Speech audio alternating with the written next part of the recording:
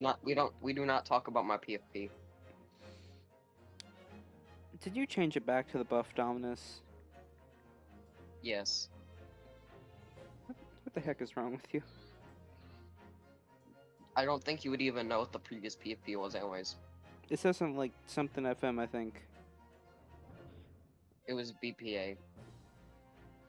Alright, hold on. Just in case anyone goes in the live chat, I have my phone to the side on the video. So I can actually, like, see the live chat. Like, really live instead of delay. Like, I can actually see it now. Alright, wait, I need to screen share, Okay. The VPA stood for Vampire Protection Association. Nice.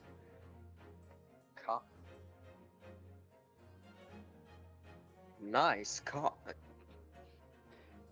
Strike. Nice. Strike. Hold on. I have one more music video from the same game that for the April Fools. Wait, hold on. This honestly was some of the funniest shit. It starts off with something you know, and then at the 30-second mark, it becomes a meme.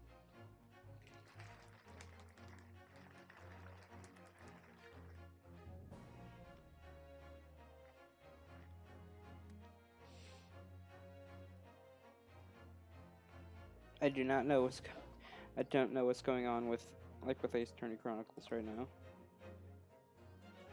Ace Attorney Chronicles is touching you. What? Nothing. Why does this music become the XC meme in like 30 seconds? That's pretty good. Okay, now I'll actually start the game though. Can you see it? Okay? Hold on, let me see. Watch stream. Yeah, I see it. Alright. The Adventure of the Unbreakable Speckled Band. But you want a summary of the last case? That small, dark room, like, hey, I don't know what the last case was. You do it.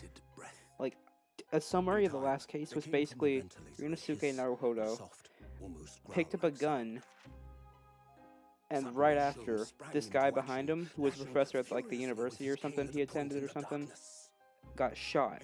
So he was the prime suspect. Turns out, like, and the case was a bit extra special importance because in this, Japan and Britain have like a treaty or something. And since the guy that died, and since this was in Japan and the guy that died was an Englishman, it was of higher importance to them, I guess. The victim's most perplexing final words. But everyone that was a witness vehemently denied the existence of a woman that Ryunosuke Naruhodo claimed to have seen, basically. Turns out that woman does exist, and she was hidden. It truly was the most terrible speckled and turns out she used a actual freaking poison to kill him. And she tried to pull a trick at the end, this bottle was clean, there was no poison by drinking it. But the difference between her, but the poison only works when it goes in an open wound. And the difference between her and the guy that died was he just had like a tooth extracted, so he would have had a wound for it to go in his mouth. So then, let us unravel this mystery. Oh yeah, also they have Sherlock Holmes in this. Led to this curious murder. Holy shit. Except in this, he's called Sherlock Sherlock. Holmes. He's called Sherlock Holmes, but they did that because I guess like copyright or something. This would appear to be a copyright go. Mystery. Random bullcrap go. Rup. Copyright strike. Attack. But basically, like, turns out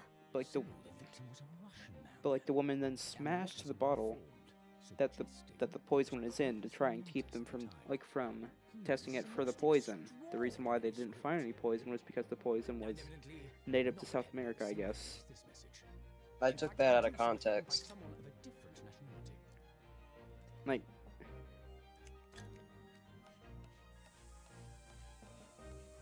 you know how I am, Bond.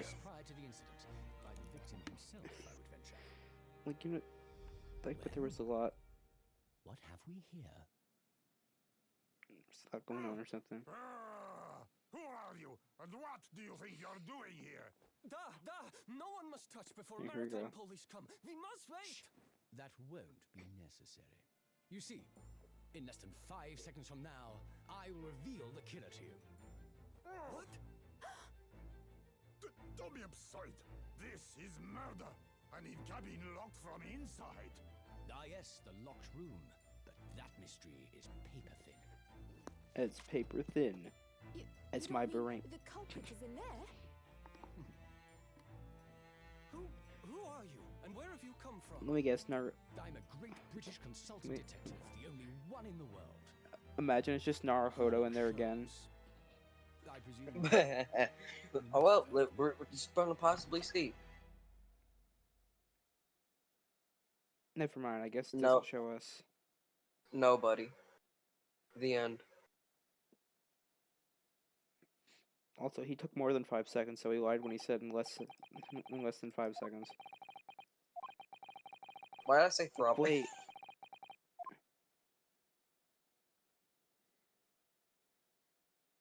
Was he the guy in the closet?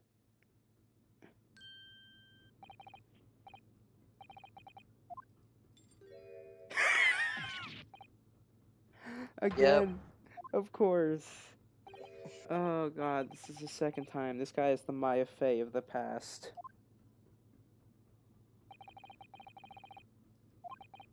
This guy is the freaking Maya Fey. I'm sorry. Can you tell me what is wrong with this person? What have they done to deserve this?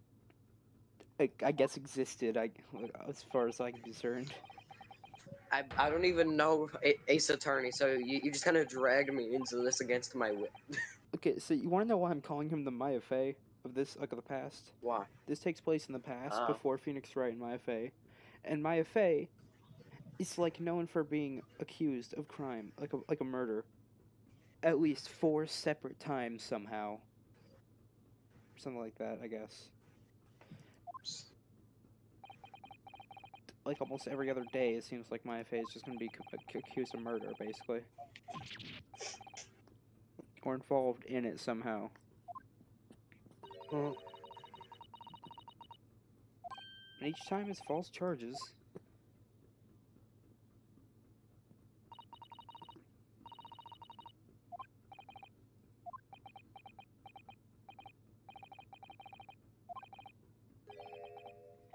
I'm just confused as Rune.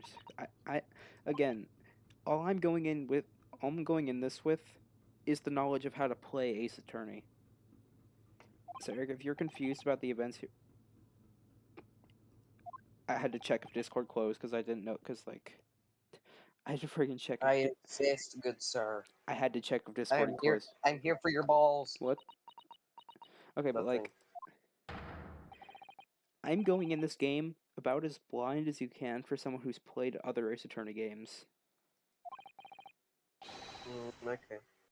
So like, I know nothing. I know next to nothing about about Ace Attorney Chronicles. Despite the fact you have played different Ace Attorney games. Oh my god. Oh my god. A freaking course. You may not know who this guy is, but I do. This is the guy who helped you in the last case. I guess this guy is also the Mia Fey of this universe. Or not universe, of this past of Ace Attorney. This guy's the Mia Fey of Ace Attorney, I guess.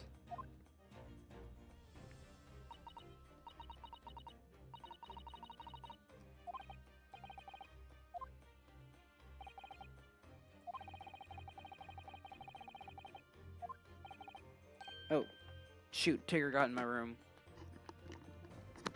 Tigger, shut the fuck. Tigger, get your ass out. Get your bitch ass out. I'm back. Tigger's a bitch. He's a cute bitch. I'm gonna be honest. I try my hardest to keep the channel family friendly, though. At least in my channel, at least. Oh, sorry. Also, because I guess I can't make gay jokes here. I mean, just try not to Hear curse. me out, Just try though. not to curse or anything, okay? Okay. All right, but basically, Kazuma was gonna go study overseas after the trial. After the trial before. He looks like he's praying to God. He's just like, I pray that everyone goes to hell no matter what, because that would be really funny. God rejects him.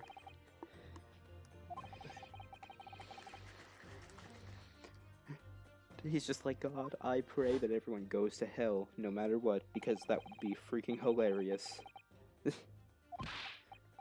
But yeah, this is the guy who helped you on the last trial.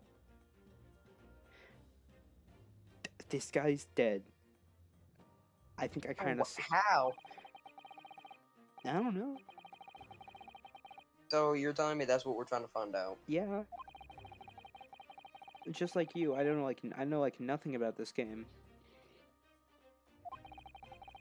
My butt cheeks are clenched up right now.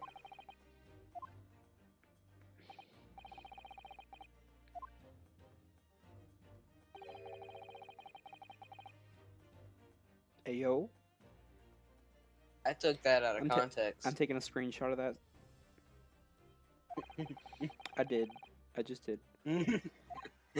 I'm just going to take a very, very low opacity picture over the screen of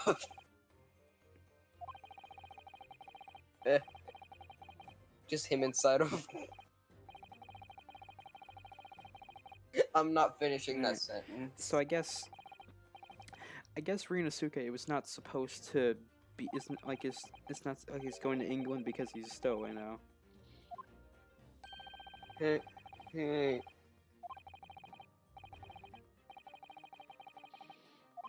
I swear, there's gonna be random moments where you make this funny.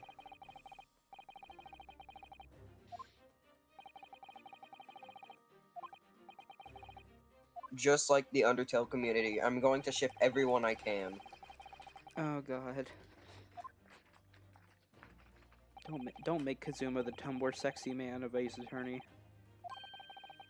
Edgeworth. Of Ace Attorney. He'll never be able to compete against Sans, though. Edgeworth. He will never be able to. Edgeworth already has that, as far as I'm concerned. Nobody beats Sans. No, I said Edgeworth already has like the title Tumblr sexy man or something, probably. I don't know. Nah, I don't think he still has that. Sans is going to stay on top. He's in my username. What about Frisk? Oh god, we are not talking about friends here, buddy.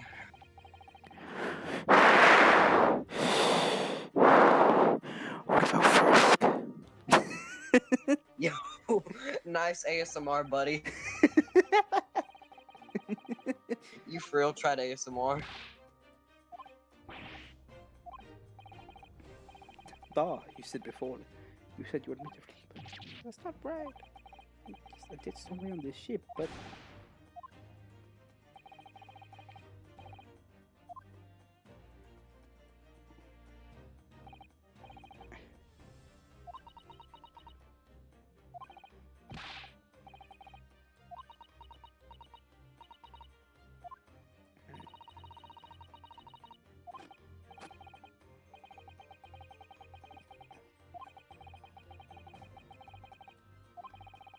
Because of course, like the guy, every time a promise is made in this, someone just has to die.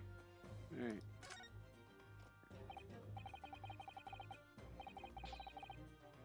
Alright. And these handcuffs, they think I did it? I'm just gonna start reading the dialogue for a bit. They think I'm Kazuma's killer. When they found him, the cabin was locked from the inside.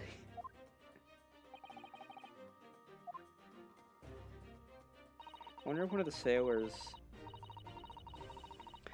Maybe one of the sailors is the murderer.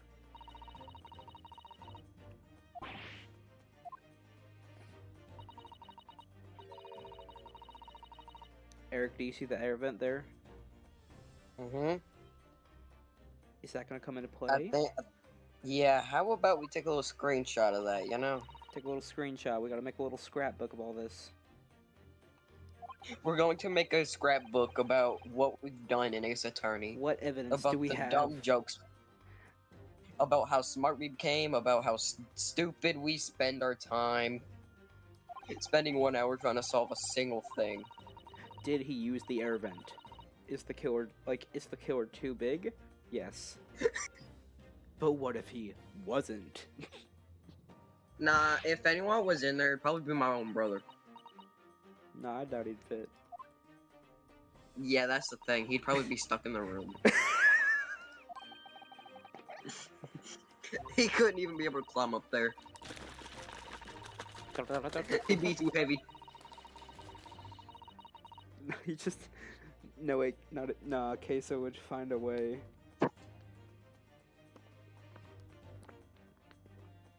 As soon as Queso enters it, it's going to force itself open, and then it's just gonna... Alright. Then the whole room is gonna collapse in on itself. So presumably that means there were no obvious external signs of injury, then. About the incident. Alright, let's see what she has to say about the incident. Can't anyone tell me what actually happened here in this cabin? I don't understand it. Why would anyone want to kill Kazuma? Because if I can't have him, no one can. Imagine that was the killer's actual reasoning. They were just so gay for something for Kazuma they killed him. Kazuma had too much meat, so they had to take it away. Whatever you say, you were here in the cabin after all. Well, yeah, I was, but... Alright.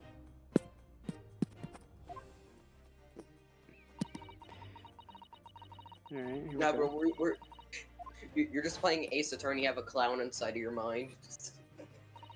Here we go. That's what it feels like here. It's just like, you're just trying to be normal, and I'm just inside of your mind, just making some of the most gay and horny jokes. No, angel and devil on the shoulder response.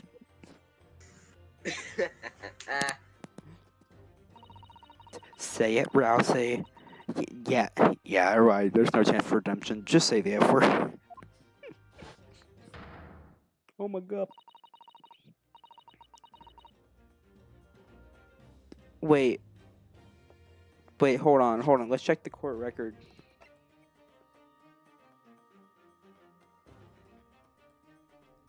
Okay.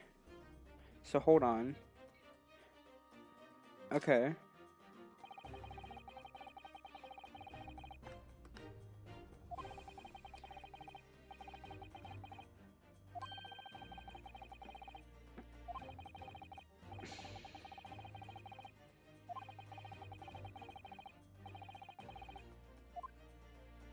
Okay. So let's check the front. So it says keep out. Nothing about that. Oh. Do you want to examine the university collar pin? Mm-hmm. Let's examine this. Oh my god. It's another clue. I06000. Just kidding. It says 000901. Yeah, I doubt we're gonna get anything out of the pin, obviously. It's just another Ace Attorney badge incident. Alright, we gotta... First things first, we have to present our badge to Susato.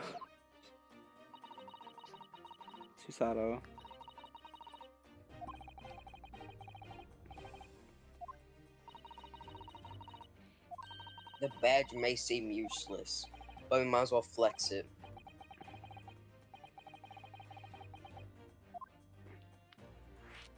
Okay, hold on, wait. We can present. What? We can't. I'm trying. Ever try, like, moving it, or, like... I'm trying to move it to present. It's not letting me. Well, I mean, yeah, your hands are handcuffed. What do you expect? I mean...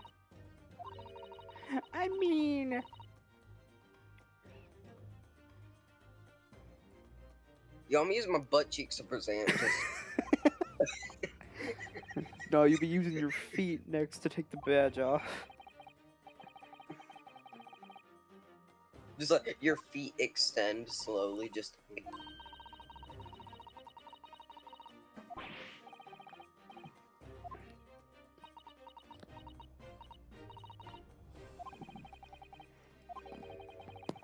Alright. Next case, we better bring the roach.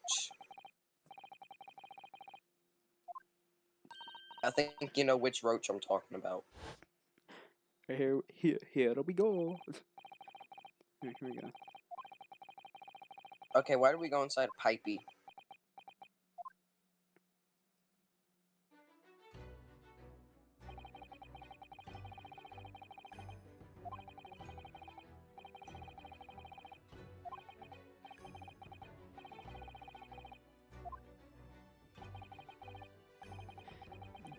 Kazuma's just like, you seem like an ace attorney. Credits roll. He said the line. He said it. I bet you someone's made an Ace Attorney Minecraft mod. Probably. I just like, we're gonna have normal survival, then all of a sudden you see Phoenix right No, behind our house. wait. What if for the wind charges in Minecraft you were able to change the texture of them to just a finger pointing and it was just called objection? Because, like, I'm pretty sure there's an Ace Attorney anime, and every time they're just like objection, they just become airbenders.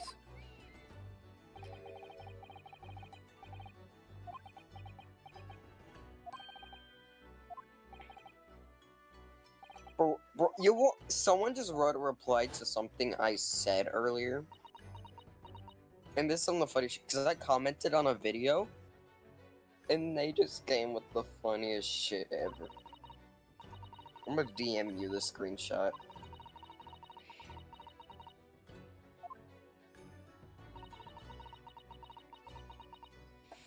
Here we go. We got this. I got my I am water. about to laugh. Bottle of what? I can't make British.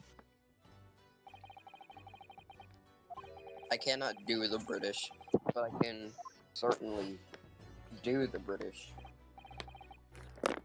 Hey, yo. So you're Hey, saying like, I'm not afraid to. So you mean you can do a British voice, but you can't have sex with someone British? No. Like, I can't. No, it's the opposite way around. Ah, so your sex can be the same as a British person's, but you cannot speak in a British way. Depends. All right, so if a British guy is a guy, you can be a guy too. All right, that's what I got. The next trial. Oh my god, if I roll the scroll wheel, I can advance the dialogue. What's funny after that? She's like, next trial. How can a man be a lesbian? Next trial, how can a man be a lesbian? If you of in the cold food, out hot, eat the Eat the lesbian. That's the funniest part. If the Eat sky the is lesbian. blue, and the floor is made out of wood, what color is the sun? You. That's the type of question I just asked. I farted. If it's called the Steven Universe movie, and a hamper hoop is like a basketball, then what color? Then what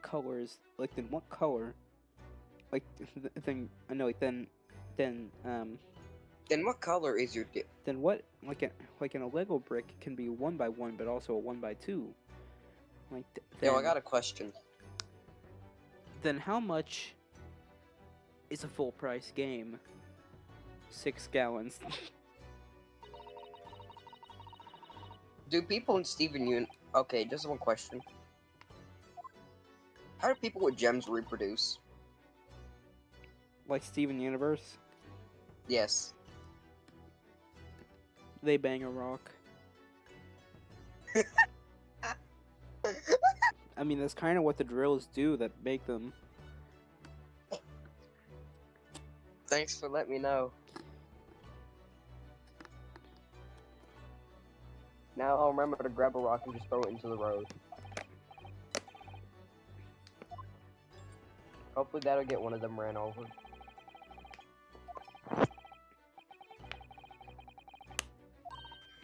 His head is still throbbing. I thought that said something else. His head was still throbby. Is something wrong?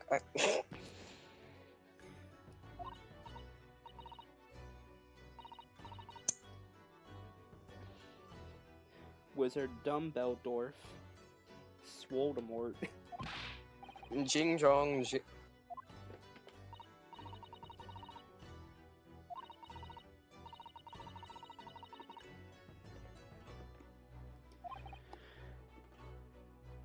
Not really serious. Okay. Ugh, ugh, ugh, ugh, ugh, ugh, ugh.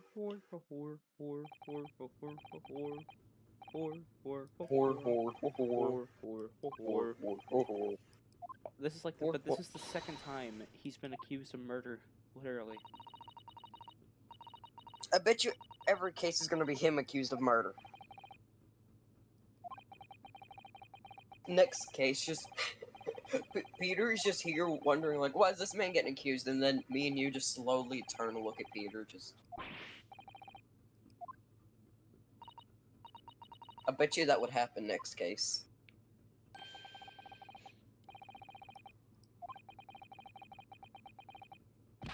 Oh my god. Like an Ace Attorney. You know, cool idea. We play a Roblox game together on a live stream after this.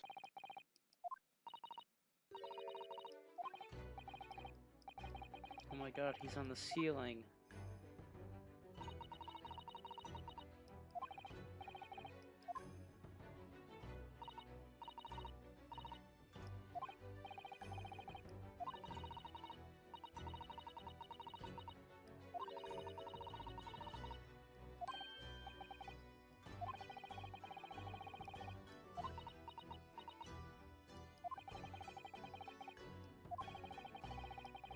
I think you know what we just unlocked. Yes! Maybe it's this. Here we go.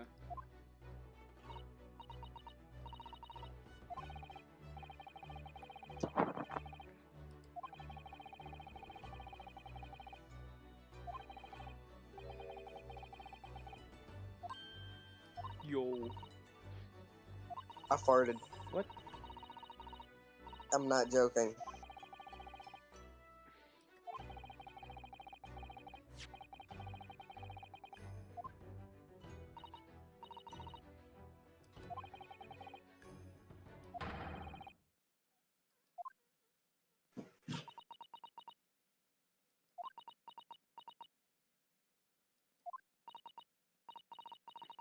A person. What's he playing? What's he playing? Huh? Drake, what's he playing? What was that person playing? Sid Meier's Civilization 6 or something, whatever it was called. I remember to play that later. I don't know what it, I don't actually know what it was. I read it for like a second and I was like, is that what it said? I'm a hook, that's what it said, because then I'm a... Jeffrey Ep... There's a real court case we have to solve in Ace Attorney, Sasato's though. just like, oh fine, I'll let you investigate it. And then Rinosuke is just like, so you believe me? So I was just like, Case... bald no. Case 5. Jeffrey Epstein. Case 5, Lord of the Gays. Let's see what he has to defend himself. I'm a lesbian.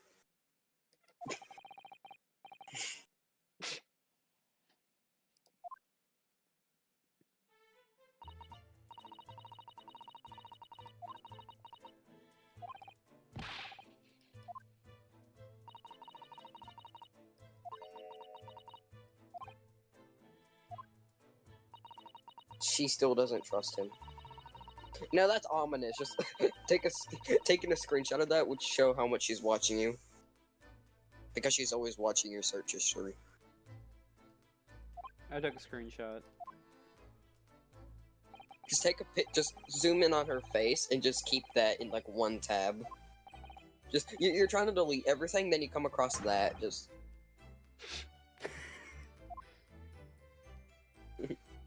imagine that. You know, I'm done Alright, searching up stuff on Rule 34. Alright.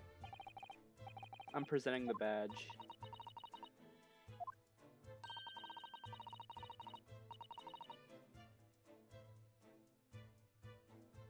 Yep, classic. Does nothing. So how many times has the badge come in no use again? So far once. I'm talking like every But I'm game doing it total. again. I'm doing it again. I'm presenting it again.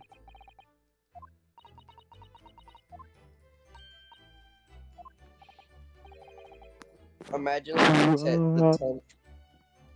I swear to God, if you do it one more time. Drake. I'm about to rip the cottony out of you. I'm going to dig my hand up your butt cheeks and then pull the cottony right out. I still wonder why it is in every single Sonic game they pull a Chaos Emerald from their butt cheeks. No, you're about to rip the enthusiast out. Now we're about to rip a Chaos. A chaos, a mischief. I just farted. Like Nobody was like happy with that decision.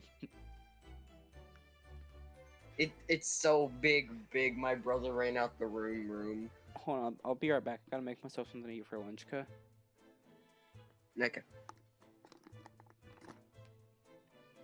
So for anyone who's watching, currently I am Duo Solo, and I am just kind of sitting here, not giving a crap about life.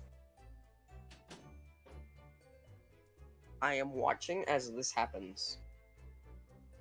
I think that this woman may be a lesbian. I guess we'll take a gay quiz after this. Just gonna say, I'm posting a Sonic Guy DXC disaster. I'm joking, but yes, maybe it's true. Kind of wonder if you would play Sonic Guy DXC the disaster with me one day. I hope y'all let him do that, cause I'm gay as hell. Which is a joke. I swear. Please don't yell at me, community. I don't want another Twitter post about some dumb shit. So anyways, talking about kids. Yo guys, who wants to play Angry Birds Epic while we do this? Yeah.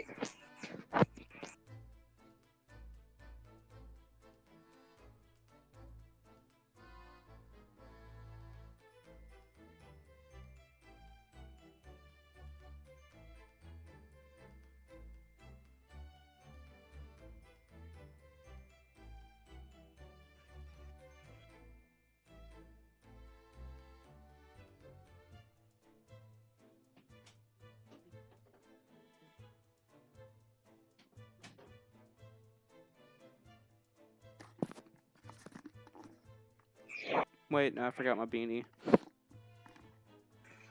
You heard nothing, okay? Nothing happened while you were away. Alright, there we go. Listen, nothing happened while you were away, got it? I swear. Are you sure about that? I'm very, very sure. Are you sure about that? Yes. Whatever you do. Are you do sure about that? Don't you dare go to the live stream and scroll back. Are you sure about that? Don't go to your live stream. What do you mean? The fact everybody can hear this. I'm going back.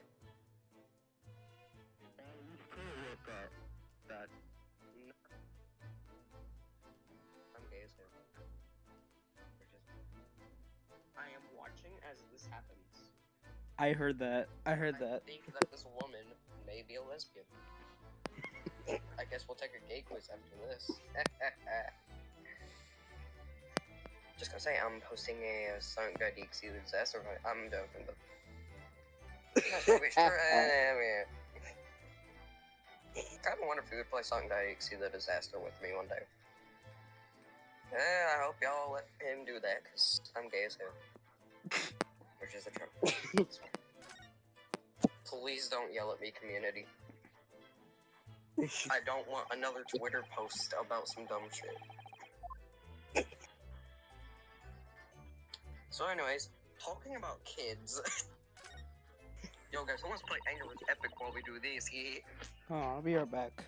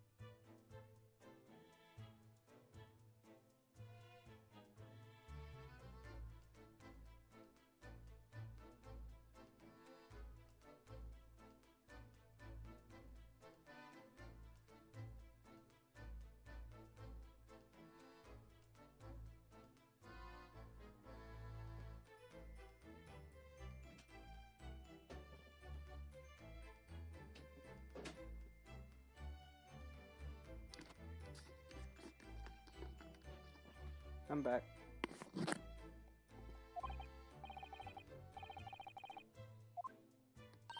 You there? Yes.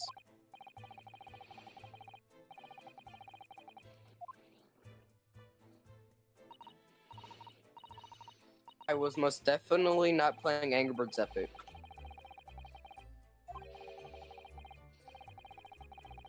And I may or may not stream it after this. That does depend.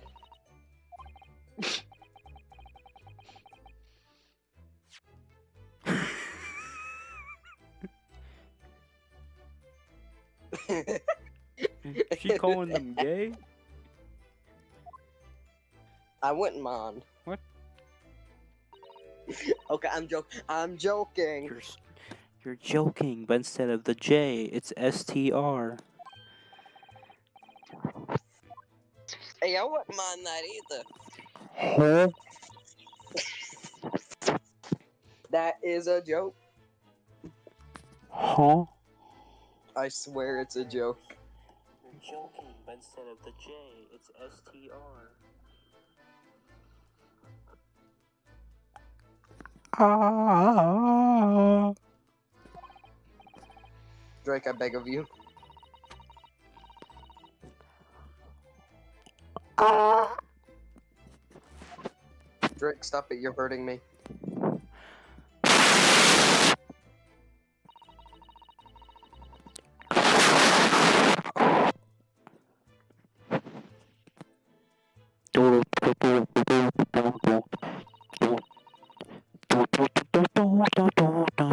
Okay, ignore this. Ignore the VC status I have. I'm checking it.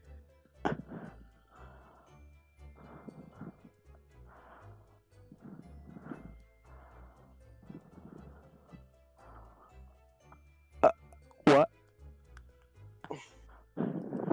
What? I mean, if you're touching yourself, technically you're touching a keyboard.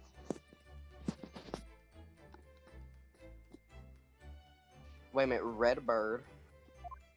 Never mind, default's to blue.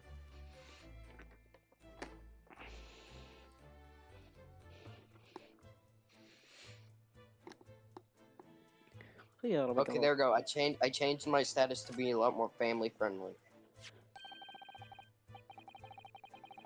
Looks like a broken piece of glassware.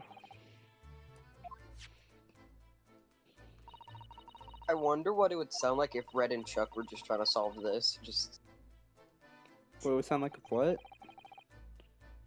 imagine what it would sound like if you just heard Red and Chuck talking. What?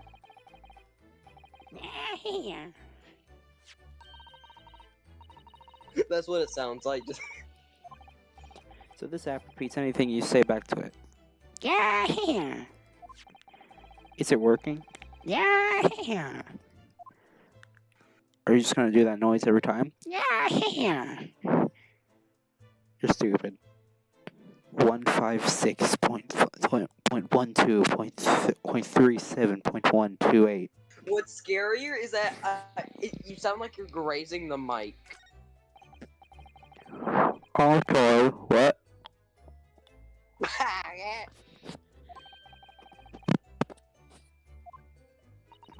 Huh? Men. Men, I say men. Men. Have a paper.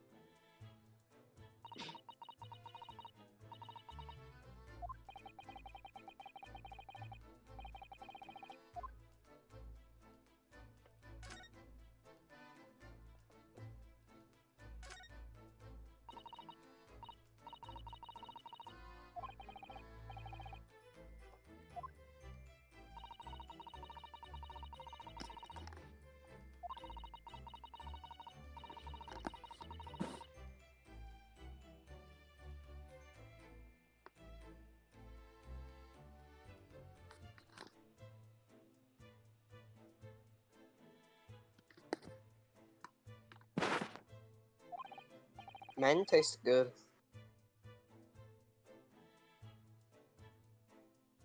You know, no wonder chicken thighs taste good. They're always big.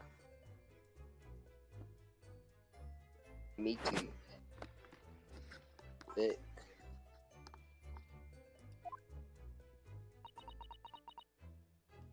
How many chicken thighs have you ate before? What? I love chicken thighs. And I mean cooked like.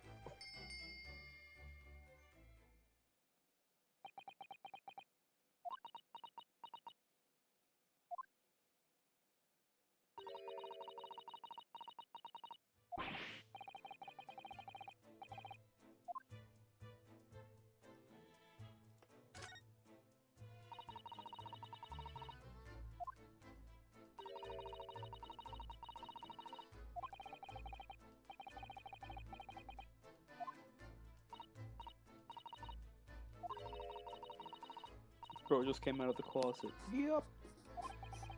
Oh my. Is she just roasting him? She's trying to make his life sound like a bad thing. Really read what she's been saying about him. She makes him sound like he's a bad person. That one poor person in the alleyway.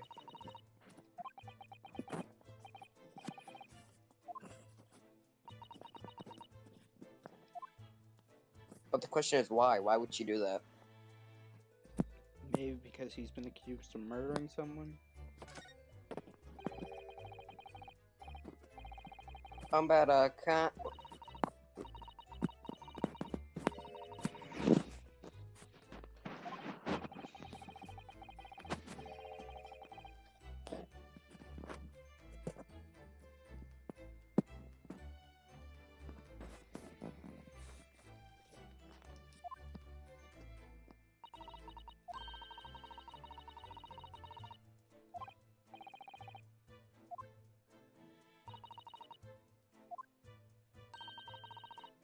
What's you?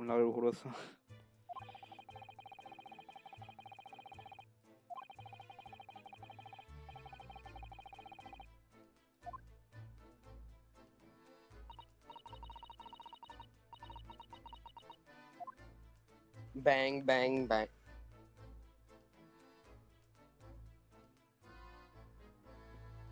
I swear, if I was the victim here, all you would hear is clapping. This is the victim.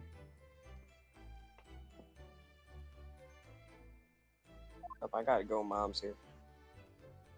Hmm? I gotta go, mom's here. We better start heading to group therapy. Oh, okay. See ya, ma. See ya. Have a good stream. You too. Wait. And I hope you viewers Wait. have a good time having What?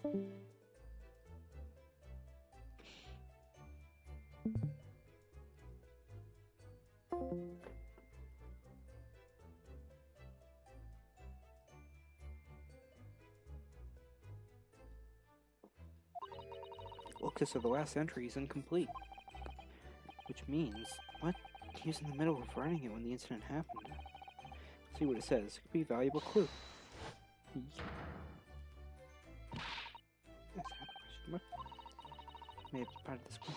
You must not read his private thoughts. But what if it's something important? Something relevant to the case? Alright, I won't read it. Poor Kazuma-sama. I don't like prying into people's personal matters either. But in this case, isn't the need for clues more important?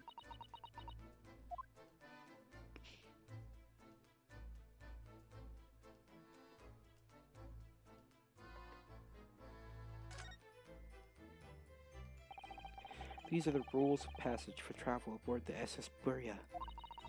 It's essentially a list of requests from the captain to all passengers on board. Passengers must not keep weapons or other dangerous objects in their cabins. Pets are also strictly forbidden.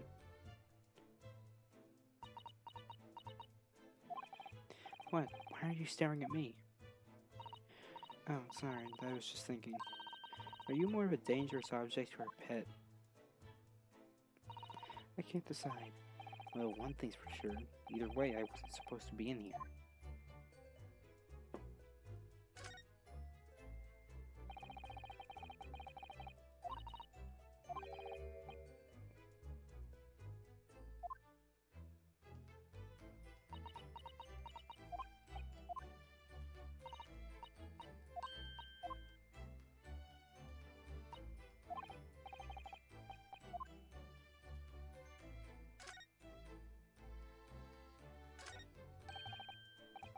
Seiki. The loud Japanese word for justice. The brushstrokes are straight and true, just like Kazuma. Yes, his calligraphy always was a reflection of his heart. Yet you... Can you look at those characters without feeling shame, knowing you drew them so thoughtfully? Of course I can. I mean, I'm innocent, so why shouldn't I be able to? Even though you stowed away on this ship. Now you're gonna bring that up, aren't you? There, I can't win.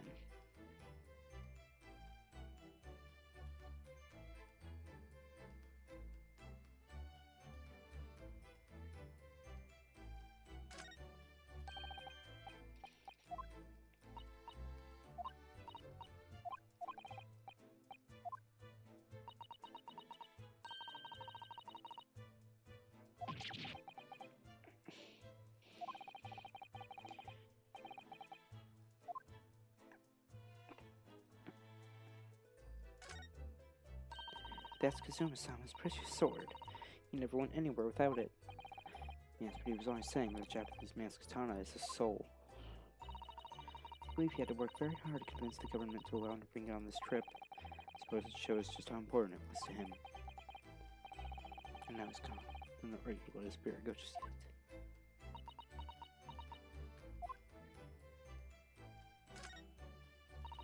There's nothing on this table at all. The plate and cutlery are all over the floor for some reason. Yeah, it's strange. Last night when I went to sleep, I'm sure everything was still. Wait a minute. That's funny. I can't seem to remember anything about what happened after dinner at all. So then perhaps you are responsible for what happened to Kazuma-san. No. That's my dinner from last night. A roast chicken. It's really tasty. It was very delicious. But did you eat it on the floor here? I'm not a dog. And at the table, of course. It's the question of when and how the plate ended up on the floor.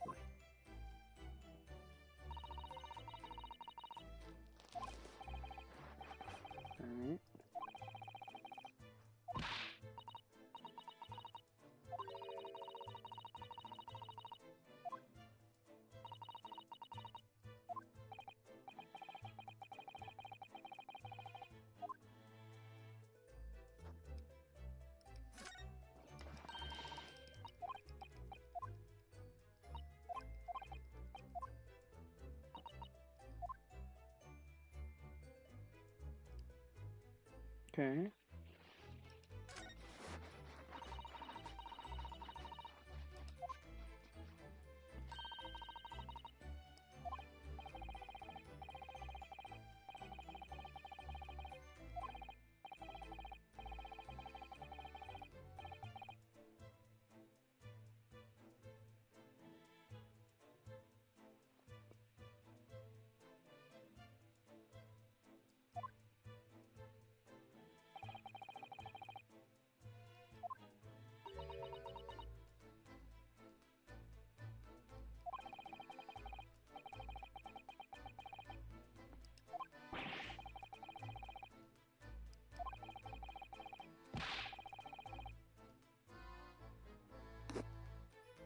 Use a needle and thread to draw a bolt across.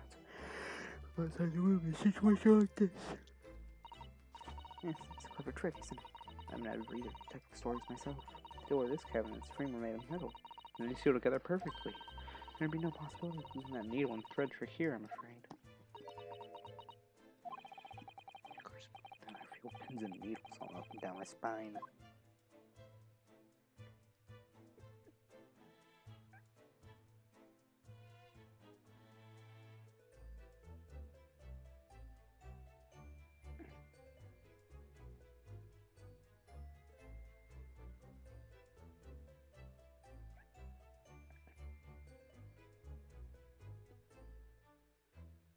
Okay.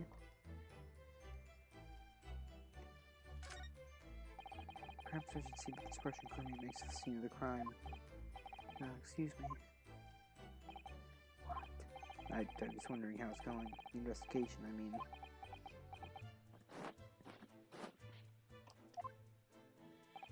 Grandmother told me Japanese people do not make jokes. But it's not true, I see. Sorry. The criminal asking the investigator for information about his crime? Very funny. It wasn't supposed to be a joke. He doesn't appear to be laughing either. He's convinced you're guilty.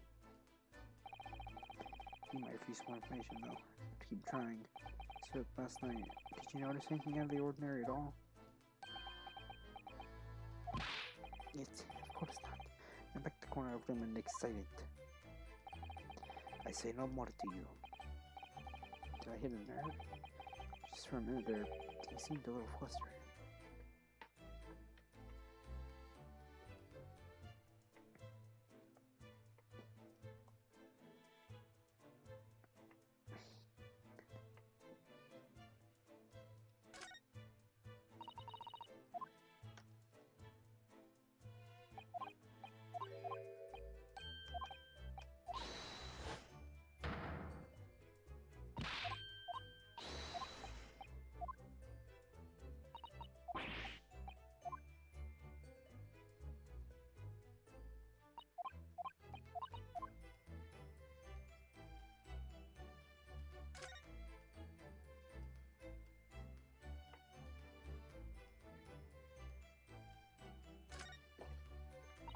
I think that's some kind of opening for a ventilator.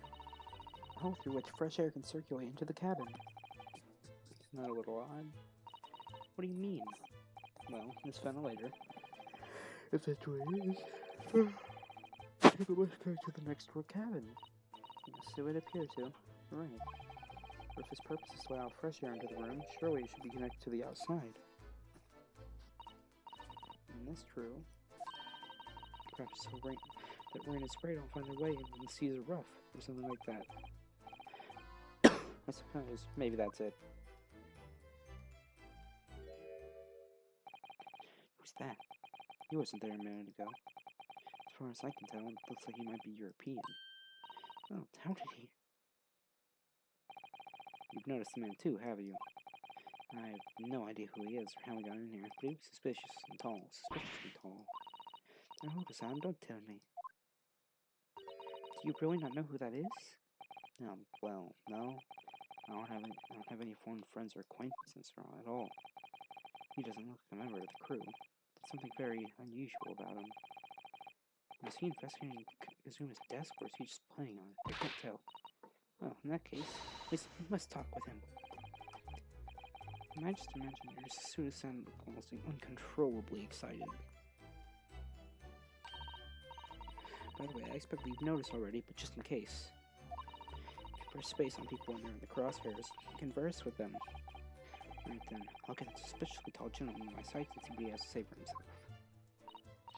Oh, please do.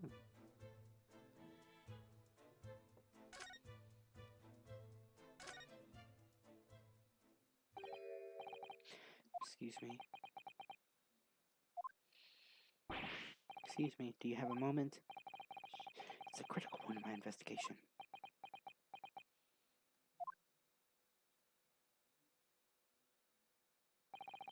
Maybe I should leave him alone. He seems a little unfriendly. Perhaps that would be for the best. Greetings, I hope I haven't kept you long. What exactly were you doing on Kasuma's desk just now?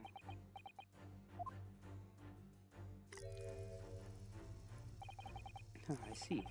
Fascinating. Sir, what do you see? You're just looking right through me. Yes, everything's clear now. The train of reasoning has run its course. My deductions have crystallized. You? How about an Afghan?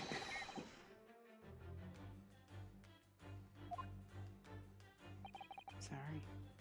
What? Now, whilst venturing towards foreign climes, you find yourself in much trouble. Oh, that's true, at least. But how? How the deuce did I know that, perhaps? It was really a most elementary deduction, hardly worth explaining. You perhaps managed to deduce anything else? But of course, a great many things. There is no mystery, my dear madam. For example, you have fled your native...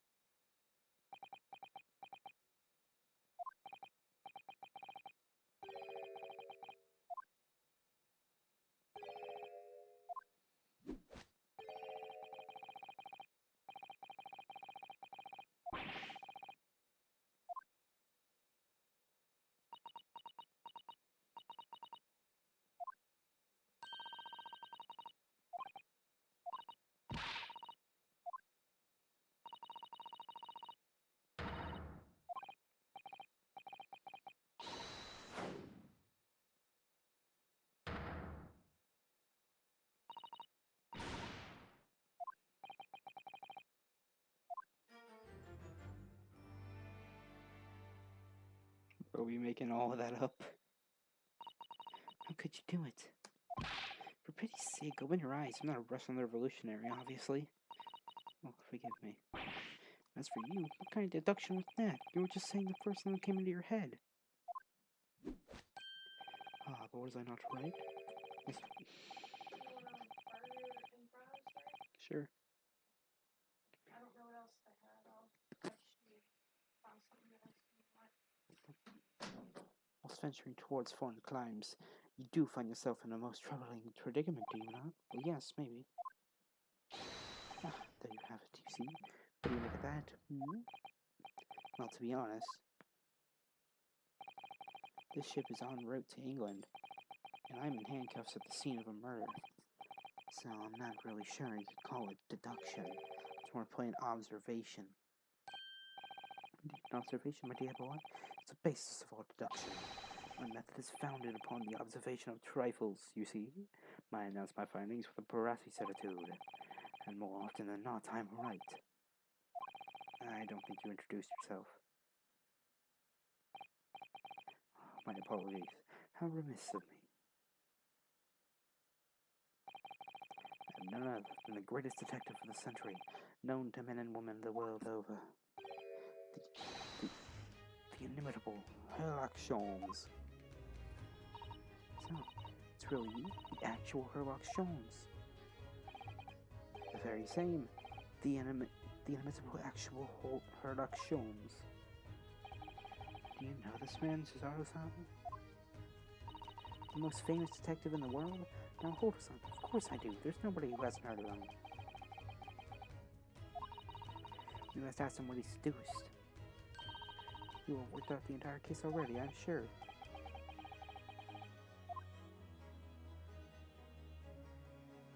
Alright. Let's put it in this.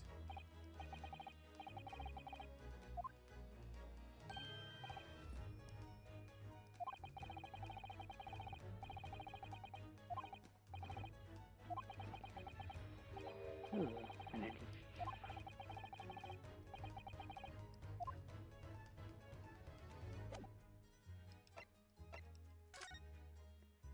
Alright, let's see. So, you're a great detective, are you? Sorry, what was your name again? Indeed, I'm none other than the one and only Sherlock Sholmes. I see, you're German? Sherlock, was it? No, I have no hair. I mean, I have hair. Please call me Sholmes. You can read all about my exploits in this exciting London publication.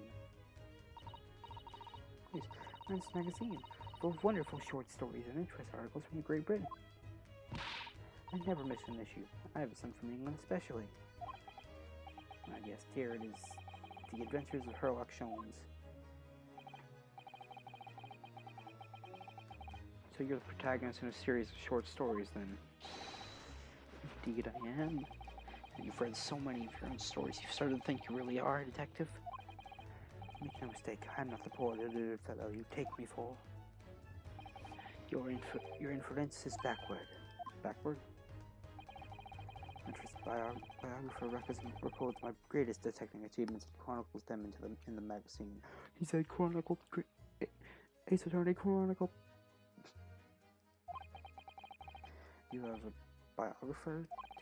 Doesn't everyone know? Mind you advise the name of Dr. Wilson, presently keeping shop in London. Dr. Wilson?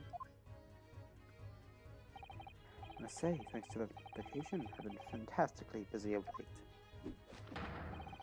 Why, this very moment I am returning from Asia, having solved the mystery of a cursed royal crown. Well, I can't work out whether I should take this man seriously or not. Deduction, you see, to me is a science. Logical reasoning in its purest form. A science? Really? The astute observer notices even the most subtle reaction to the subject. A furtive glance, a twitch of a muscle, a slight inclination of the posture, fingernails, arm sleeves, furrows in the skin, all these things are data. Right. And the trained logician makes deductions from this data in the blink of an eye. The ultimate conclusion is, without fail, the truth. As I demonstrated only a few short moments ago. You look me in the eye and claim that. So you see, I have returned both for observation and deduction, and fame. That is what makes me the one and only Sherlock Sholmes.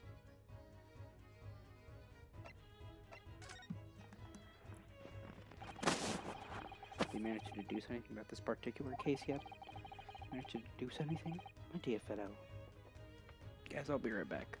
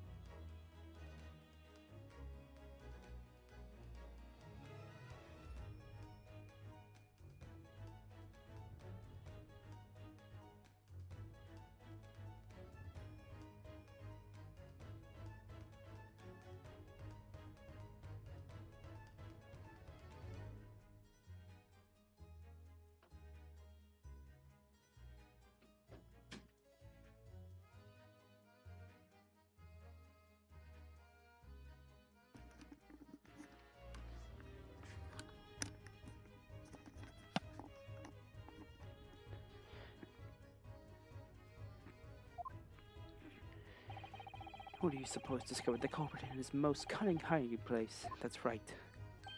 It was none other than the great detective before you now, Mr. Sherlock Sholmes. I see.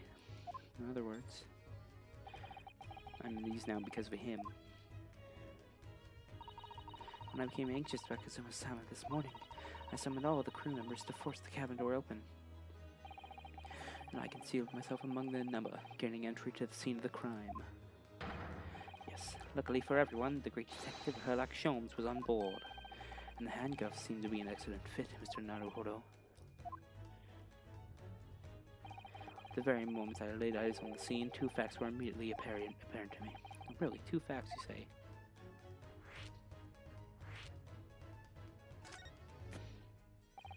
Mr. Sholmes, tell us, please, what 2 facts were apparent to you when you came into this cabin this morning?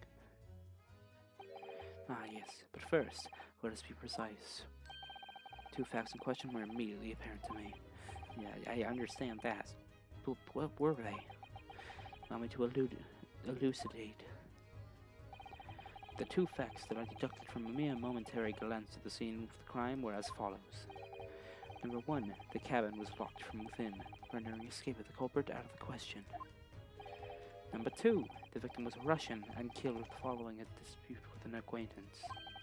Hold on, Mr. Sholmes, what made you think the victim was Russian?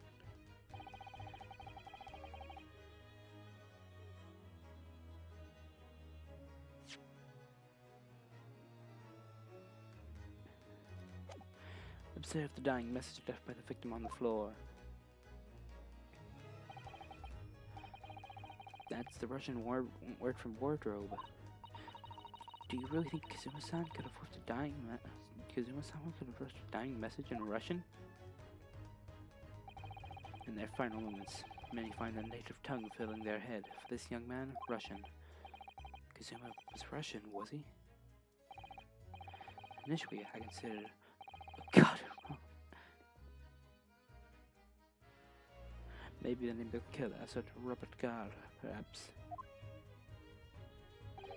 But in the interest of thoroughness, I decided it would be wrong not to look inside the wardrobe there at least, where you found Mr. Naruhodo sleeping soundly. Quite so. I found you, the renowned Russian revolutionary killer. Why is it that I'm Russian too? I observed you wearing the same attire as the victim. In other words, you were acquainted, and if my memory serves, that outfit is the traditional dress of the Russian people. The school uniforms are the traditional dress of the Russian people? I had no idea. I had no idea that I could get something so wrong. I took a photograph of the victim and the message, that I might analyze it for possible hidden details.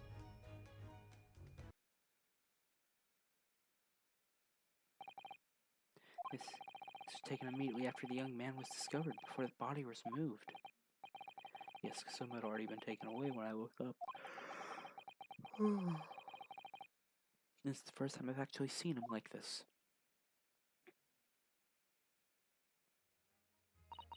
Are you alright, Mr. Naruhodo? Oh, yes, thank you.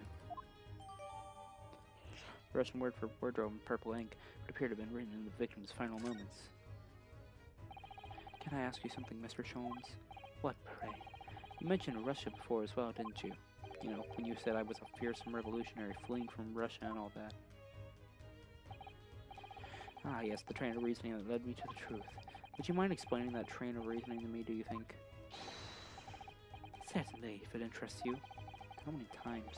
I'm not Russian, and I don't speak Russian.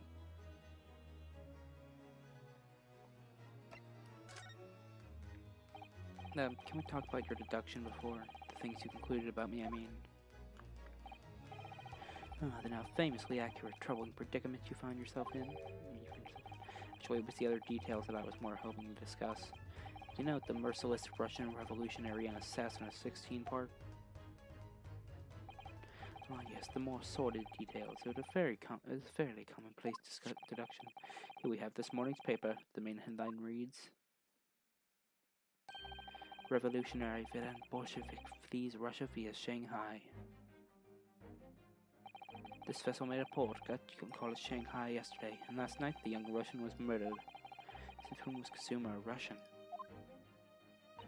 It sounds like Mr. Sholmes concluded he was Russian because of what Kazuma-sama wrote in the floor. It was a simple act of reasoning to realize that the culprit of this crime was the same merciless revolutionary. We killed the very man who helped him to escape after his true identity was discovered. It's you, villain Bolshevik. No, how could it be me? I don't look anything like this man. Just look at his face. Well, you are a fearsome revolutionary after all. Therefore, you have no doubt learned to revolutionize your appearance as well. Please. And I might add, your name does not appear on the ship's passenger list. Need I say more? What about the other details? The 16 victims of assassination and blowing up the Crystal Tower. Ah yes, the journalist clearly interviewed the man and printed all those particulars in the article. The deeds the man has perpetrated thus far and those he is plotting. Yes, everything about this revolutionary Bolshevik was included. There can be no mistake. Do revolutionaries usually agree to interviews with newspaper reporters, I wonder? And what about the part where you said I was just returning from Afghanistan? It's quite clearly stated here in the article. The Bolshevik has recently returned after a period of subversive activities in a war-torn region of Afghanistan. Or even is it anyway? The same this Afghanistan place. Here, take the paper for yourself, as a little memento of this great deduction. Thanks. I've absorbed all that is of interest to me within its pages, but I see no rubbish bin nearby.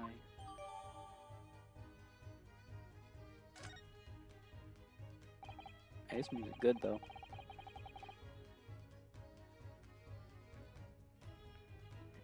And you may find the article on the back page of interest as well.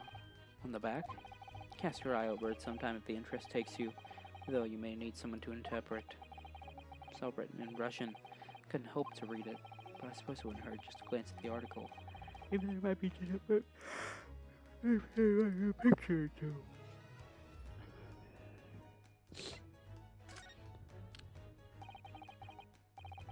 Before we started talking, you were examining Kazuma's desk, weren't you? Kazuma? Ah, yes, the victim. Did you notice anything useful? Anything at all? Observe for a moment the desktop of the victim. We see that the victim was engaged in penning some text. London diary. Kazuma was keeping notes of the trip. Ah, but I don't think you should read his private writings. It could upset people. Tragic. It's something you ought to perhaps elucidate before the act of reading. You mean you've read it already? It is my business to know what other people do not. Yes, believe it or not, I know a smattering of Japanese. Oh, I see. Well, you're about to know what a sort of takedown is. Sato-san, aren't you going to throw the text with one of your trademark takedowns? I don't know, Homo-san. What on earth do you mean?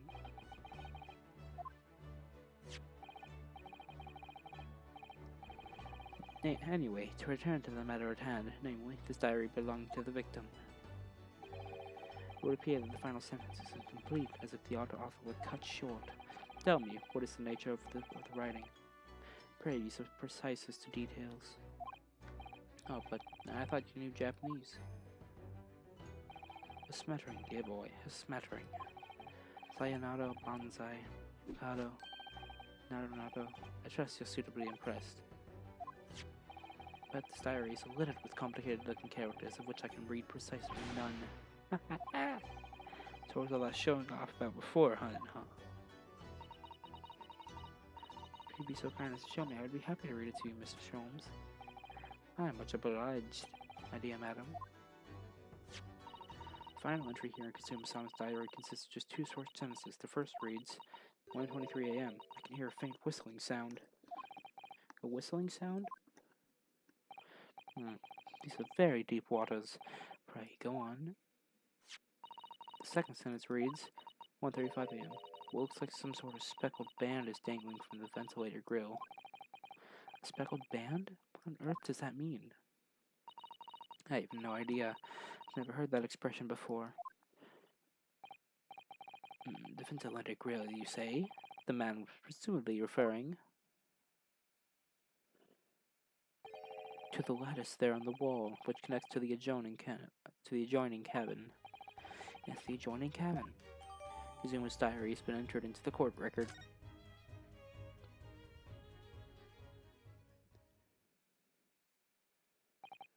So, I believe I've given you enough to consider for the time being, at least. Do you have somewhere to go? As it happens, the victim's writings in his diary have piqued my interest. The matter warrants further investigation, I believe, and if I'm still too long, the seasickness takes hold. Oh, I suppose you're thinking of investigating the cabin next door, which the ventilator connects to. Great detectives are a curious breed. Our minds rebel at stagnation. We crave mental exaltation. So yes, I intend to investigate. Hence, the truth will become clear soon enough. Do you think perhaps that we could go with you? Now, that would be somewhat complicated. But why? A simple glance at your wrist should reveal the answer. Oh, these. After all, you're the prime suspect in this matter. No? There's no point trying to turn it into a question. You're the one who decided I was the culprit in the first place. Whatever do you mean? I have no recollection of naming you as the culprit at any point. You must be joking. You just said it only a moment ago. Dear me, you were clearly misguided. I would have no cause to say such a thing. Well, actually, Mr. Sholmes, I did hear you say that too. You're quite sure? Well, that's very strange. I wouldn't have said you had the face of the criminal, you know. Not really. So what, were you looking at my knees before? Some great detective you are. Well, anyway, that was then, and this is now. What do you mean? What I mean, sir, is this. If you are the culprit, then you must play the part more convincingly. Roll over and accept your fate. Now it's just being plain rude.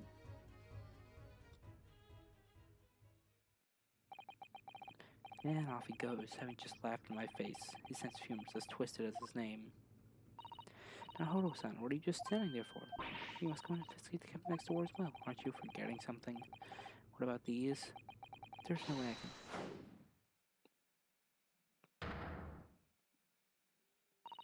Kazuma-sama spent his dying moments struggling to leave us a clue. You're willing to give up? You're just going to roll over and accept your fate. As if you gave me any choice in the rolling over part. I think we still have some investigation to finish off in here first, don't we?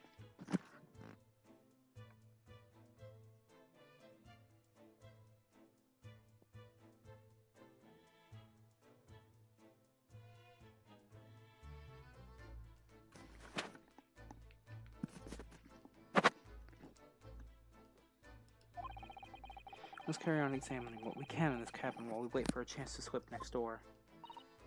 Good idea. The situation doesn't look good for me, but there are still things I can do to help myself. I owe it to Kazuma to do everything I can to find a way out of this. And bring the real culprit to justice.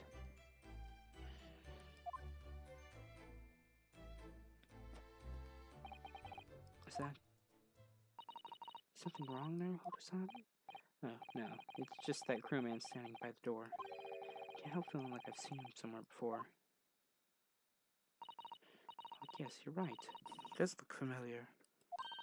Excuse me, sir. Yes? What can I do for you?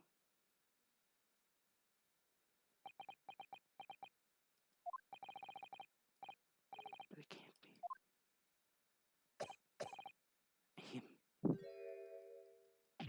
It is. I didn't know you were here, Inspector Hosonaga.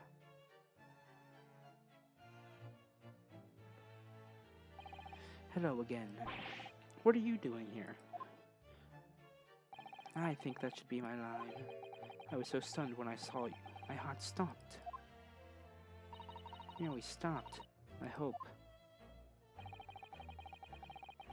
I received special orders to go undercover as a member of the crew on board this ship. Again? You certainly seem to enjoy undercover work, Inspector.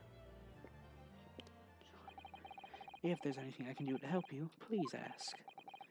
Never expect to see this man on board. Perhaps his presence can help me out of this hopeless situation.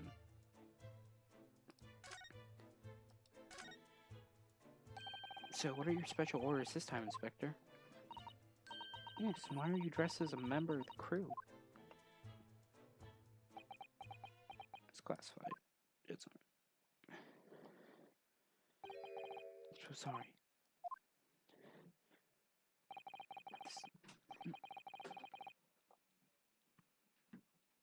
Thanks. This is all my fault. I take full responsibility.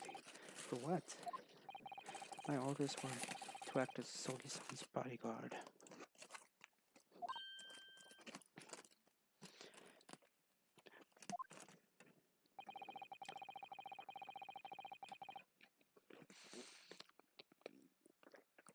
It was Minister of Justice Jigoku who pushed for this overseas study tour to go ahead. He entrusted me with ensuring that Sogi-san reached Great Britain without being assassinated. Assassinated? How could that have even been a possibility? I'm not sure. Okay. I'll be right back.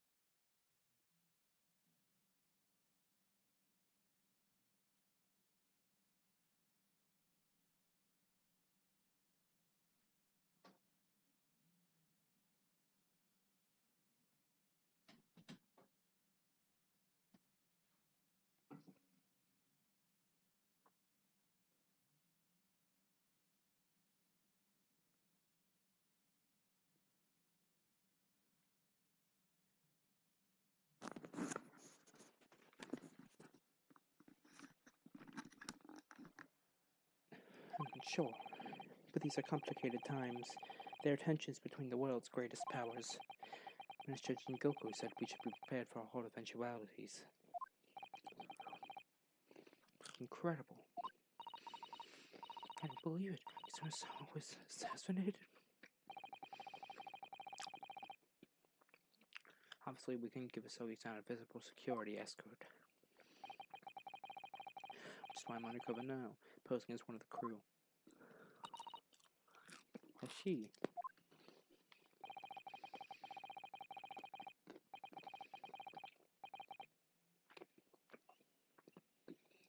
Okay.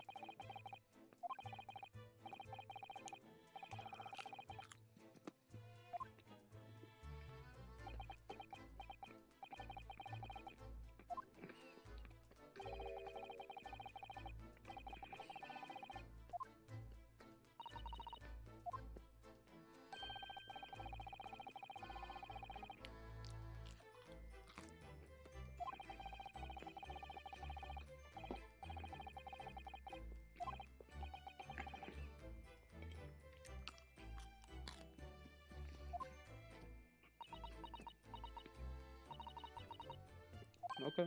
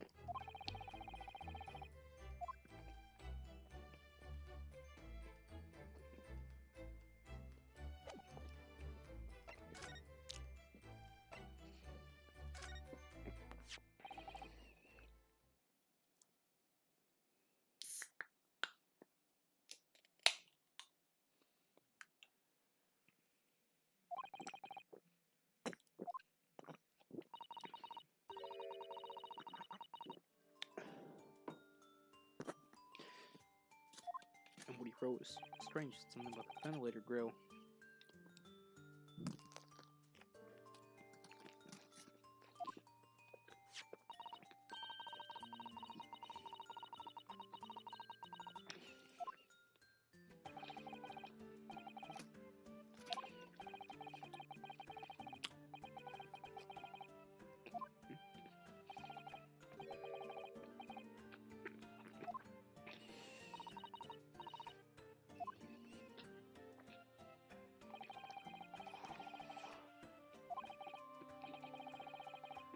Okay.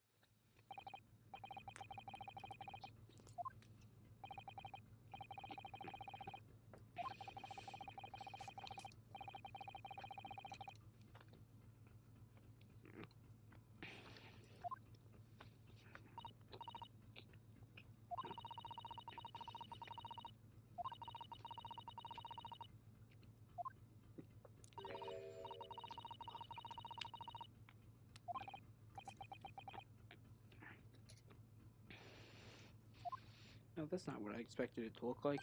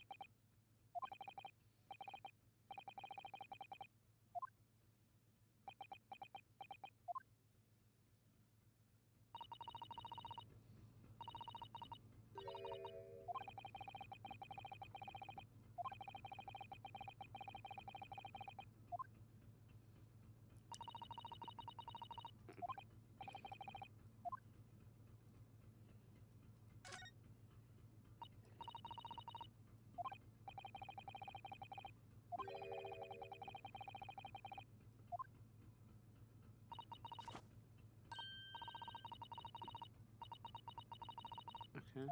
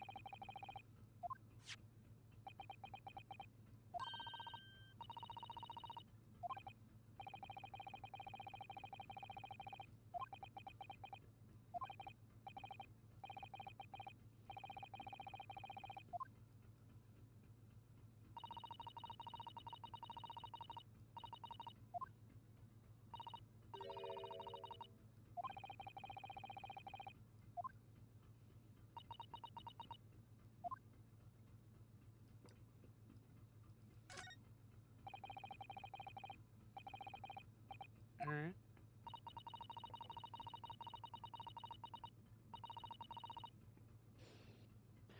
Bria is a large-scale steamship, triple-skinned hull, with a marvel of engineering. Well, it's been putting them online for a while now, actually, but how is it that such a huge lump of metal doesn't just sink to the bottom of the ocean? Oh, that's really quite simple, Naruhodo-san. Is? Well, consider the Japanese archipelago. The islands of Japan? Yes, they're not metal, but they're enormous lumps of earth. Many, many times larger than this ship. And they sink, do they? They've been floating happily on the sea since the gods created them. Well, I suppose so.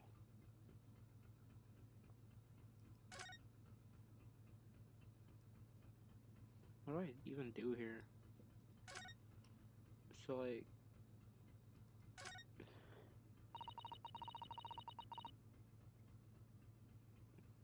It's the way to the second-class area of the ship. Something wrong? I was thinking about making a run, or just for a moment. Things aren't exactly going well for me. I might be wrong, but I imagine the moment you reach for the handle of the door, that burly seaman would surely shoot you dead.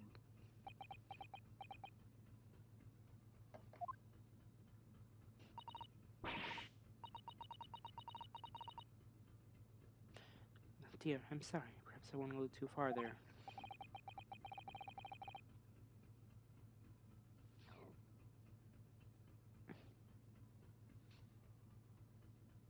Now I started out with my talk of wearing away.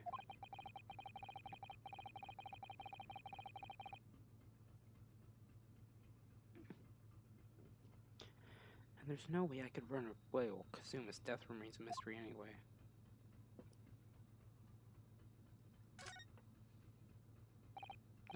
Excuse me, but can I ask you something? You're just stowaway murderer. That wasn't a good start, was it? Alright, let me try instead. Good day, Mr. Sailor. I'm sorry to trouble you, but could I perhaps ask something of you? You're the third-class lady's maid. Well, you seem to have got the sailor on a bad day, sort of song. Not sailor. My mother gave me a name. I am Senior Crewman Beef Stroganoff. Best thing is just to avoid eye contact, I think.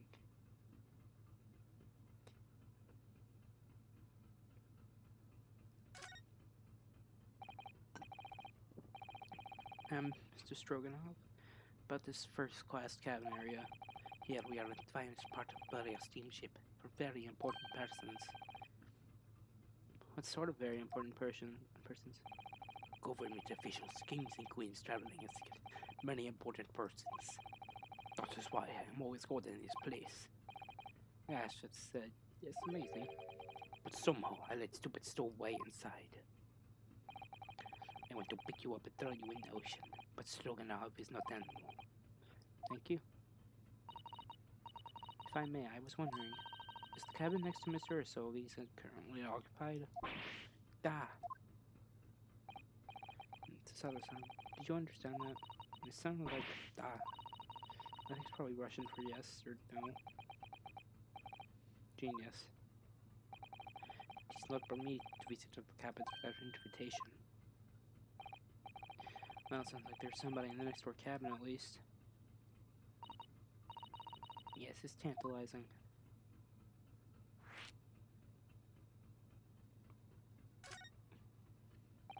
Could you tell us who's traveling in the cabin next to Mr. Sophie's? His name is Mr. Grimsby Royalt. He's very important Western gentleman. A Western gentleman?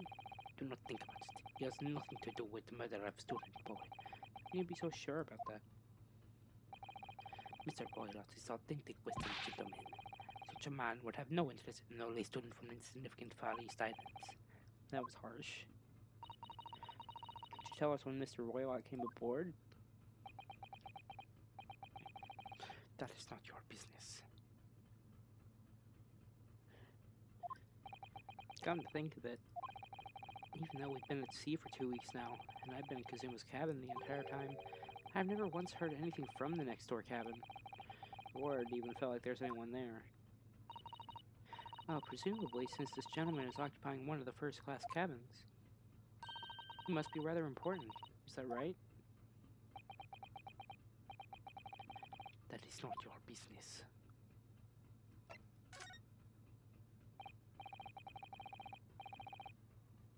Are you on watch here all the time, Seaman Stroganoff? Da, all time. So criminals like you cannot come in or get out. I wonder, could you tell us anything about last night at all? It is that about student boy. Were you on watch last night as well? Of course. And did you notice anything at the time? Anything unusual? It. Did you understand that? It's clearly a no. I saw nothing unusual, nothing at all. And you didn't hear any strange noises or sense anything was wrong in some way? I said no. Sorry. I'm not so sure. I could have sworn that I wouldn't catch my eye for a moment there.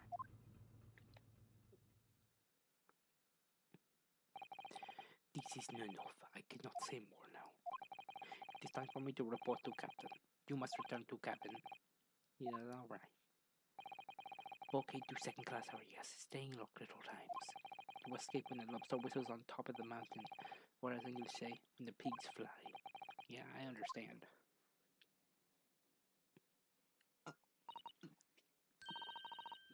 Yeah, now we can investigate this area properly, shall we? Definitely.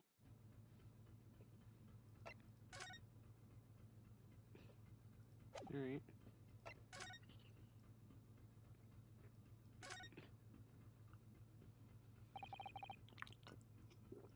So this is the cabin next to ours, the one the ventilator is next to. Yeah, the ventilator from which Kazuma-sama wrote that he saw a speckled band emerging. Maybe whoever's in this cabin can help solve that particular mystery. Let's ask.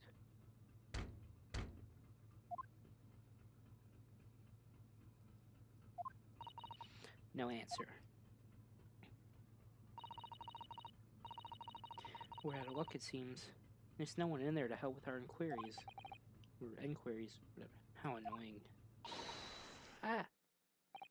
What was that? Came from inside the cabin. Such a high-pitched scream. Must have been a woman. Stand aside. I'm about to break the door down. Mr. Sholmes, I shan't be stopped. When the fit is on me, I revel in kicking doors off their hinges. Please, wait, Mr. Sholmes. The door doesn't appear to be bolted. It doesn't? Then how the deuce can I dispatch this muscular urge? What prey can I kick? I think we should go in. There's nothing to think about stress relief. 9th January. SS Bertia. First class. Captain. Number 2. Who are you? A Western gentleman? This man looks Russian to me. We heard a woman scream. A woman? Don't be absurd. As you can see, there's nobody but me in this cabin. True, this old man does appear to be the only person in here. But in that case, who just screamed? Get out, all of you, now! Please excuse the intrusion, but you're Mr. Grimesby Roylott, I believe. Yes, that's me. And you are? I'm the one and only, the actual Sherlock Holmes. You've heard of me, no doubt. No. I'm a great detective among great detectives. One who adorns the covers of popular magazines, no less. So I assure you, you may trust me completely. That man used that magazine like a business card. A detective? I do not trust detectives.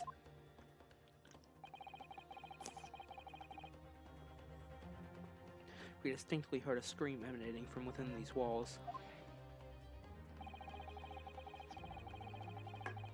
But there wouldn't appear to be a lady concealing herself within the wardrobe this time. Someone would be so bold as to ask you to open that small traveling case. What? Don't be stupid. How can anyone fit in a small trunk like that?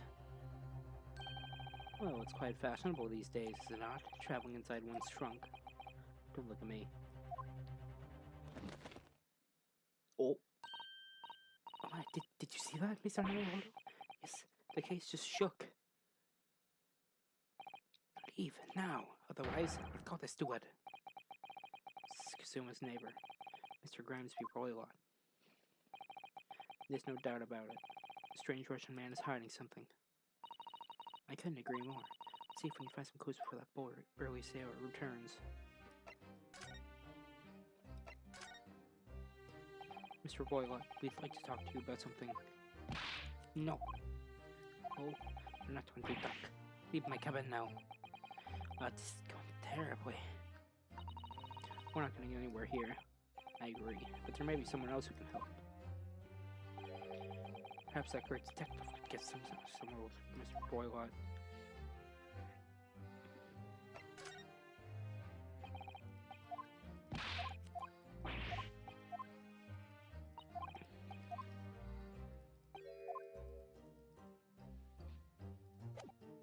Okay, examine.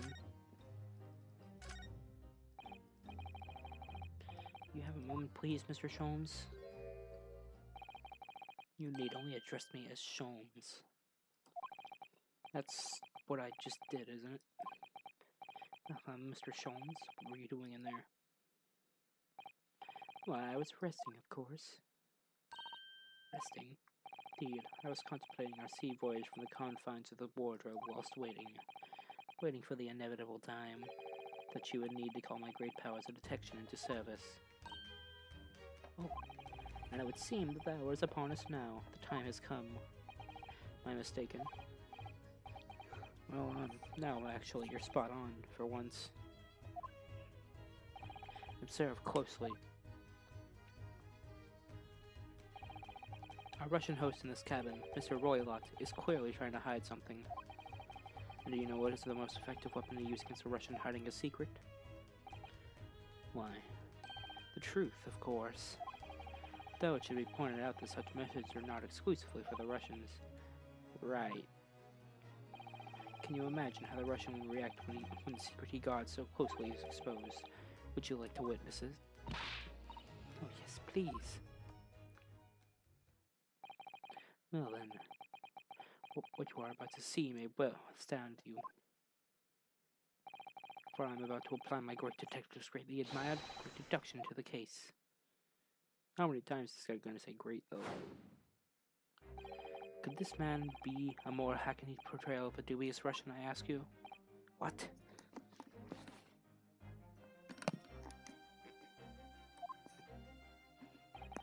From time to time, it occurs to me.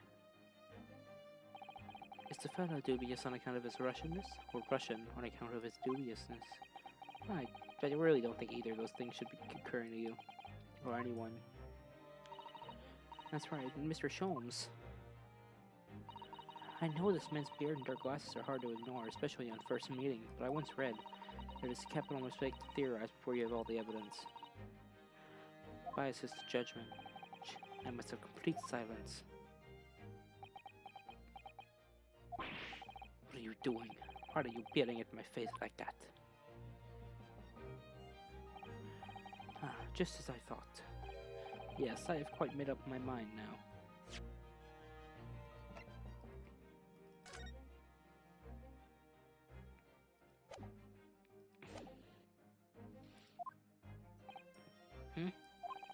There can be no other explanation that accommodates all the facts. Mr. Roylott, I have reached two incontrovertible conclusions. What do you mean? Number one, your true identity is that of a villain. Using those shears, you are about to end the existence of something most dear. Are you not? No. Number two, the other conclusion I have drawn, you are, at this very moment, no less in the midst of committing a most grievous crime. Beneath that beard, your mouth quivers with nervous tension as you realize you have been discovered. Does it not? Gah. I never imagined I would witness one of Mr. Sholmes' great deductions with my own eyes. But it's a great deduction. Nothing can deceive Mr. Sholmes. A single glance, you can deduce all there is to know about a person.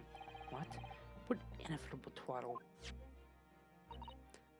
Oh, yes, I've heard about it countless times in the adventure of Hornock Sholmes. I've experienced the astonishing impact of his great deduction firsthand.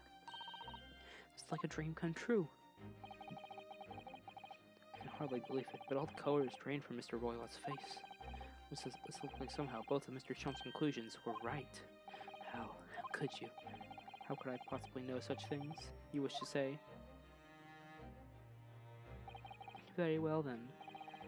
I shall elucidate. I shall explain how it was that I arrived at this pair of conclusions. So I do cordially invite you upon a journey of logical discovery. Let us board the train of reasoning, but plainly, let us work through my deductions together. The great deduction, the game is afoot. Topic 1. Old man's identity. So, the dubious-looking Russian, Mr. Roylott, obviously, what catches the eye in the first place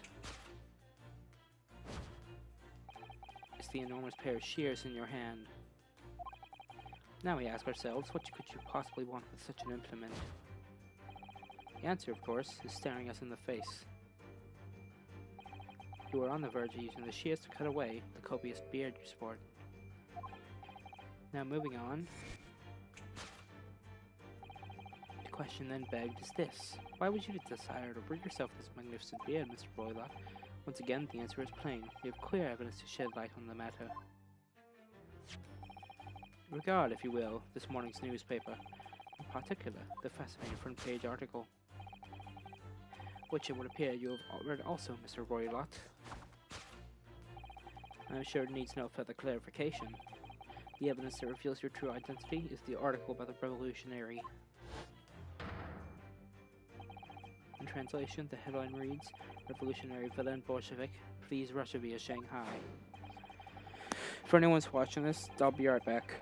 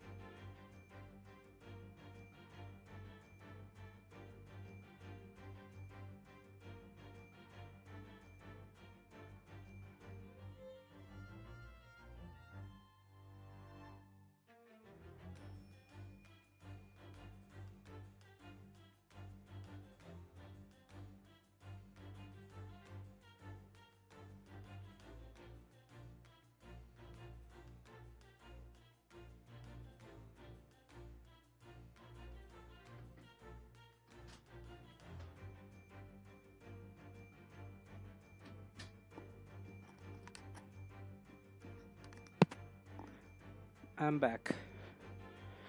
As you cannot fail to observe, the subject of the article possesses an extremely copious beard. Having noted the article yourself, you decided to remove your incriminating facial hair before it gave you away. Short, your true identity is beyond doubt. You are the fearsome Russian revolutionary himself, Villain Bolshevik. Not that I've heard of you myself, you understand. A revolutionary on the run. Wrongdoing. Now, as for my second conclusion, you are, at this very moment, on the brink of committing a most grievous crime. And the proof of this crime, over there. Ah yes, Mr. Roylott, taken unawares, people have a propensity to let their eyes stray, you see. And I assure you, the eyes speak so much more eloquently and honestly than the mouth. The answer we seek lies where the furtive glance falls. The proof of your crimes is before our very eyes. Yes, the traveling case. It's time, I think, that the case be opened and its contents laid bare. No, I refuse. What could you possibly be concealing inside, we ask? By my estimation, a young lady, perhaps. One slight enough to fit therein. Don't be upset. And what, pray, would be the identity of this young lady in the traveling case? Dear me, we are not well suited to a life of crime, are we? Your careless coup d'oeil betrays you. Once again, we need only follow your furtive glance to find the answer.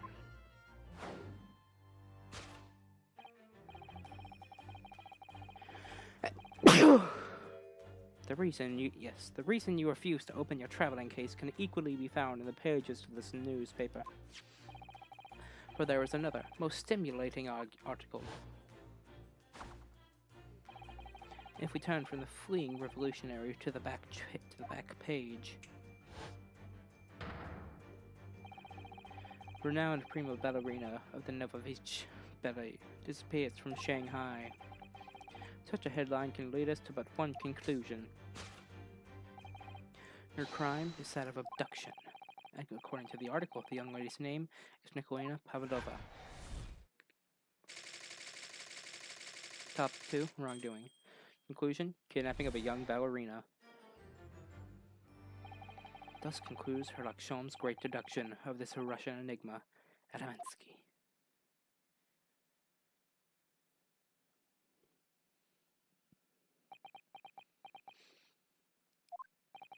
Susato-san, that wasn't one of the great deductions I've been hearing too much about, was it?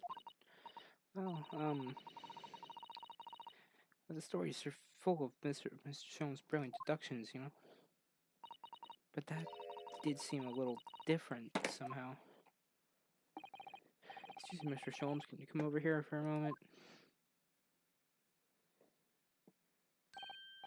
Pray, what can I do for you?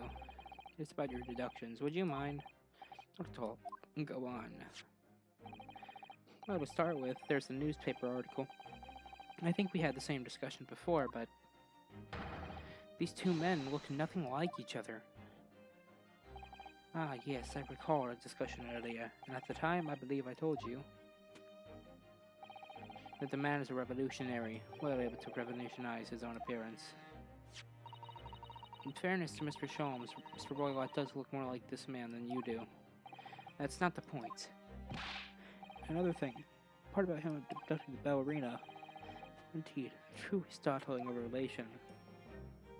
At first glance, the case would appear too small to accommodate a young woman.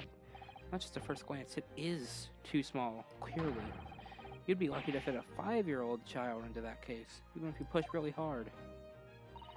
I don't suppose the missing ballerina is a 5-year-old child, is she? You mean you don't know? No, the young lady is 15. No, I didn't know. How could I? Well, if she's 15, then 10 years' worth would be poking out from the case. Some years ago, I read something important, I believe. A troop of men consuming vinegar daily in order to promote a certain liveliness into their bodies. Vinegar? For such a sour bunch, it would certainly be simplicity itself to contort oneself to the confines of that small case. Oh dear. You might be thinking of contortionists in the circus, Mr. Sholmes. This whole thing is turning into a circus. Mr. Naruhodo, something has occurred to me about Mr. Sholmes' deductions just now. I think his powers of observation are, well, magical. His eyes cut to the heart of the matter almost instantly. It's just where he directs his attention and his logic that seem a little off. Your idea of a little may be a little off itself, Miss Sudo.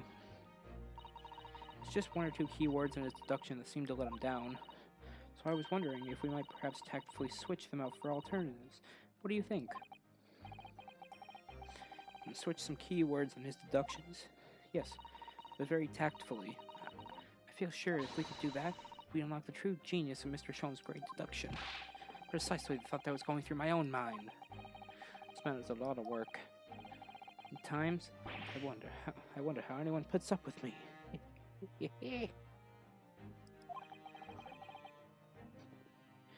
It's not that funny. Ah, and you, my good fellow. Sorry. Take a moment to look at your wrists.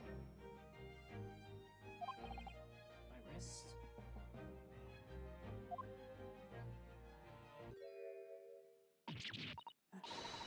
Handcuffs. Huh? How did... I felt they may hinder your ability to follow me in a dance of deduction. I don't believe it. Mr. Sholmes, you're in marvel.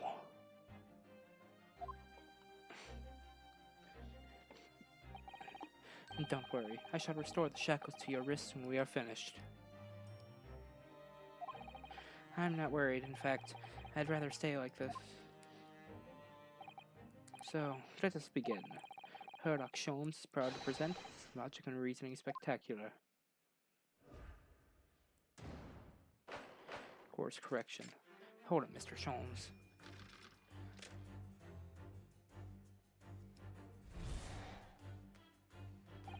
So, the dubious-looking Russian, Mr. Roylott, obviously what catches the eye in the first place is the enormous pair of shears in your hand. Now we ask ourselves, what could you possibly want with such an implement? The answer, of course, is staring us in the face. You are on the verge of using the shears to cut away the copious beard you sport. I'm not sure. Would you really use shears like that to cut off a beard? I doubt that's something I'll ever have to worry about. It doesn't quite sit right with me, though. It doesn't seem to be sitting right with Mr. Roylott either, which means, I suppose, the deduction is wrong. Let's try to switch a key word here, Naruhodo-san, and see if it helps matters. Alright, but how? I think we should start by taking a long, hard look at Mr. Roylott. I wonder if it's really his beard that he intended to use those shears on. Exactly. If we do manage to find something that seems to fit the sense of Mr. Sholmes' deductions better, then what? Then I'll leave the rest in your capable hands, Naruhodo-san. Why am I the one to do something about this? Well, anyway, let's see if there's anything we could even use to switch around that last sentence. What exactly was Mr. Roylott really going to use those enormous shears for?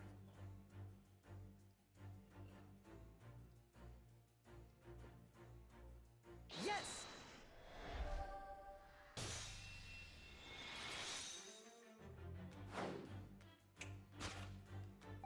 You are on the verge of using the shears to cut away the golden locks you sport. Indeed. You have identified the precise detail I was intending to expose. Such a lush golden head certainly does not fit an old man. You're not a man at all. You're a woman. And judging from the length and sheen of your hair, one's still very much in her youth. Oh no. If only I had managed to cut off my hair, no one would have suspected. The question then begged is this: why would you desire to rid yourself of these magnificent locks? Once again, the answer is plain. We have clear evidence to shed light on the matter. I'm sure it needs no further clarification. The evidence that reveals your true identity is the article about the revolutionary. Well, that was a shock. No idea that old man was really a young woman in disguise, did you? What? Why are you staring at me like that? Yeah, it was a surprise, Naruhodo-san. You're enjoying this, aren't you? Sorry? You look like you're in your element as you dance around the room, deducing the facts with Mr. Sholmes. I'm just doing what we agreed. I'm not having fun or anything, just strictly business. Yeah, I understand. Say no more. Well, anyway, let's focus on this next part of Mr. Sholmes' deduction, shall we? The evidence he's picked out doesn't fit the facts at all now. No, that's not true, given that Mr. Roylott is actually a woman. Exactly, he, or rather she, can't possibly be this merciless revolutionary. I suppose it's because the deduction as a whole has taken a different direction now. Yes. Let's search the evidence for something else, something that fits the facts as we now understand them. For some reason, this woman needed to try and hide her true identity. I feel as though I either read or heard about a young woman in a situation like that recently. Alright, I'll do my best.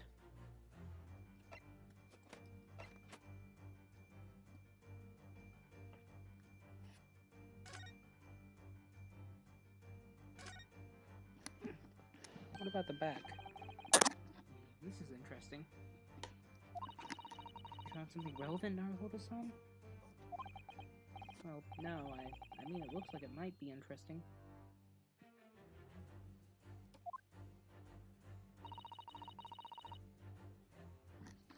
Can't read a single word, I'm afraid. No, nor can I, but look at this picture. Perhaps it's about a beautiful young Russian princess, do you think? She is very pretty, isn't she? I suppose you enjoy articles like this, do you? I don't know. I can't make any sense of it. I'm glad you noticed this article. Allow me to give you a short summary of its contents. Oh, thanks. It pops up everywhere, this Mr. Sholmes. It's about the disappearance of a young lady last night. Renowned prima ballerina of the Novovich Ballet disappears from Shanghai. During a performance in Shanghai, the famous dancer was reported missing. She is, of course, the talented young Nikolina Pavlova. Why are Russian names so hard to remember? It would appear the woman was in costume when she was found to be missing from her dressing room. Wearing the diamond tiara you see pictured, which is worth some 20,000 rubles. Oh, how much is 20,000 rubles? I have no idea, but I'm quite sure. Must be an unbelievable sum of money. Susato-san's eyes are shining like diamonds themselves.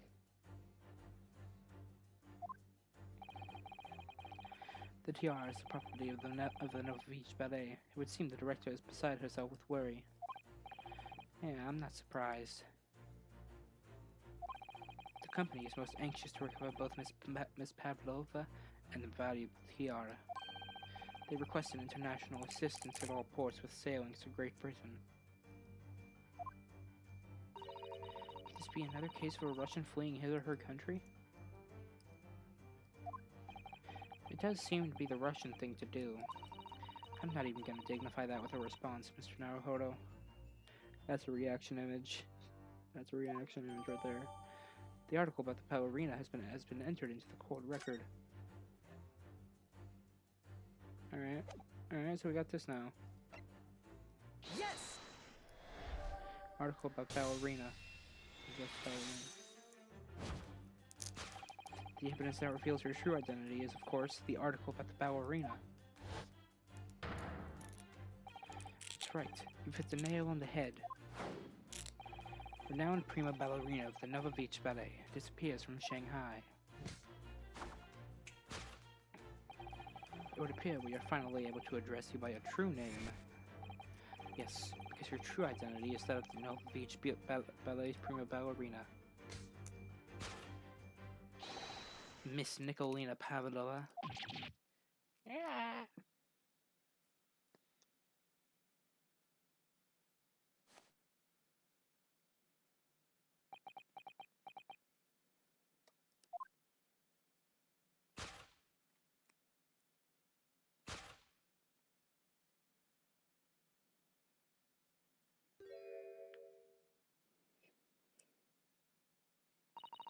You're right. My real name is Nina. I mean, Nikolina Pavlova. But please, I beg you, don't tell anyone.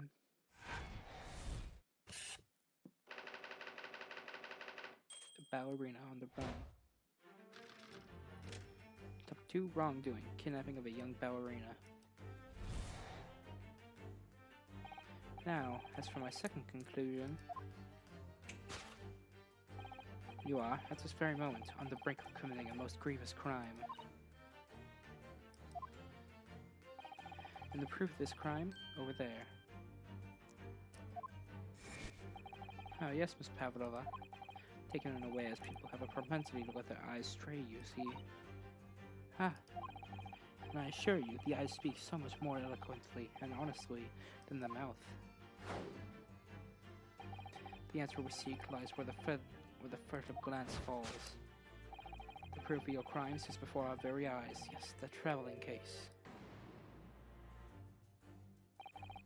This woman is the ballerina, and she's right in front of our eyes, so clearly she can't be inside that traveling case as well. No, that's right. Seems she wasn't abducted at all, in which case, what is the crime this young woman is apparently committing? I can see I'm going to have to step in and fix Great Texas mistake again. You seem to look pleased, Naruhodo-san. Do you like the idea of another chance to dance around with Mr. Sholmes? Stop. Anyway, there must be something else here that shows what this woman is up to.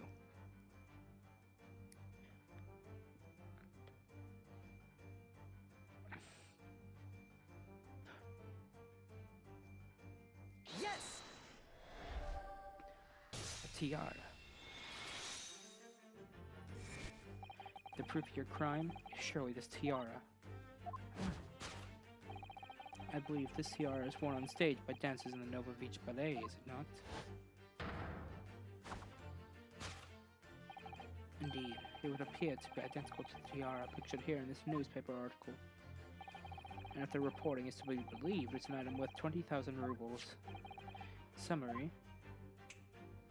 The crime you committed is theft. Yes, you left your ballet troupe unlawfully taking that precious tiara with you.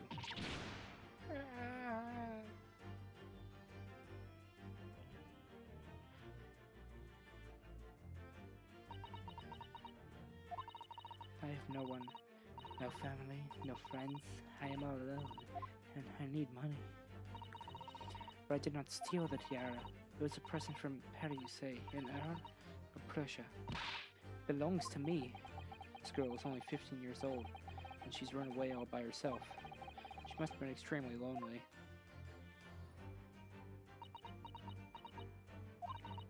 Alright, I'll tell you everything. There's no point to hiding it now. Come, let us not be hasty. What?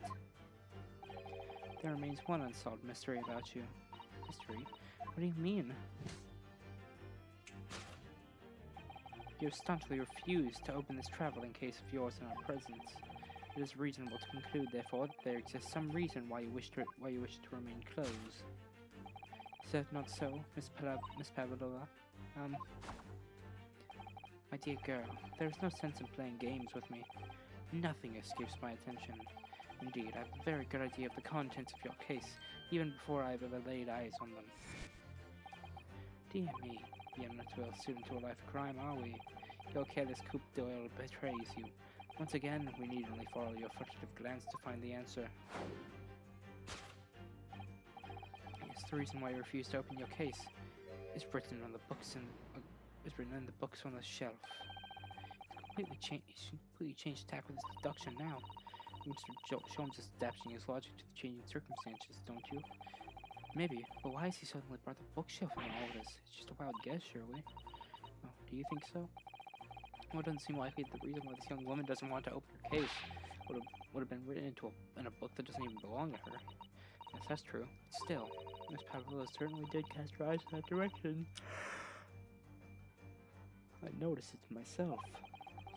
There has to be another reason why she won't open her case, and it must be somewhere in the same area if that's where her gaze was involuntarily drawn. I agree, that's the only answer. Whatever she has hidden inside that case, it should be revealed by following her gaze in the in the direction of the bookcase.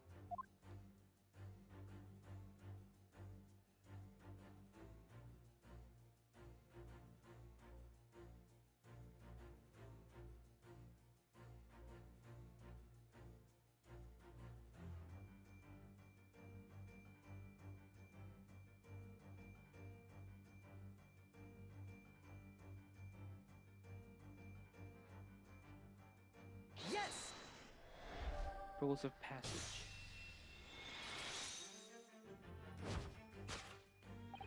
Yes, the reason why you refuse to open your case is written in the rules of passage.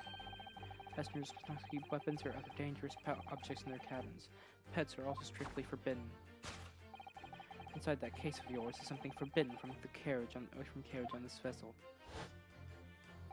That is the real reason why you refuse to open it, thus revealing its contents. As we've seen, the trunk wobbles from time to time. No weapon or other dangerous item would move of its own accord. Which leaves but one possibility, Miss Pavlova, inside your traveling case.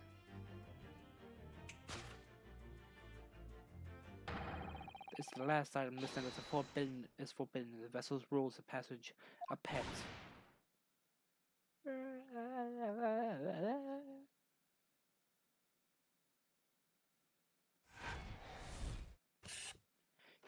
Undoing possession of a prohibited animal.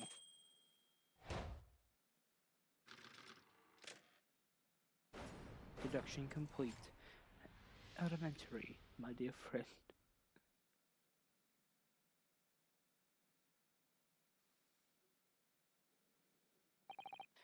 So clearly, you aren't who you said you were.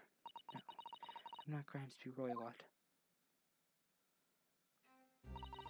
My real name is Nikolina Pavlova.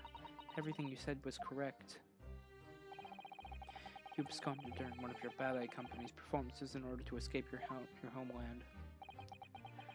Why is that same man still aboard this vessel? Which couldn't have been easy. The Bray is a huge steamship with a vast crew. Could you really have snuck on board without being noticed? In order to obscure your true identity, you somewhat recklessly took the guise of an old gentleman.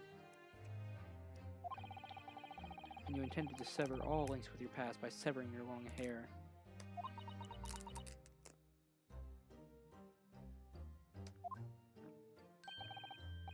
Yet to a woman, hair is no trifling matter. My personal recommendation is to leave well alone. So, if it was just you about to cut off your own hair, who was it that let out the scream we heard from outside the cabin? A veritable tinkling of a bell? Why, none other than this young lady, naturally. More like a full set of pipes, if you ask me. I was so scared when I ran away in Shanghai. I was sure they would come looking for me. That's why I decided to, how do you say, disguise myself? So no one would recognize me. As a result, you transformed yourself into that questionable old man. I see. I put on the fur hat and fake beard. Then, just before you came in here, I saw in the newspaper, right on the page, there was a picture of me. I was so frightened, I couldn't stop from screaming. I knew that if I didn't change my appearances completely, they would find me.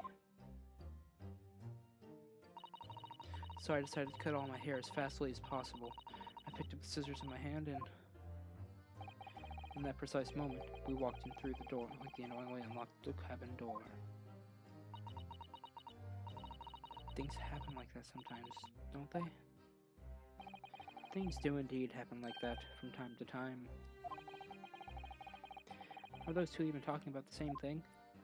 There's just one more thing I'd like to know. What exactly do you have inside your traveling case? You're right. It is my dear friend inside. My only friend in the whole world. Please, don't kill it. Don't tell anyone. If the captain finds out, if you say it to any of the crew... Your secret is safe with us, I assure you. But in return... you must tell us in as much detail as you can muster about the events of last night.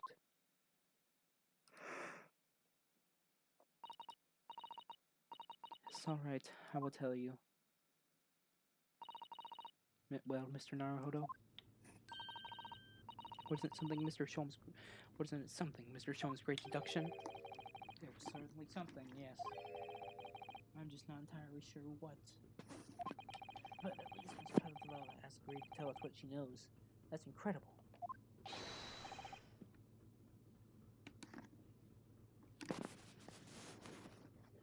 Indeed, it is incredible. incredible.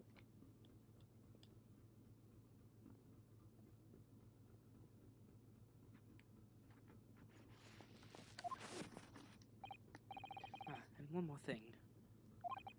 Oh, yes? What? Observe your wrists. Ah, your hands are cuffed again. What? But how? To my word, I restored your shackles. When? And why?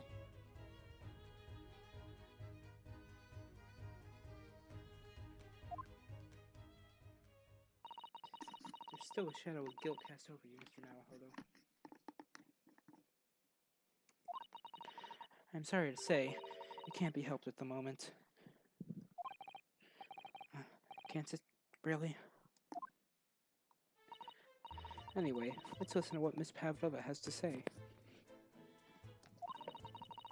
I can't go on not knowing. I have to find out what the speckled band that Kazuma-sama wrote in his diary really was.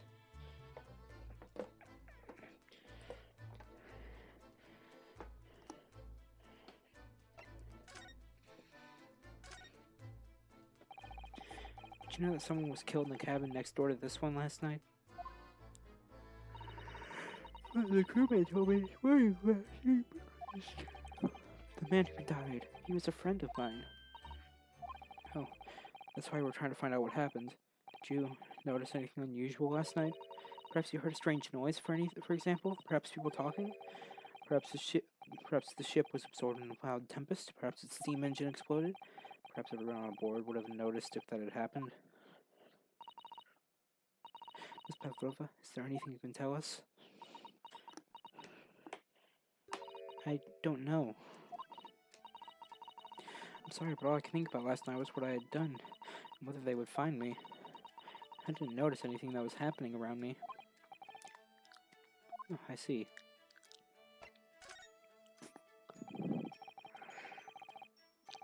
You've run away from your ballet company, haven't you? The Novovich Ballet? Yes. I'm traveling to Great Britain, and from there, I want to go to America. I'll never dance again. I want to forget everything about the ballet. I'll start a new life. You wish to forget? A challenging proposition. When you have that striking tiara as a reminder. But the tiara is mine. I need it to live.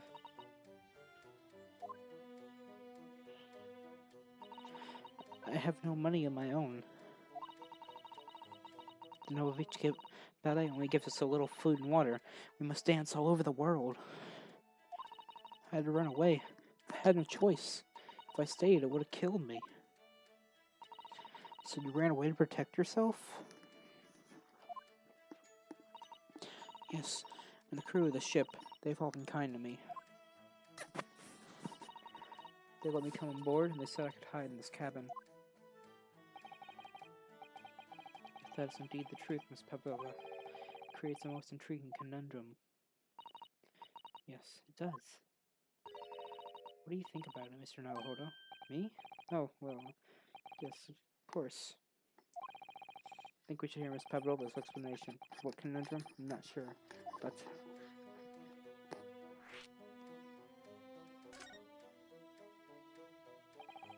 Miss Pavlova, allow me to pose your riddle. According to this newspaper, it was only yesterday that you absconded from the ballet. Now, that being the case, it must have been last night that you boarded this vessel. However, the SS Beria stopped by no port last night. That's it, of course.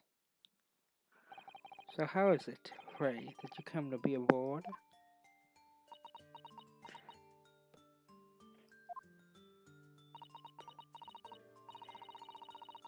Now that I think about it, the crewman outside the cabin acted very strangely when we mentioned that. It was just after we asked him about when the occupant of this cabin came aboard. That is not your business. Yeah, you're right. He did seem to be hiding something.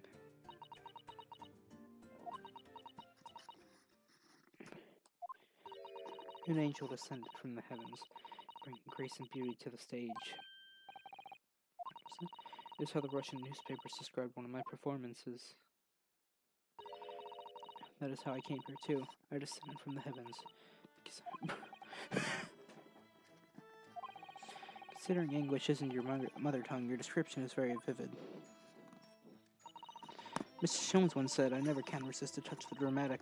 Seems Miss Pavlova is the same. A genius descended from the heavens, bringing grace and beauty to detection. Words once said about myself. I quote from a wonderfully extravagant advertisement for the adventures of Sherlock Sholmes, in fact. Yes, Mr. Showy. Anyway, it doesn't look like Miss Pavlova is going to tell us what really happened.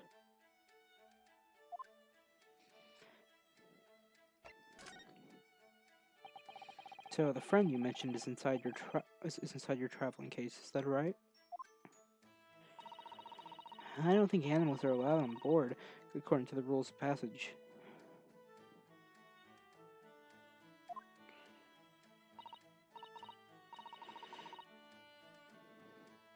Oh, please don't tell any of the crew.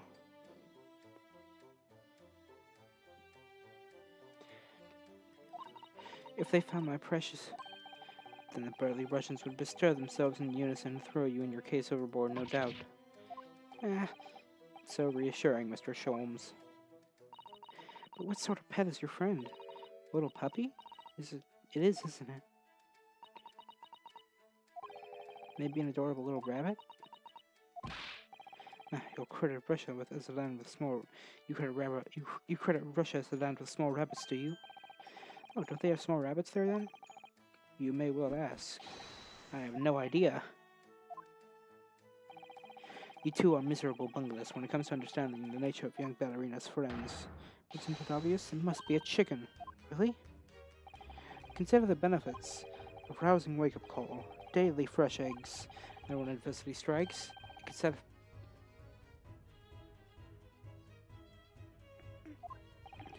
So you'd eat your friends. Now remember that. Well, it would appear this friend's identity is a closely guarded secret not to be revealed. My guess is a kitten. She obviously doesn't quite trust us yet. There's something I should like to show her, I think. Maybe she might be able to shed some light on it.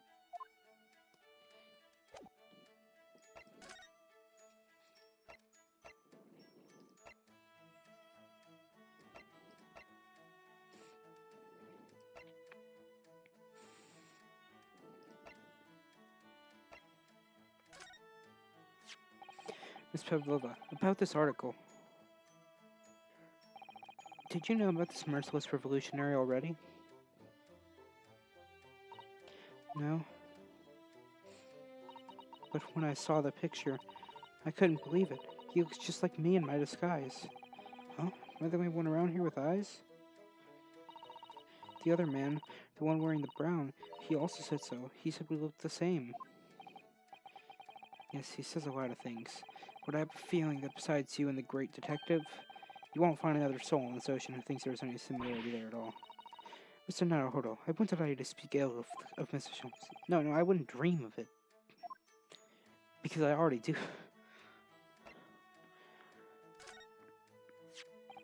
This is the diary of my friend who passed away. His diary? Yes, and he wrote in it last night before he died. Something a little unusual. It reads, 1:23 a.m. I can hear a faint whistling sound. Then a few minutes later, what looks like some sort of speckled band is dangling from the ventilator grill. A speckled band? I don't understand. It's strange, isn't it? But the ventilator he mentioned joins to this cabin, you see?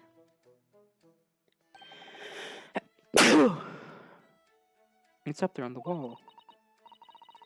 In other words, this cabin and the victim's cabin are connected together. Oh. Miss Pavlova, has something occurred to you? Does the speckled band the victim mentioned mean something to you? Or the whistling sound, perhaps? No. I don't know anything. Oh.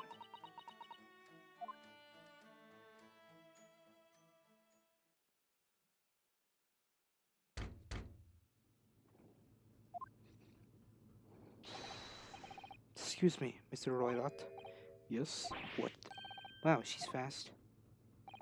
Captain would like to speak with you. You must come to Captain's quarters at once, please. All right. I'll come now.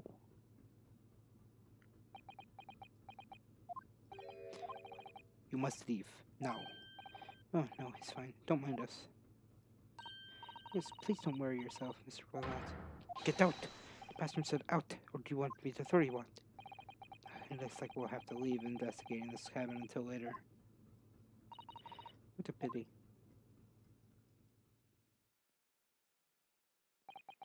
And so we lost our chance. Having still not managed to investigate Miss Pavlova's cabin, we were unceremoniously chased out. That is to say, we were quite literally picked up and thrown into the passageway outside.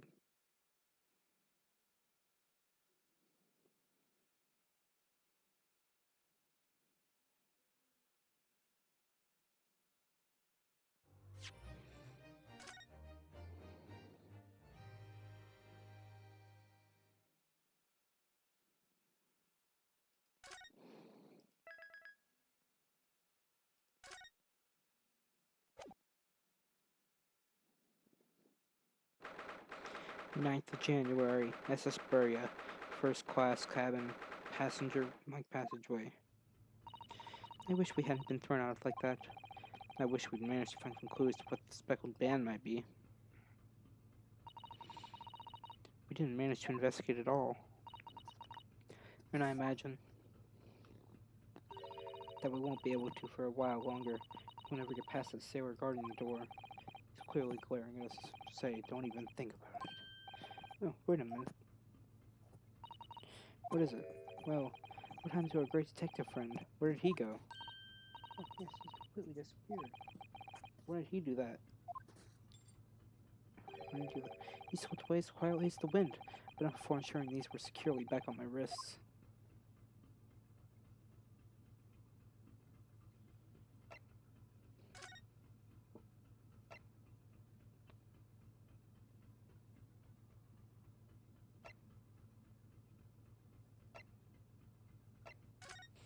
Okay.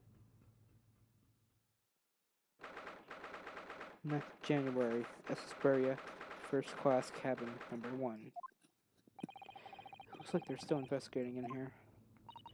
Yes, on that subject, I wonder if Inspector Hosanaga is unscathed. What do you mean, unscathed? Surely you haven't forgotten, have you? Naruhodo-san, don't you remember what he said about allowing you out of this cabin to investigate? He was going to talk to the captain about it. He said he'd lay his life on the line for you. Yeah. But I'm sure he was exaggerating. Let's see what he has to say for himself. Might have some new information for us. You never know.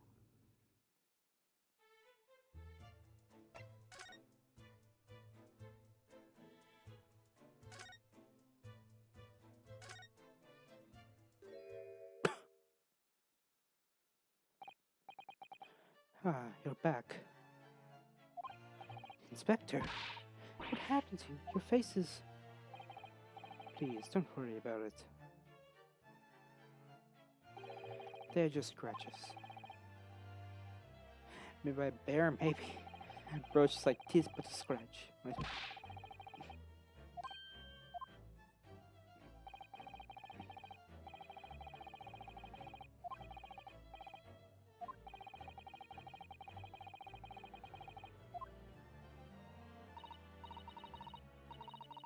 Alright,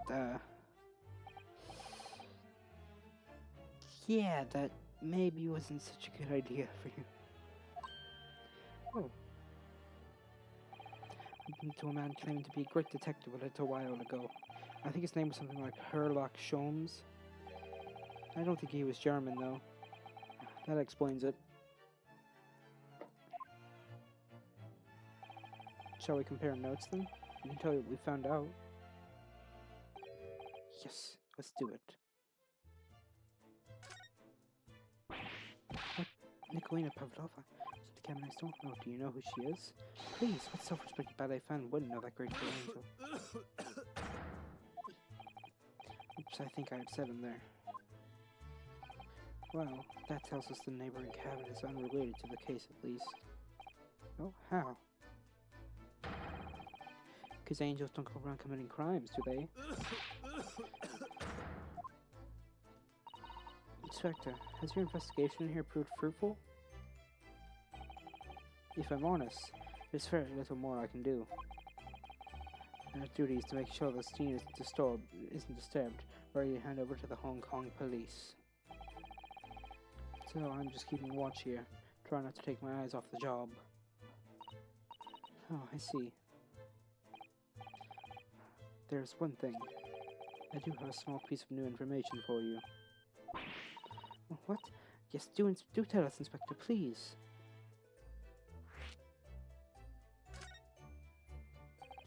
What is this new information you have, Inspector? It's this. The various medical officer has finished his examination of the body. They managed to obtain the report. Oh, Kazuma's post-mortem report? Kazuma-sama. So, what was the cause of death? Damage to the cervical vertebrae is what's written in the report. His neck was broken? Yes, it would seem so. There were no obvious wounds or other signs of injury. So at first I think they were considering poison.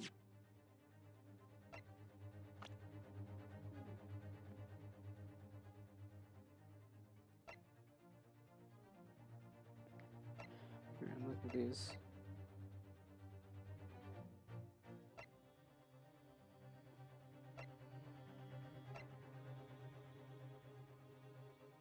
Nah, bro was put on the grill. Like, bro was really just got grilled. No.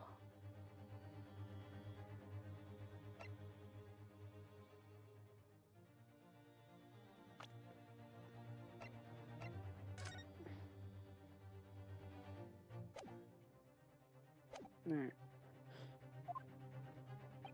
But it turns out they found no trace of poisoning in his system at all. Well, what weapon was used then? Nothing has been found as yet, but the fact that there are no signs of a wound suggests it may have been a blunt object, something that wouldn't leave a mark. Oh, I see. All the opponent's nerves run through the spine to the brain. Strong enough impact to the neck could mean death. It is a possibility, and no obvious wound would be left. Poor Kazuma. I have a second copy of the report. If it might be useful, you're welcome to have it. Really? Are you sure? Yes, it's fine. I trust you. After all, if I didn't trust you, then I'd never have agreed to you leaving this cabin in the first place, would I? Ah.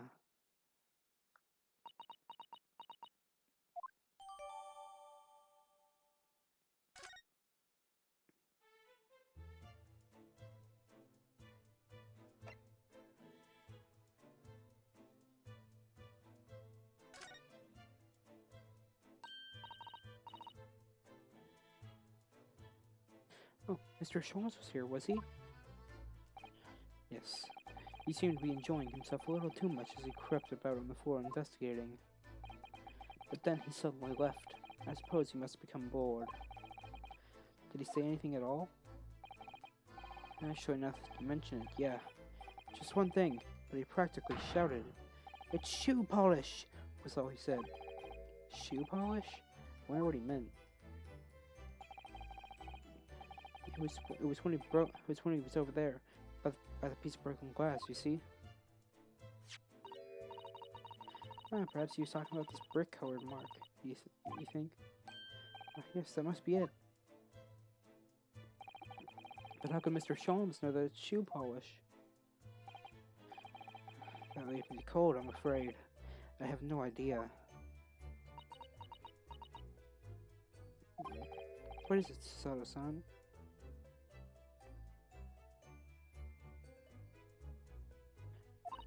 Well, Kazuma-sama was wearing leather shoes with a very dark tan hue. Dark tan?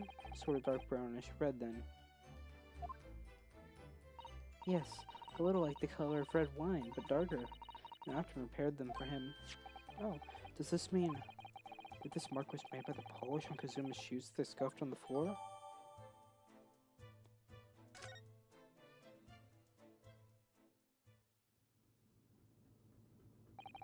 That's really all I can tell you at this stage. I should return to my post. My fellow crewman's eyes are boring into the back of my head.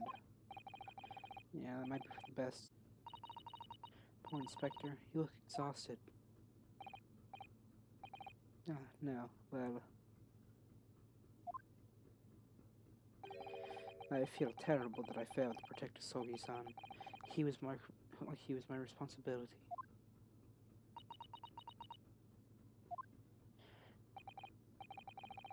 Of course, my pain is nothing compared to yours. You were his friend. The truth is, I seem to have had a heavy head ever since I woke this morning. Heavy head? That's interesting. My head's still throbbing too.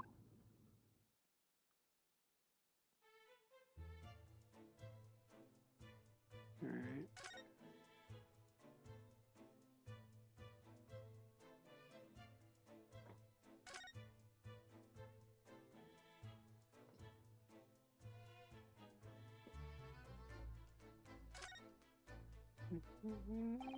All the books provided for passengers occupying this cabin neatly arranged on the shelf.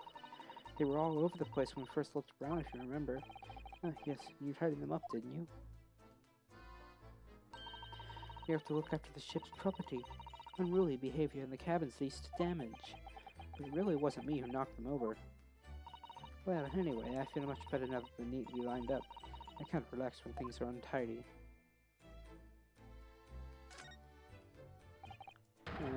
You. Where did you go? Oh, sorry. I just went to the next door cabin to investigate. Why? We give you permission for this. Well, Seaman Hosanaka did. That new Japanese, was it? Later I will roll him into ball and throw him in cold room. He's gone back to guarding the door.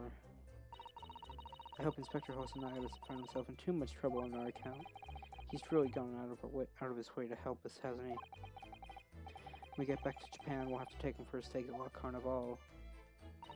That could be a very long time from now, Naruhodo-san.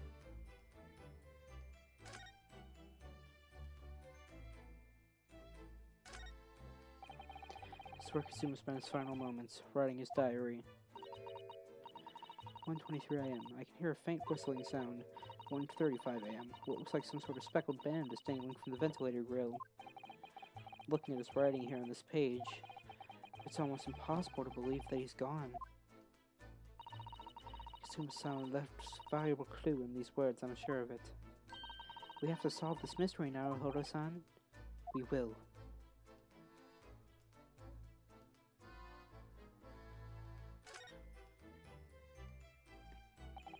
So this ventilator joins to Miss Pavlova's cabin. Yeah, that's right. And just a few minutes before he died, Kazuma saw something emerging from it. The speckled band, as he described it. If only Miss Pavlova had been able to shed some light on it, but she seems as baffled as we are. I wonder if she's telling us everything, though.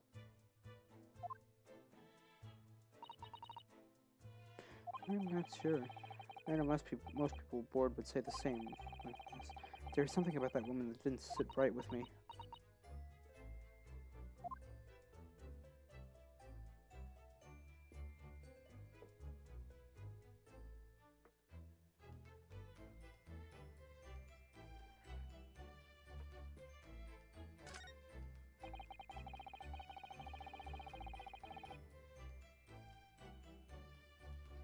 So it's clear that these letters were written with the ink that was somehow spilt on the floor. And they spell the Russian word for wardrobe.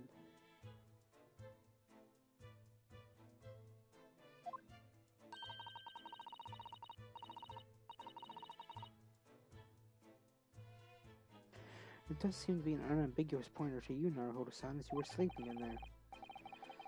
But to be truly unambiguous, it should have just spelled out my name, don't you think? Well, either way, one fact remains. It's hard to imagine that Kazuma-sama would have written his last words or word in Russian.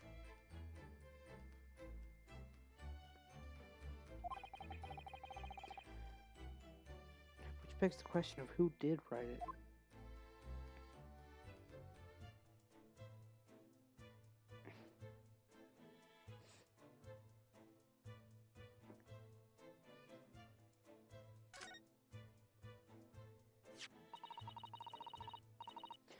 It's such a beautiful color, this glass. But it looks like whatever it was broke clean in two. But the other half is nowhere to be seen. And there's the brick-colored mark. Which is shoe polish, according to the great detective you seem to know all about.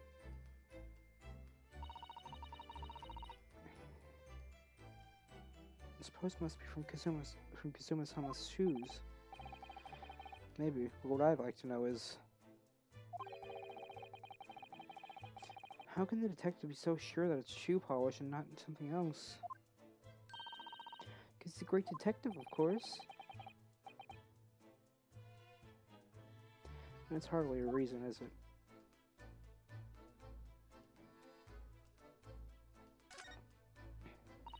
When I went for help and the crewman forced the door open,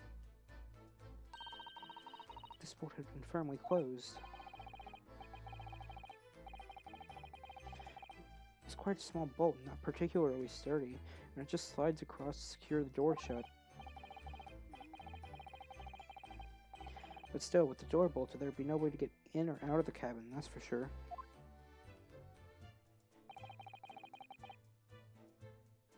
It's no wonder everyone suspects me.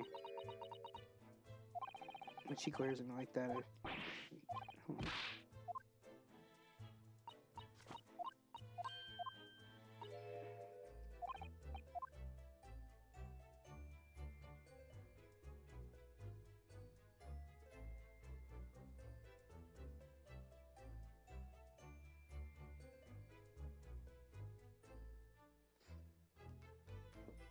Is there anything left to do here?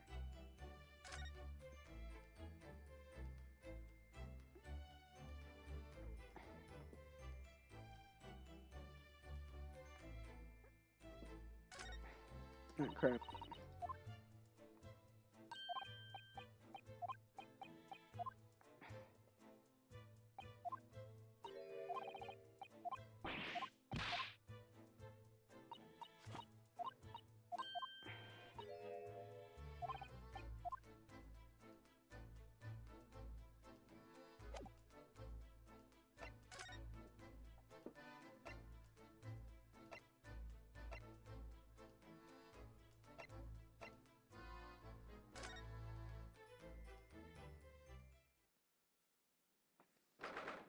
January 9th, SS Buria, first class cabin, passageway. Look now, Hodo-san. Simon Stroganoff has gone. Strong enough? The burly Russian sailor who's always crossing his arms and glaring at us. All these Russian names are impossible to remember.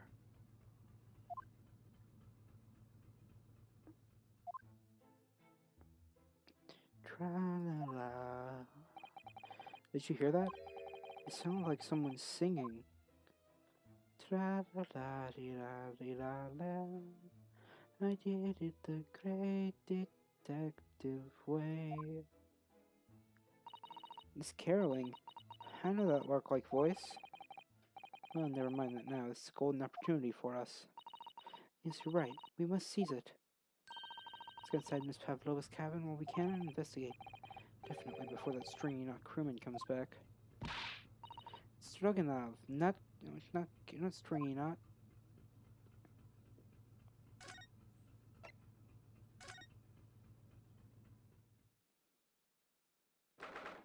January 9th, SS Buria, first class cabin, number 2.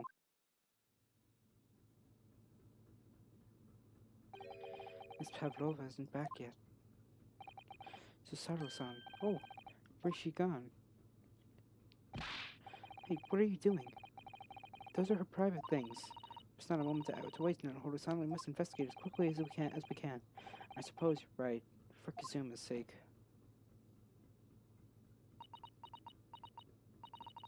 Not just for Kazuma-sama.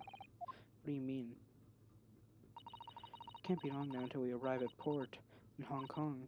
I don't want you to be in those handcuffs when we get there. Really? We must solve this case, Naruhodo-san, by ourselves if we have to. Yes, we will.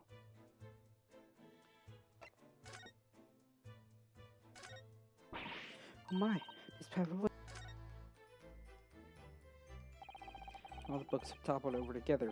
Look, every single one. You think it's the god of the sea, perhaps? He's toppled too, though.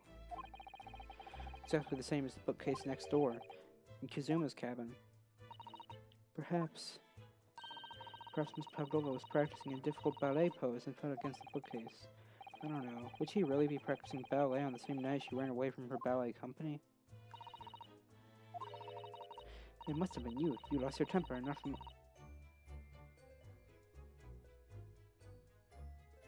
How many times is she gonna say that?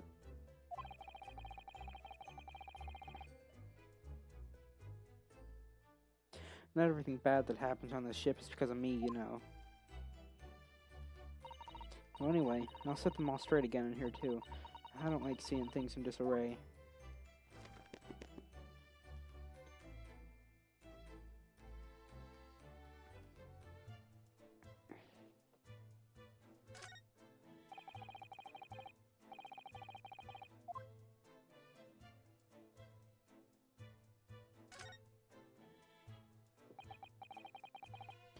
There's just a few books on the desk, nothing else by the looks of it. Well, Miss Pavlova only ran away from the ballet last night. She's hardly occupied this cabin for any time at all. That's true. I wonder what kind of books she likes to read. Let me see. Yes, I see. Okay, Miss Pavlova, enjoy reading. Books written in Russian. Thanks. I think I probably already knew that. It's rude to ask too much of people, Naruhodo-san. Kindly remember that.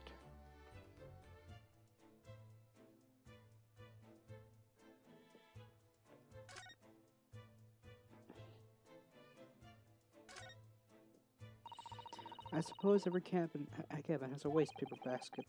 Shall we have a little look and see what's thrown away? Naruhodo-san. It's poor etiquette to go sifting through someone's rubbish, you know. Those eyes. She's looking at me like I'm a piece of rubbish now. However, these are special circumstances, I think.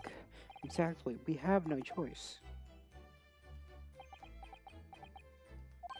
There's hardly anything in here at all. Oh, well, that's a little disappointing.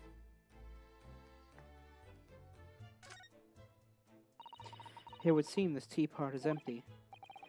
So the natural conclusion is that the Russians are very thirsty people. Or because Miss Pavlova only came into this cabin last night, she hasn't had the chance to make any tea yet. I mean, it could be either. It's definitely they're excessively thirsty. I'd weigh 1,000 to 1 on it. You're rather obstinate, aren't you, Naruhodo-san? I wonder what this little saucer is doing on the floor. Yes, it doesn't look like it's been dropped. More like it was put there deliberately. Do you think there could be a leak in the roof just above here? What? A leak? Is this ship quite safe? I'm sure that even if there's a little leak in the roof, it doesn't mean the whole ship is going to sink. No, you're right. Of course you're right. She's really trying to persuade herself, isn't she?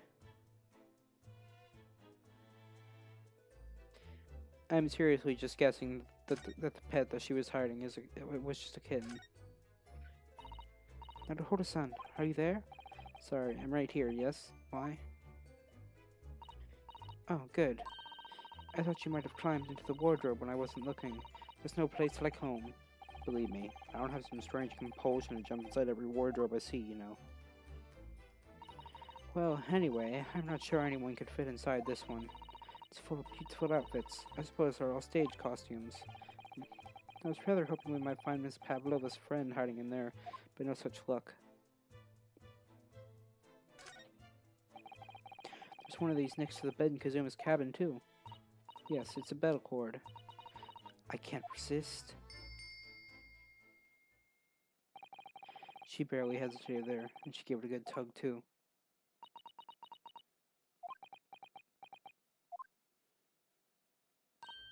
No, I didn't actually expect anyone to come. We don't want them to. We're trying to investigate in secret.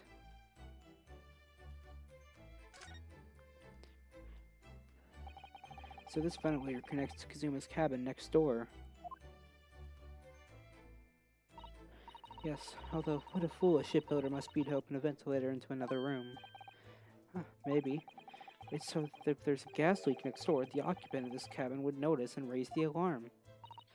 Or the occupants of both cabins would die of gas poisoning. That is a possibility. Anyway, last night Kazuma wrote that he saw a speckled band coming out of this ventilator.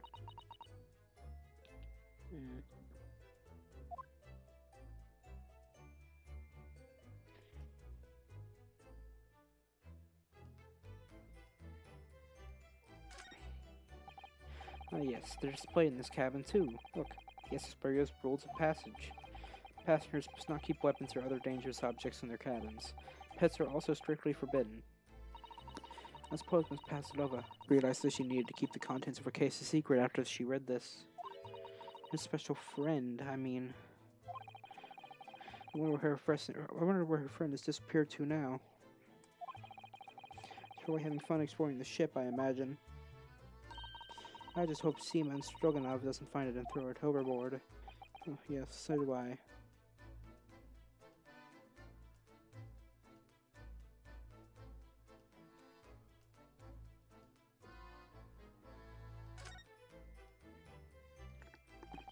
This cabin door has the same simple sort of bolted latch that our cabin door has. If the bolts are across, there's no way anybody could enter the cabin from outside. Yes, it's not a particularly heavy-duty bolt, is it?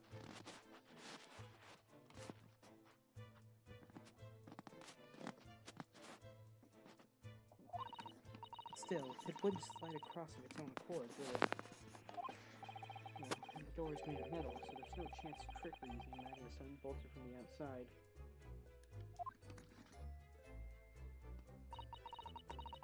The seals are perfectly too, stopping the speed water coming in.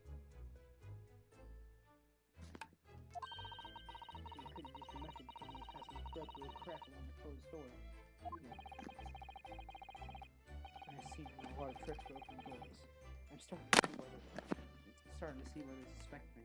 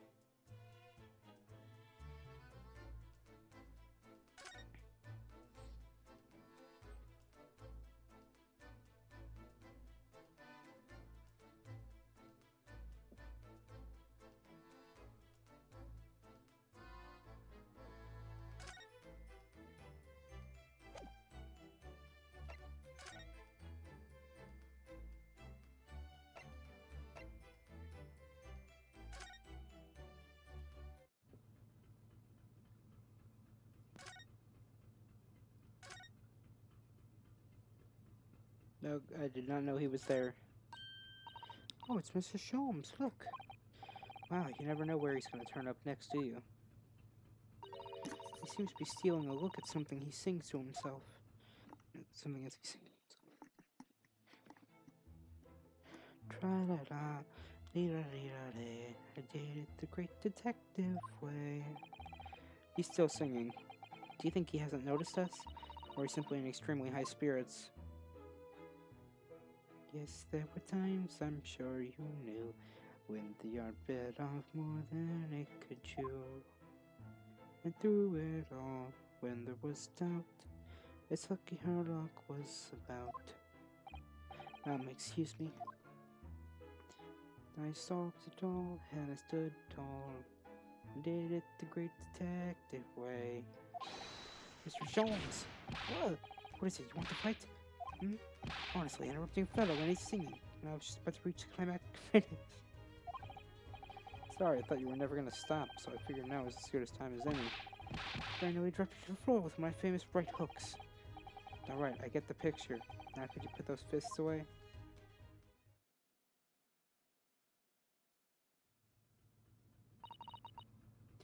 Mr. Sholmes, you seem to be examining something before we interrupted you. Yes, that. I was immersed in the study of the ship's log as penned by the stockily built crewman who's usually on guard here. Yes, the ship's log. Did you find out anything useful from it? Well, after 2 a.m. this morning, the majority of the entries are blank, which means there was nothing to report. Nothing of note happened, so...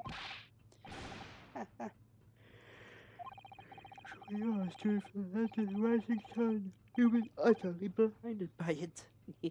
Sorry. Your logic, my boy, is inverted. Whatever do you mean, Mr. Sholmes? Observe the other pages and all should become clear. It would seem the same crewman have stand sentry in this first-class passageway, and he has almost a religious practice recording nothing to report every half hour. Oh, he writes that in every 30 minutes? Nothing to report? Precisely. But simply, the seaman writes nothing to report when there is just that. And yet, the ship's log from last night is largely blank. He didn't even write nothing to report. Do you mean... Yes, there were circumstances afoot last night which led to the seaman being absent from his post. What kind of circumstances? What happened? That remains a mystery for now, but we can be sure something significant took place. So significant that that caused the seaman to forget his regular habit of scribing nothing to report in the log. These are important details. I would stake my life on it. You must log the ship's log in your mental file. The ship's log has been entered into the court record. Now that deduction was worthy of a great detective.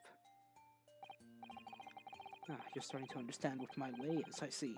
What makes Sholmes. Brilliance.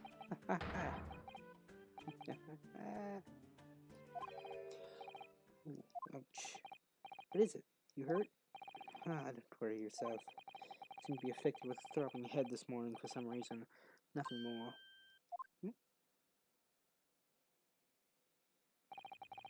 Well, my friends, until our next encounter. He's still singing to himself. I can hear it as he wanders off down the passageway.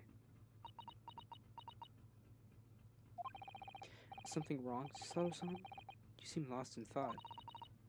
It's just, well, I feel the same. Sorry? Ever since I woke this morning, I've had something of a headache. Sort of continuous throbbing. Oh, you too?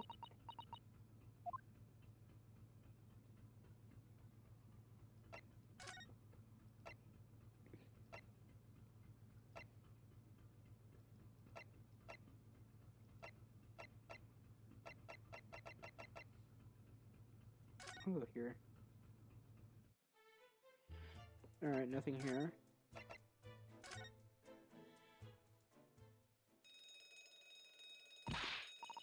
What's that?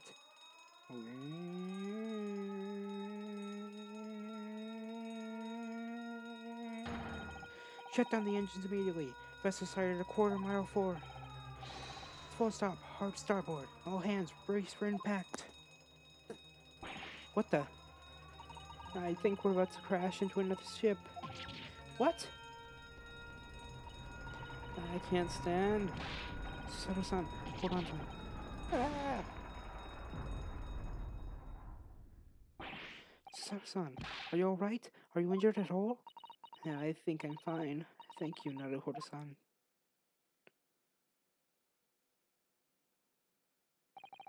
Looks like we avoided a collision. I think. Yes, the ship has come to a stop. Oh my goodness. What about you, Naruhodo-san? Are you hurt? No, I'm fine. Hello? Is anybody in there? Shout if you need assistance. Oh, that sounds like Inspector Hosonaga. Is that you in there, Naruhodo-san? Unbolt the door, quick! What, the bolt? Look at that. The door's bolted. Did you do that, Sato-san? No, I didn't touch it. Well, that's strange. How did... And... Look at all the books. They're just like they were before again. Naruhodo-san, aren't you going to open the door and let the inspector in? I'd better tidy this place up first. Our violent emergency stop had solved one mystery, at least, in a very vivid way.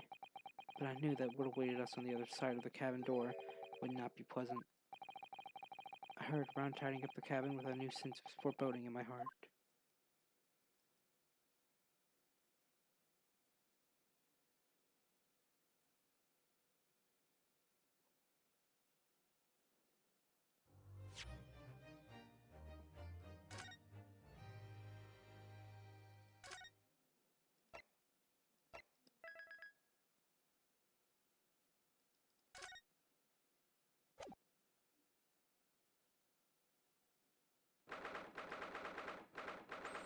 That's January. It's Vesperia, Miss Pavidova's cabin.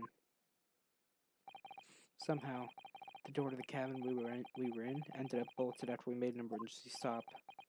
Sato-san took a deep breath, then gently slid back the bolt.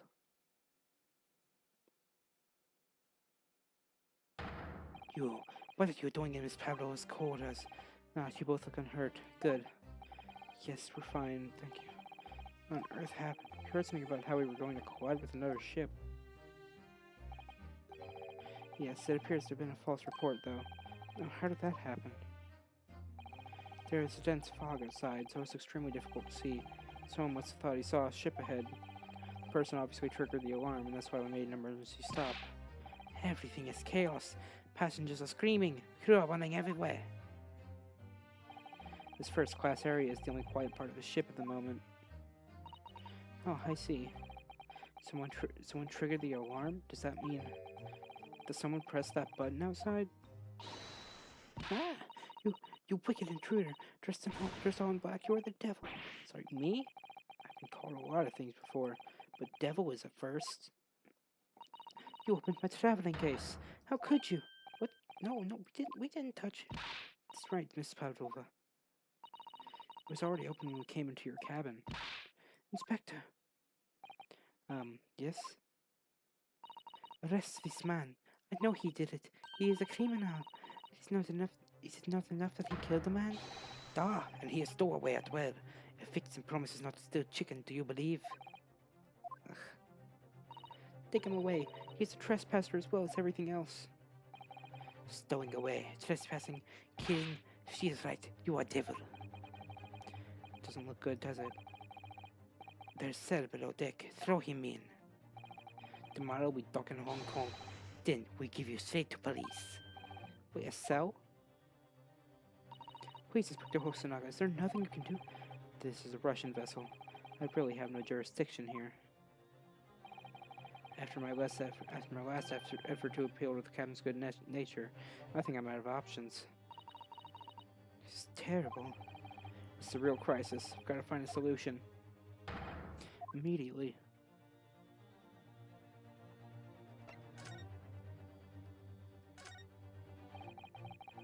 I just need to keep calm and focus on the task at hand, which is investigating.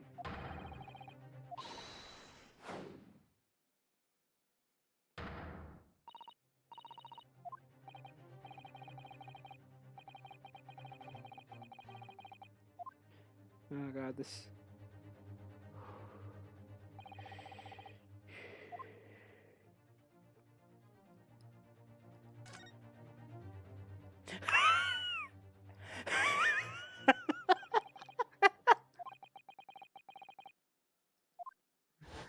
Oh god, I freaking love this guy at this point. Bro, naturally I was analyzing what a weight of 20,000 rubles feels like on one's head. Have I not told you that as a detective it is my business to know what other people do not?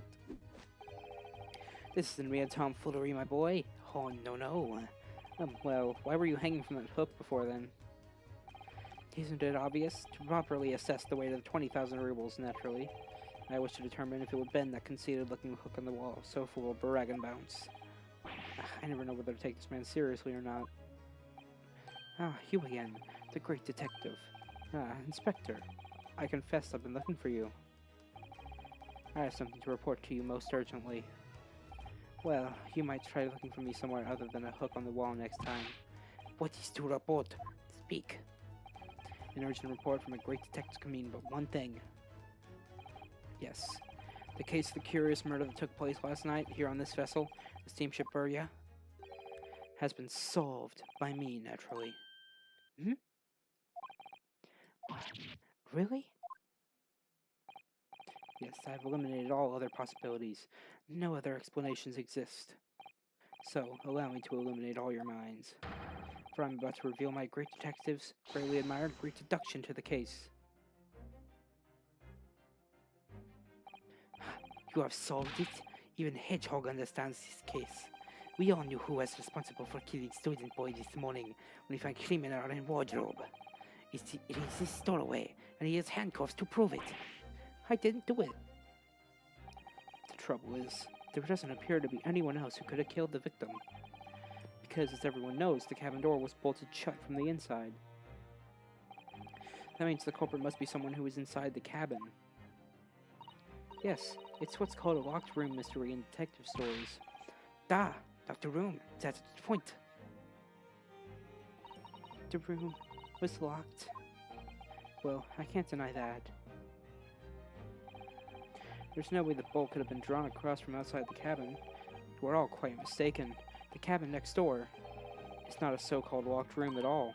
What? Oh yes, there's another entrance. An entrance used last night by the culprit in order to gain access to the cabin despite the bolted door. What other entrance? We never discovered one.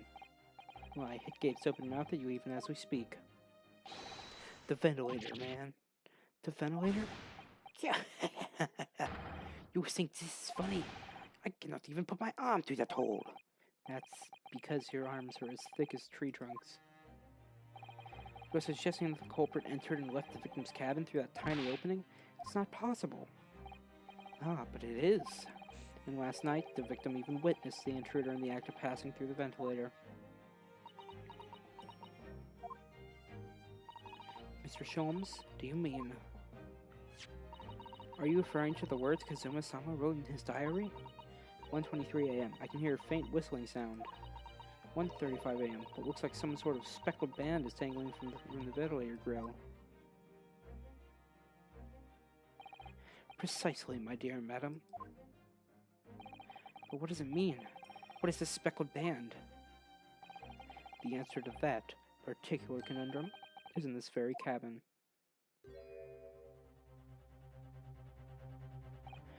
Mr. Sholmes, what are you doing? There's a distinct element of danger, but fear not, I am ready. What I am about to expose for you all to see will shock you to your cores. Behold! Yeah! What the?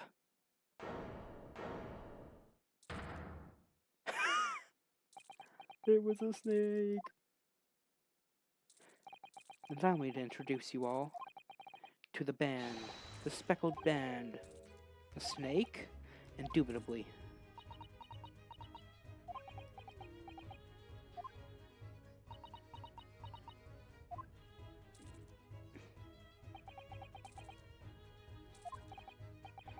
Mrs. Sholmes, just one thing.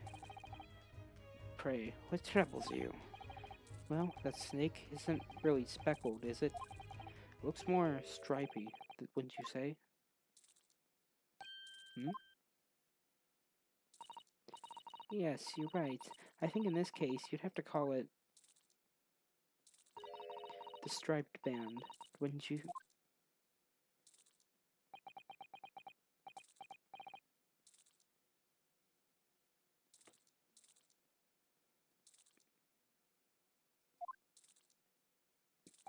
You both see and observe with distinction, however. Do you not think that is precisely the trap in which the culprit wishes you to fall? My goodness, really? It's a trap? How exactly? I think perhaps it is time I explain the intricacies of my train of thought. Are you ready, Miss Pavlova? I'm sorry for the young man who died, but that is all. His death has nothing to do with me. This whole thing has nothing to do with me. There are two conclusions I have drawn from the facts. Number one, last night your friend infiltrated the victim's cabin. And number two, that same friend was responsible for the victim losing his life. No. She's turned as white as a bowl of rice again. Shums must be right. He's hit the nail on the head. This young woman's friend killed Mr. Asogi? It looks like he can't speak with that snake coiled around his head. I would advise as little movement as possible, Seaman. You wouldn't want the fangs of that long friend in your neck. So everyone, let us begin. Sherlock Holmes is proud to present his logic and reasoning spectacular. The Great Deduction. The game is afoot. Topic 1. Intruder's identity.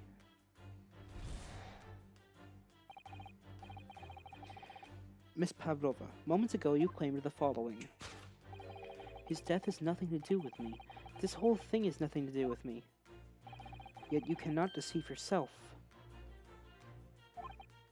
Yes, when you recall those horrid events, your aching heart smarts with pain. And it's that very pain that evidences your inextricable link to the victim's death. So, we ask, what was the nature of this intruder that stole into the victim's cabin on that portentous night? Why, naturally, it was the friend with which you boarded this vessel, was it not? As I suspected, with their telltale glance. Without doubt, your friend is the writhing serpent we see before us. And yet, that fact leaves us in a quandary. The victim's written observations on the night in question tell of a speckled band, whereas, regrettably, this specimen's markings do not fit that description in any way. What explanation can we then give, pray? What was this sight that fell upon the victim's eyes last night? Oh, don't look at me. This has nothing to do with any of this. Oh, but it does. You have the answer to this quandary even now, hidden behind your back. Yes, that which you were trying but failing to conceal can only be the snake's slowed skin.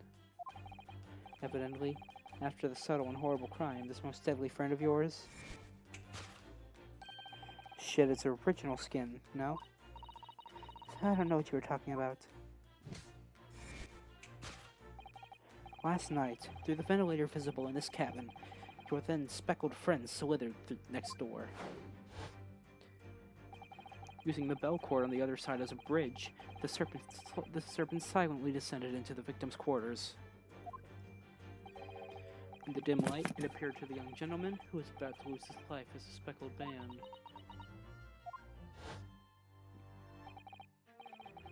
In summary, the nature of this friend of yours which last night infiltrated the scene of the crime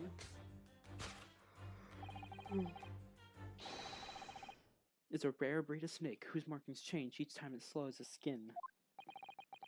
A snake so dreadful we can only imagine it would be found in the deepest depths of India. Conclusion: a beloved speckled snake.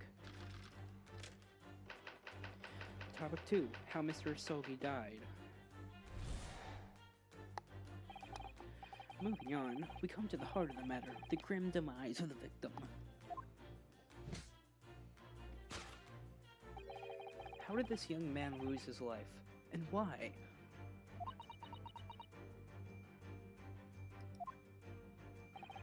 According to the data of which I have been apprised, it would appear there was no visible signs of injury.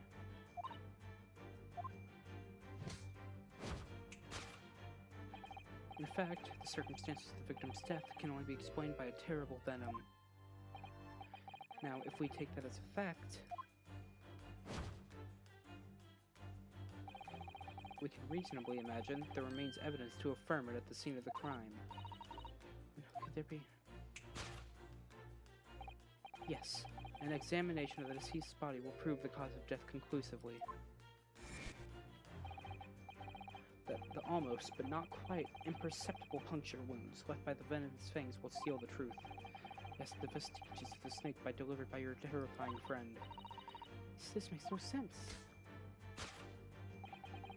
There is no point feigning ignorance, Miss Pavlova. After the incident, you endeavored to hide everything, didn't you? But now your involuntary glance betrays the hiding place you chose. That's right. You hid the evidence that links you to the victim's death in that traveling case. When we first met in this cabin, it came to my attention that your case moved periodically. Your serpent assassin was restless inside, no doubt. You don't. It is telling that the victim made note of a low whistling sound that he heard minutes before his end. That was your signal, was it not? The sound you used to train your serpent friend. To train? Indeed, you'd put the serpent through this ventilator and wait. After a period, you'd summon it back with a whistle. You wouldn't know if the animal had done its duty, so you would listen for signs of life next door. If the victim appeared not to have been dispatched, you'd release the snake once more. Do you deny the snake has undergone such training? It's not true.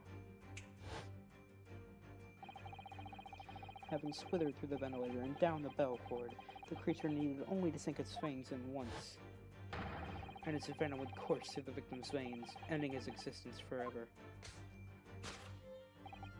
That is the true nature of the speckled band that took the poor young man's life. There can be no doubt. My logic is infallible. Conclusion: death by a venomous snake's bite. Thus concludes Herlock Sholmes' great deduction of the speckled band.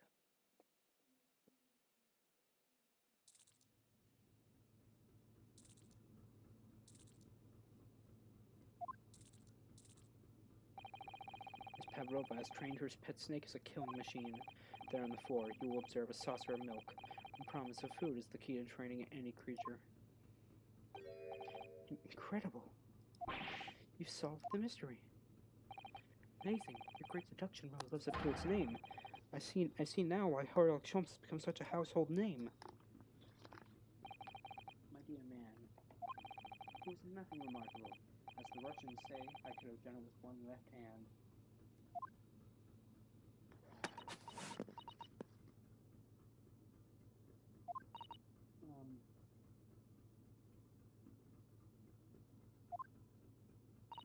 Could I venture an opinion, Mr. Sholmes?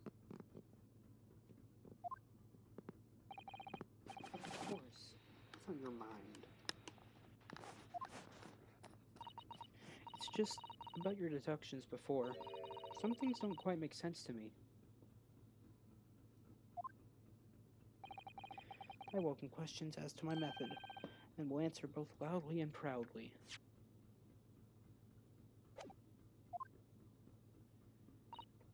Oh, well, good. First of all, snakes are egg-laying creatures, part of the reptile family. You are well informed, madam. And reptiles, don't drink milk. It's really only mammals that like to drink milk, you see. So I'm not sure it would be possible to train a snake using milk as a reward. No matter. No doubt Miss Pavlova used some other treat to encourage her pets to use to do her bidding. Milk is merely an example. The logic holds. Well, there is something else. Snakes have no ears. Ah. Yeah, so I'm not sure it would really be possible to signal a snake by whistling. Madam, what are the tales from Arabia? Have you not heard of the snakes that dance to the sounds of a flute? I think perhaps the performers play their music in time with the snake's natural movements. Oh, I see. No hands, no feet, no ears. These creatures are so inept as to be practically useless. Don't take it out on the snakes, Mr. Sholmes. There is one other thing. You have more? Snakes use the scales on their bellies to propel themselves. So, I'm not really sure that a snake could manage to climb up a flat bell cord like the ones in these cabins. Then it should try harder. Please, don't be angry with me, Mr. Sholmes. The point is, even if the snake had gone through the ventilator to the next door cabin, it couldn't have come back without help. What I'm trying to say is that there are a number of reasons why it's difficult to imagine the snake could have had a part in this.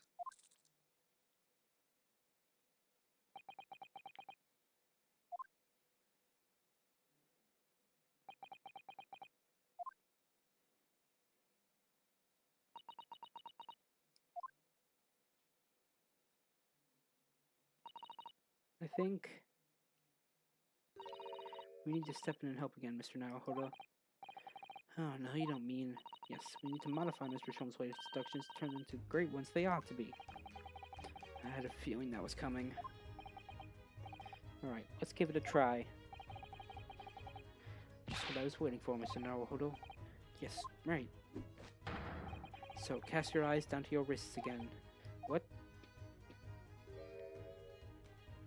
You've done it again!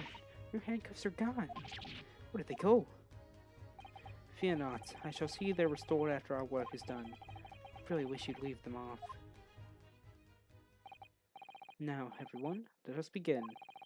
Sherlock Sholmes is proud to present his Logic and Reasoning Spectacular. Course correction. Hold it, Mr. Sholmes. Topic 1, Intruder's Identity. Inclusion of beloved speckled snake. Ms. Pavlova, moments ago you claimed the following. His death has nothing to do with me. This whole thing has nothing to do with me. But you cannot deceive yourself. Yes, when you recall those horrid events, your aching heart smarts with pain. She does have a pained expression on her face. Yes, that's true. She looks as though Kazuma-sama's death is weighing heavily on her mind. But you're not sure Mr. Sholmes has read her quite correctly, is that it? Could there be some other way to interpret her expression then? Let's take a moment and really look very closely at Miss Pavlova.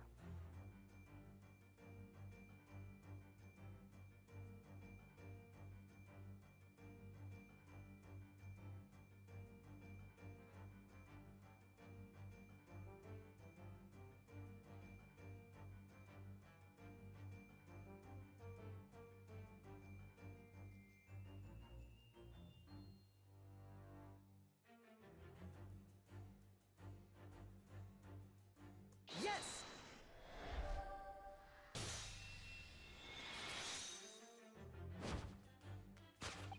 Yes, when you recall those horrid events, that claw scratch smarts with pain. Indeed, and simple observation reveals the wound is fresh. Miss Pavlova, did you in fact receive this scratch sometime last night? Huh.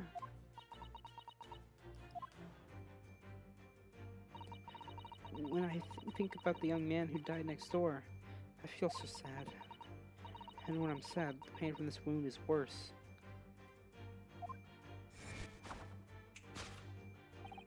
And it is that very pain that evidences your inextricable link to the victim's death. So we ask, what was the nature of this intruder that stole into the victim's cabin on that portentous night? Why, naturally, it was the friend with which you boarded this vessel, was it not? Ah, as I suspected, another telltale glance. Without doubt, your friend is the writhing serpent we see before us. Seems likely that the scratch mark on the back of Miss Pavlova's hand was made with this friend of hers, doesn't it? Except, snakes don't have claws, do they? No, they don't. They don't even have hands or feet on which claws might grow. Well then, if that snake isn't her pet, what is? What's the true identity of this friend of hers? We should follow her gaze, Naruhodo-san. Then that's where we'll find the answer. Okay. Oh. Yes! A photograph frame. Oh, wait. We're looking at this frame photographic print. Let's not be distracted by the print itself. Oh no.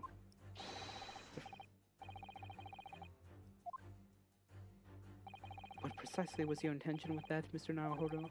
It's one of the natural progression of deduction. Sometimes the truth hurts. Well, the truth is, you do not have a turn for observation of deduction. Did that hurt? Yes, a lot.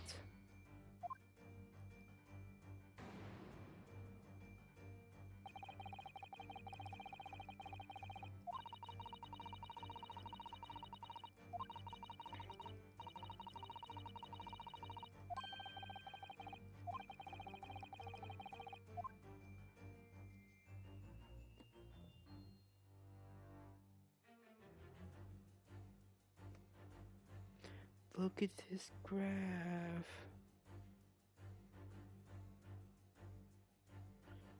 I don't...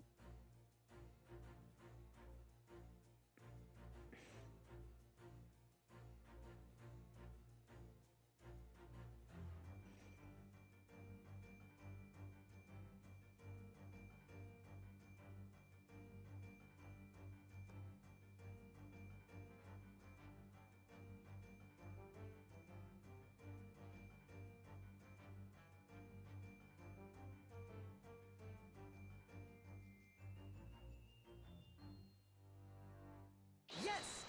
This? No, that doesn't work.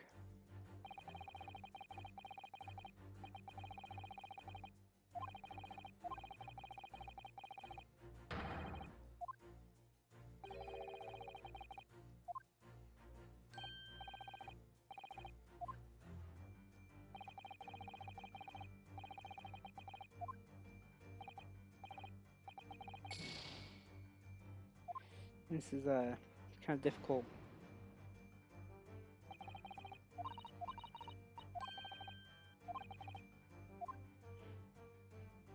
Okay, where would this be?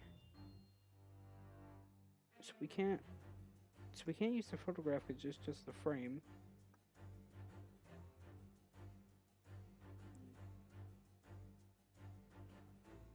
Teapot. How about that? Yes! That doesn't work either.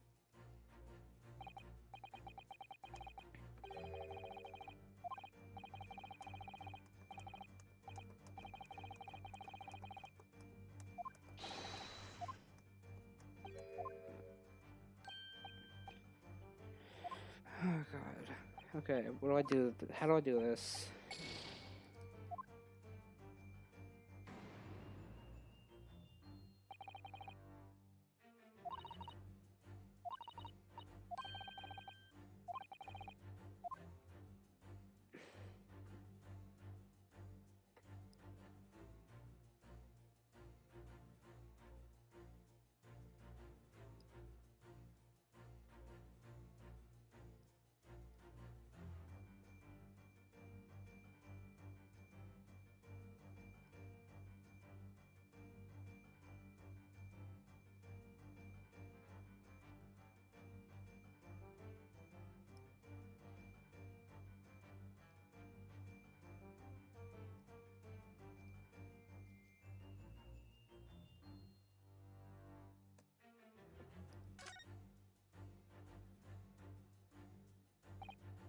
There we go.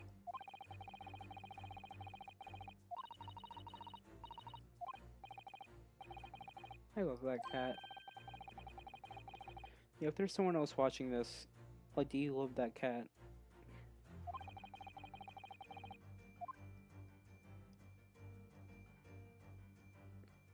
Yes!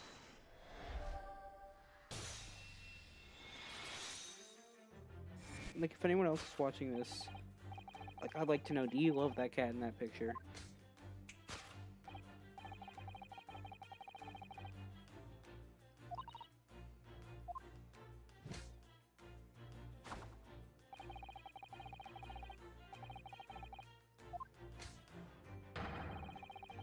Alright. So you brought the animal with you when you ran away, didn't you? Ah!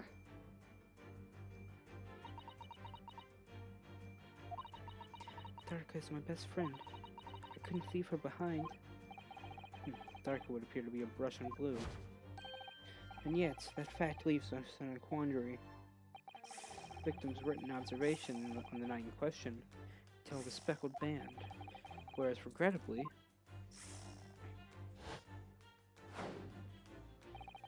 the specimen's markings do not fit the description in any way. What explanation can we then give, pray? Or was the sight that fell upon the victim's eyes last night? No, don't look at me. There's nothing to do with any of this. Oh, but it does. You have the answer to this quandary even now, hidden behind your back. Yes, that what you were trying and failing to conceal can only be the snake's skin. Sloughed skin, whatever. So that she just took something out of her pocket and hid it behind her back. If she just left it in her pocket, no one would have ever known. And yes, pulleys like that are Mr. Sholmes' specialty. He's ever so cleverly forced her to reveal something. Thought deduction was a specialty, making me believe that was a pulley too. Anyway, I find it hard to believe that that's the skin of a snake. In which case, just what is Miss Pavlova hiding behind her back?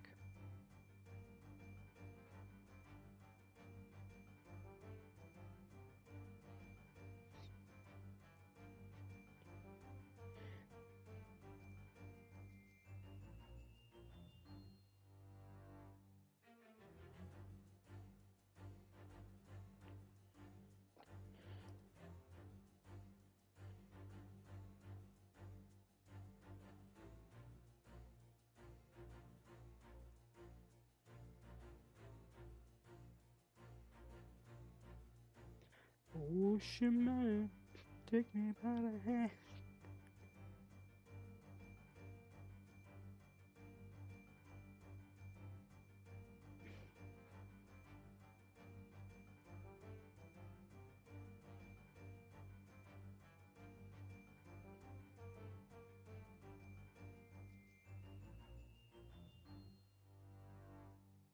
Yes!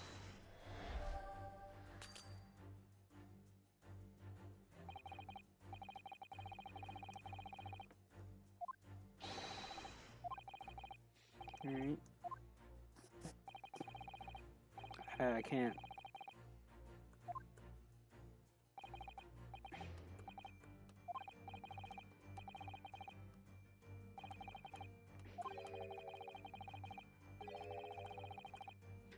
Trying to figure this out.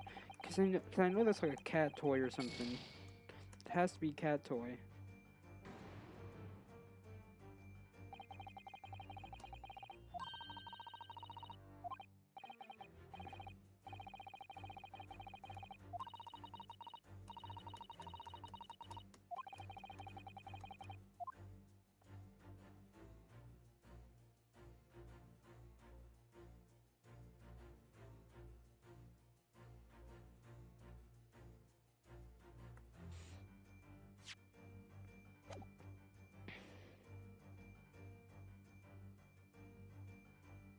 Yes! How do I...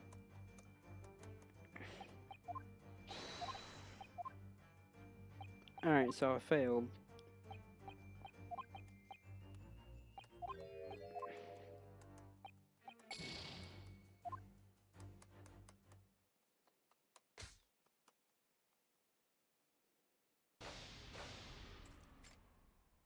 Deduction failed, I can see nothing.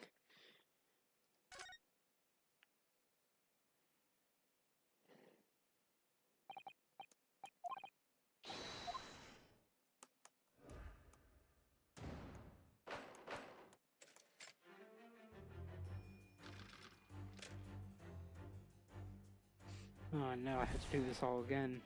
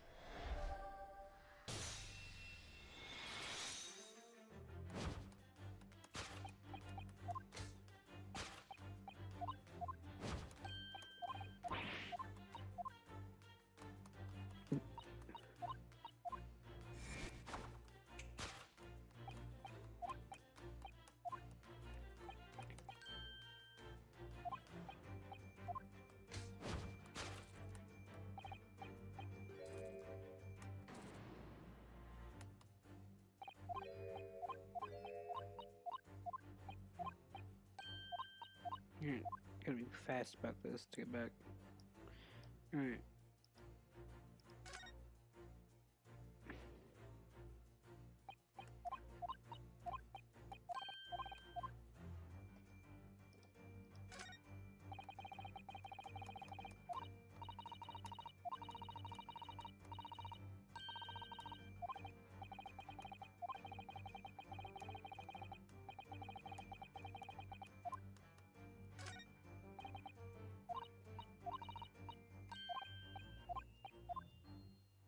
Yes!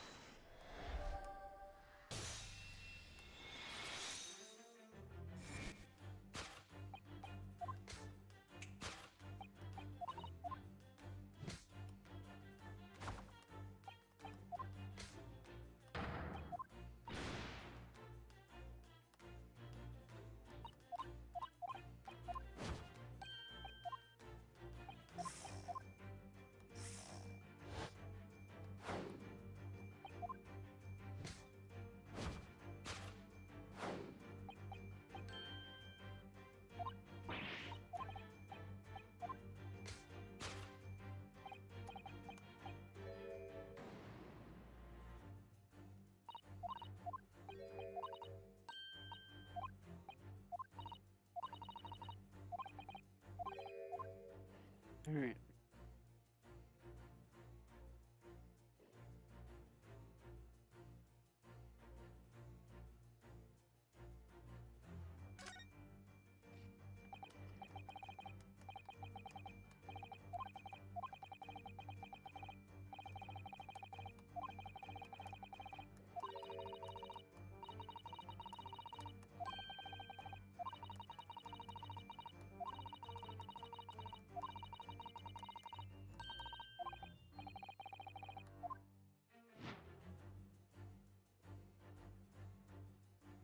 Yes!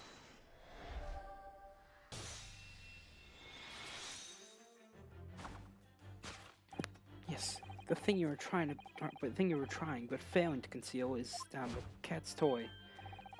Precisely, and the true nature of the now infamous speckled band. Huh?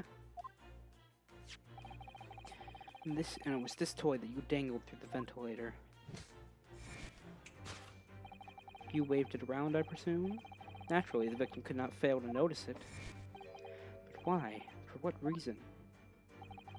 My dear boy, there can only be one answer to that. After her feline friend disappeared through the ventilator into the neighboring cabin, Miss Pavlova attempted to use the speckled cat's toy to incite the creature to return. Huh. In summary, the nature of this friend of Miss Pavlova's, which last night infiltrated the scene of the crime, is a blithesome Russian blue breed cat by the name of Darka. A truly troublesome feline young Darka has proven to be. She must be caged once found. You will forgive us for borrowing the photograph of your pet, Miss Pavlova.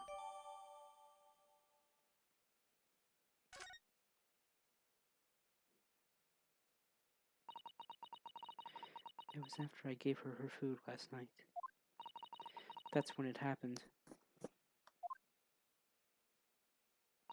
She scratched the back of my hand, and then ran up the bell cord.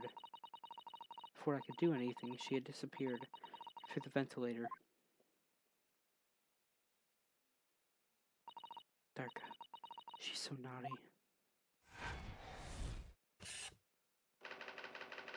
Conclusion, a beloved kitten. Topic 2, how Mr. Asogi died. Moving on, we come to the heart of the matter, the grim demise of the victim. How did this young man lose his life, and why? According to the data of which I have been apprised, it would appear there were no visible signs of injury. In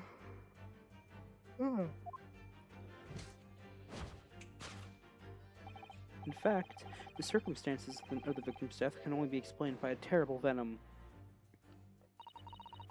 What Mr. Sholmes says is true. There were no signs of a wound anywhere on Kazuma-san's body. No, yeah, that's true.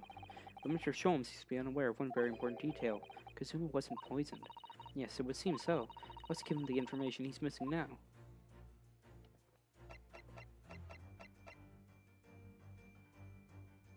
Yes! Nope.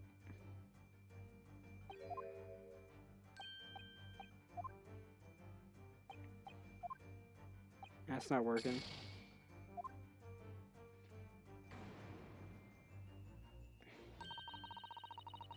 We know that Kazuma-sama wasn't killed by poison. Yes, but it seems that Mr. Sholmes doesn't. We should show him the evidence we have, details that details the cause of death. Even a great detective needs facts to work with.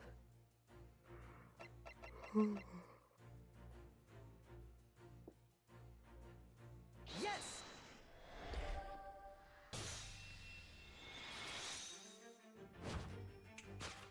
In fact, the circumstances of the victim's death can only be explained by the post-mortem report. Ah, yes, I knew it was one or the other. His neck was... Indeed, the breaking of the cervical vertebrae is fatal. Only that Goliath would be strong enough to survive that. Seaman Stroganoff isn't some immortal freak, you know. Jury's out. Anyway, we have on good authority that the victim's neck was broken. Now, if we take that as fact, we can reasonably imagine there remains evidence to affirm it at the scene of the crime. Oh no, could there be... Yes, an examination of the deceased's body will prove the cause of death conclusively. Kazumi died because his neck was broken. In other words, he was probably struck by something, or someone. Yes, it's a distinct possibility. As of yet, no weapon has been found, though. Presumably, Dark didn't silently creep up behind Kazuma and deal him a fatal blow. I suppose it's possible that he had a fall and hit the ground awkwardly. It could have been a terrible act of misfortune that he broke his neck completely by accident. Oh yes, a bad fall could explain it. It's rather hard to believe a Kazuma-sama, though. He wasn't a clumsy man. Well, we need to fix this deduction somehow. Is there anything from the scene that could explain what happened?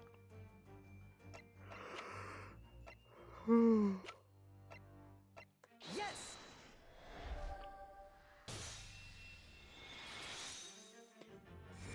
Yes, an examination of the mark on the floor will prove the cause of death conclusively. This particular mark, so prominently visible next to the victim's body, is a deposit of shoe polish. Shoe polish? Indeed, positively identified by a little analysis device I constructed, which I carry now as a matter of course. Beeswax, tallow, and dye were my results, the undeniable ingredients of shoe polish.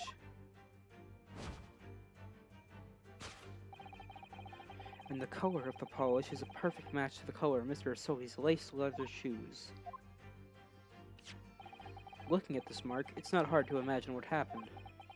For some reason, Mr. Asogi must have caught his foot at that point on the floor and tripped. Please, no.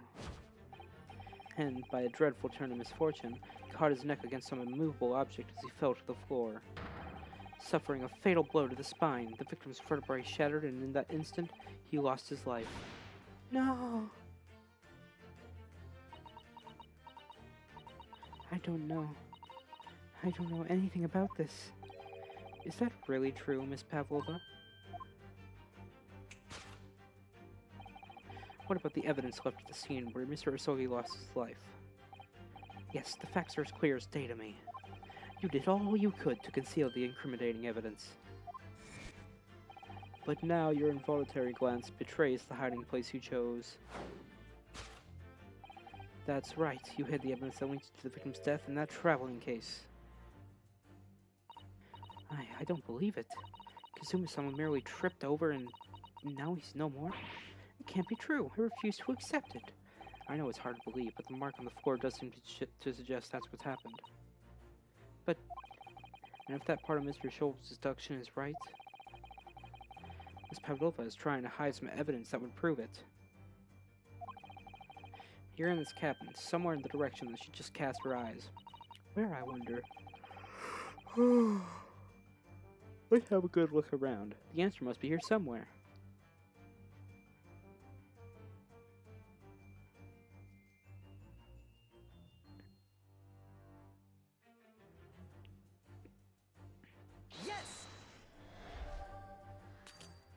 Tiara doesn't work.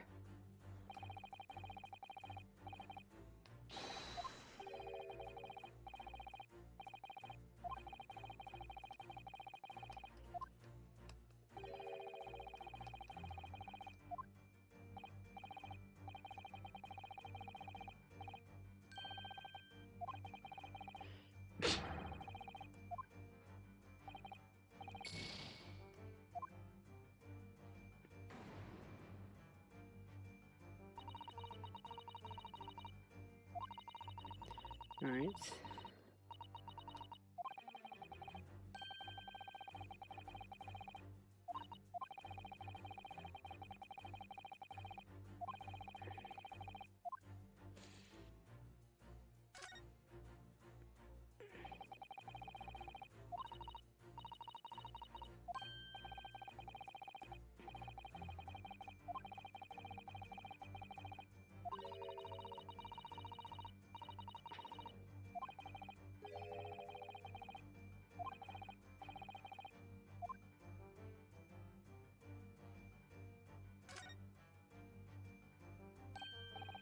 Somebody appears to have dropped 20,000 rubles here. It hasn't been dropped in our Hoda-san. It's been placed.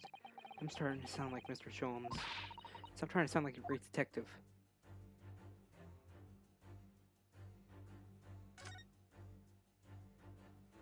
This is a waste paper basket. Perhaps the first class cabins have them. Miss Pavlova only started occupying this cabin late last night. Presumably there's not much rubbish in there yet. Oh, what's that? It's a broken piece of glass, isn't it? Yes, it is. And I feel like I've seen it somewhere before. If it looks familiar, perhaps it's more than your mind simply playing tricks on you. Yes!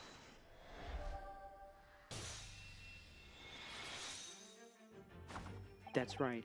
You had the evidence that links you to the victim's death in that waste paper basket. Ah. Here we have a fragment of some intricate glass object, it would seem, one that has a familiar air, in fact. Precisely. We found another piece of broken glass on the floor in Mr. Asoli's cab. As you can see, the two pieces fit together perfectly. Oh no. Oh, Miss Pavlova. Shall we consider what this tells us? Why would it be that part of this glass object, which was evidently broken at the scene of the victim's death, should be found in the waste paper basket in your cabin? Yeah. You're well acquainted with this glass bell, are you not? I don't know. And that hushed Russian accent of yours won't save you this time, dear girl. Why? Because we have conclusive evidence linking you to the bell in question. What? Take it away, Mr. Naruhodo. Yes. The evidence linking Miss Pavlova and the little glass bell, that would be... I know what it is. It's the photo. Look at this photograph. Every time I do it makes me laugh. If you look at this photograph, you can clearly see, hanging from darkest collar, the very glass bell in question.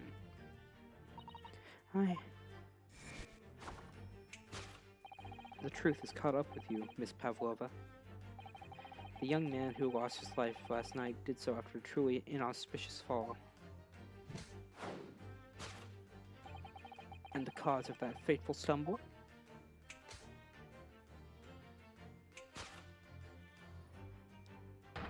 Your absent feline friend, Darka.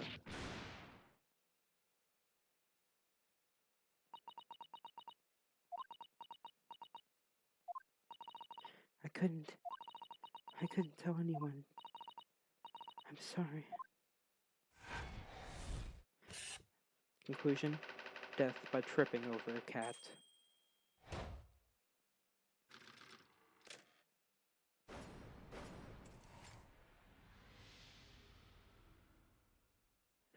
Bro, Tigger is most definitely way bigger than Darka, and I wouldn't, and I'm probably way clumsier than Kazuma, and I would not trip over him.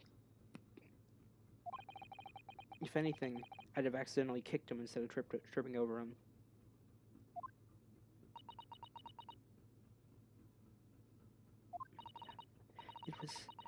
A little after 1 in the morning. It was so late, but I hadn't had time to feed Darka, so I gave her some food. And then, all of a sudden, she scratched me and jumped out of my hands.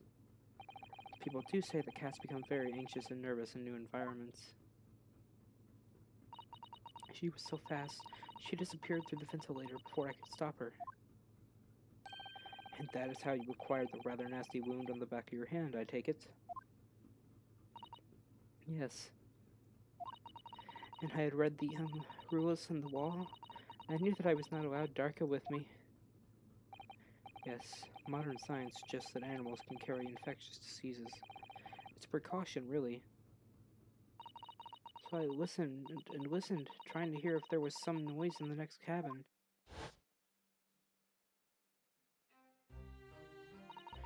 It was very quiet. I was sure if someone was there, he must be sleeping. So at that point, you thought it was safe to try and lure the kitten back again? By dangling the end of the toy through the ventilator and into the adjoining cabin. Darka always loves this toy, but it didn't work. Nothing worked. I tried using her favorite toy. I tried whistling to her softly, but nothing. She didn't return. It's the faint whistling sound Kazuma wrote about in his diary with Miss Pavlova, trying to retrieve her pet. Cats have a propensity to remain hidden in the shadows when frightened. Yes, so there was nothing else I could do. I just had to wait until she'd calmed down. But then...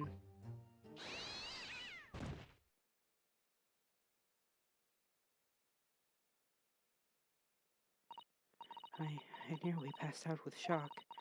I heard her cry out, and then, oh, it was such a dreadful pang. Then afterwards, nothing. It was totally silent. Kazuma was...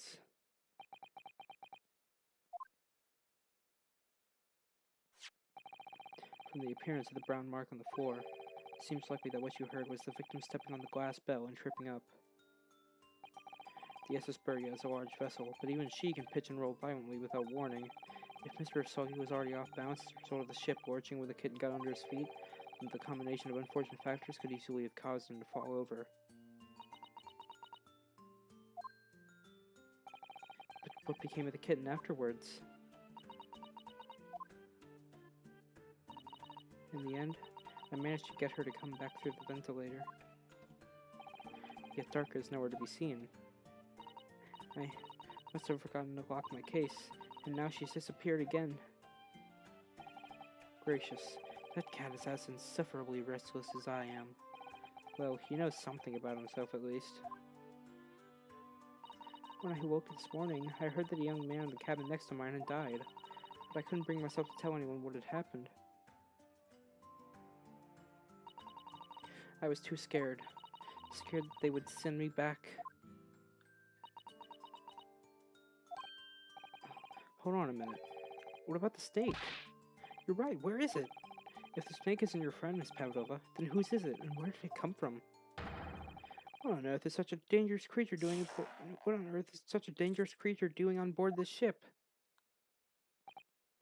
Oh, I didn't say. Snake is my friend. His name is Pirosko. What? What?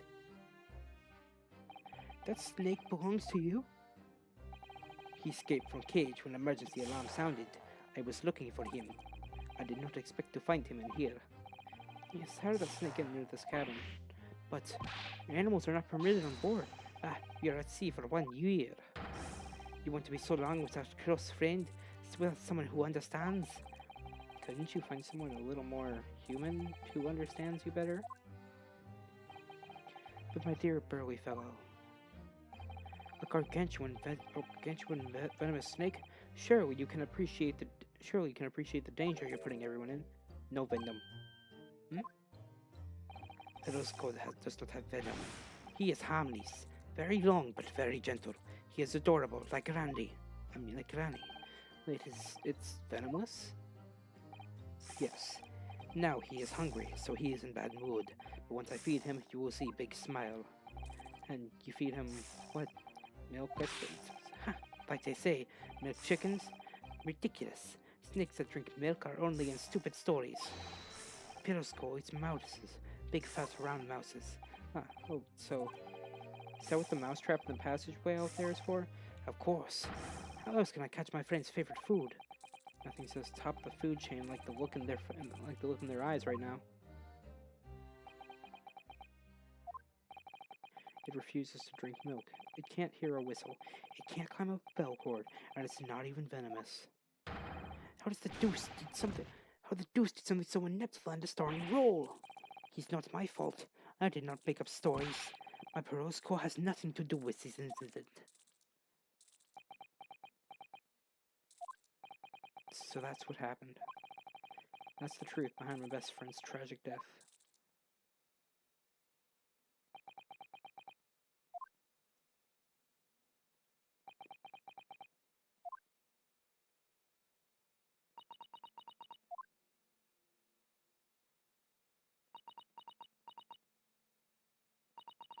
Miss Pavlova,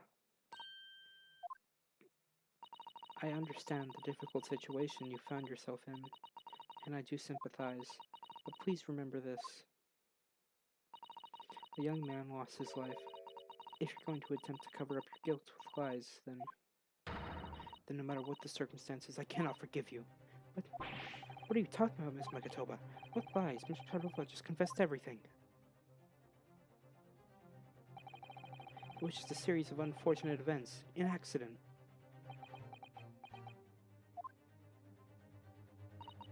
I'm no great detective like Mr. Sholmes. I don't have a gift for knowing the truth. But even I can see that was not the truth. Don't you agree, Mr. Naruhodo? To be perfectly honest, yeah. There's a discrepancy in Miss Pavlova's story. I'm sure of it. I just can't put my finger on it.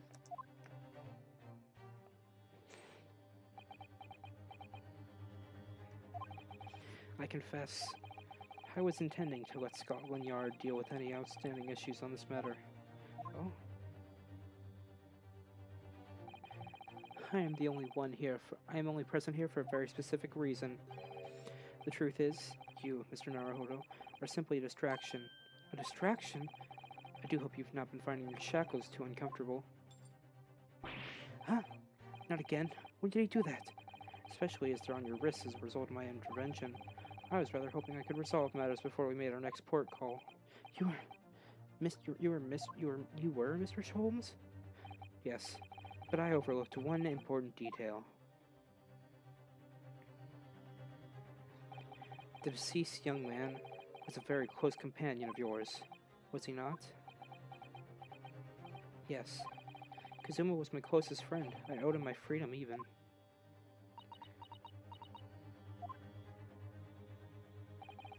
In that case, we must follow this to its conclusion.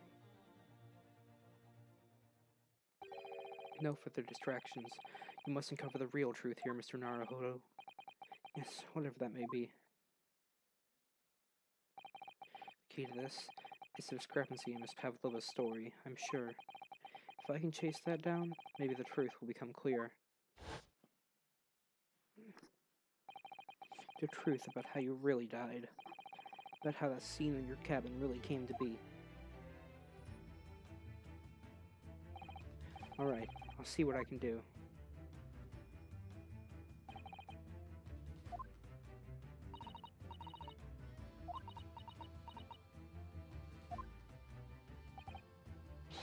So then, shall we begin? What we should ponder first?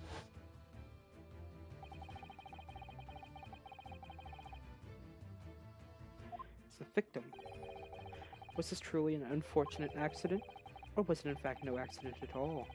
That is what we must establish in the first instance. But we've already established it, haven't we?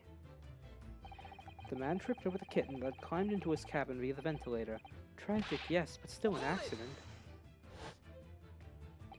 Wait, let's just take a step back.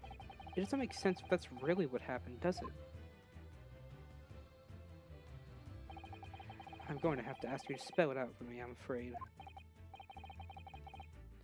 Yes, it's starting to take shape now. There's a clear contradiction between the facts and Miss Pavlova's story here. The evidence is right there in Kazuma's cabin. It's undeniable. His death couldn't have possibly been a mere accident. Really? What is show at hand, Mr. Naruhodo? Time to present the evidence. The evidence that proves unequivocally that the victim's death was no mere accident. Yes! The truth is clearly recorded in this photographic print. There's no way that Mr. Asogi could have left this message on the floor. That's script. It's Russian, isn't it? Indeed it is. The word written means wardrobe. I see what you mean. Most people would leave a dying message in their native language, Japanese in this case. But maybe he was studying Russian. It is a simple language. He could have picked it up very fast. That doesn't seem likely. That's actually not the point. It makes no difference whether he knew Russian or not. Sorry, what do you mean? Exactly what I said before. There is no way that Mr. Asogi could have left this message on the floor. And the reason why is clearly explained in here. Damage to the cervical vertebrae resulting in instant death. Instant death.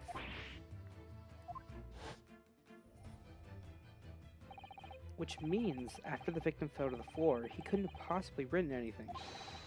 Because he was already dead. That's not the only reason either. There's something else we found in Mr. Asogi's cabin.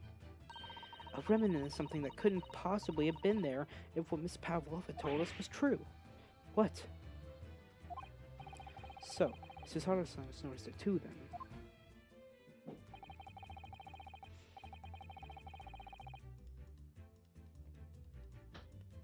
Putting this message on the floor's side, there's something else that gives the truth away.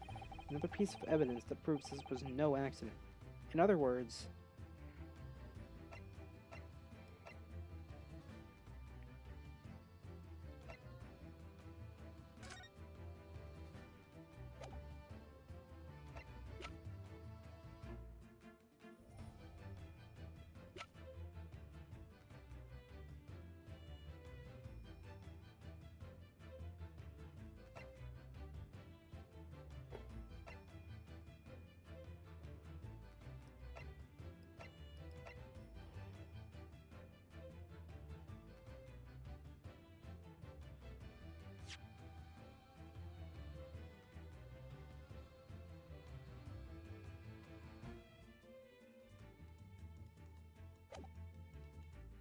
Yes!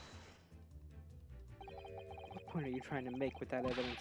Starting to see how Kazuma's death really happened, I think. I think that you were starting to see nothing of the sort, and that was the evidence to prove it. Ugh.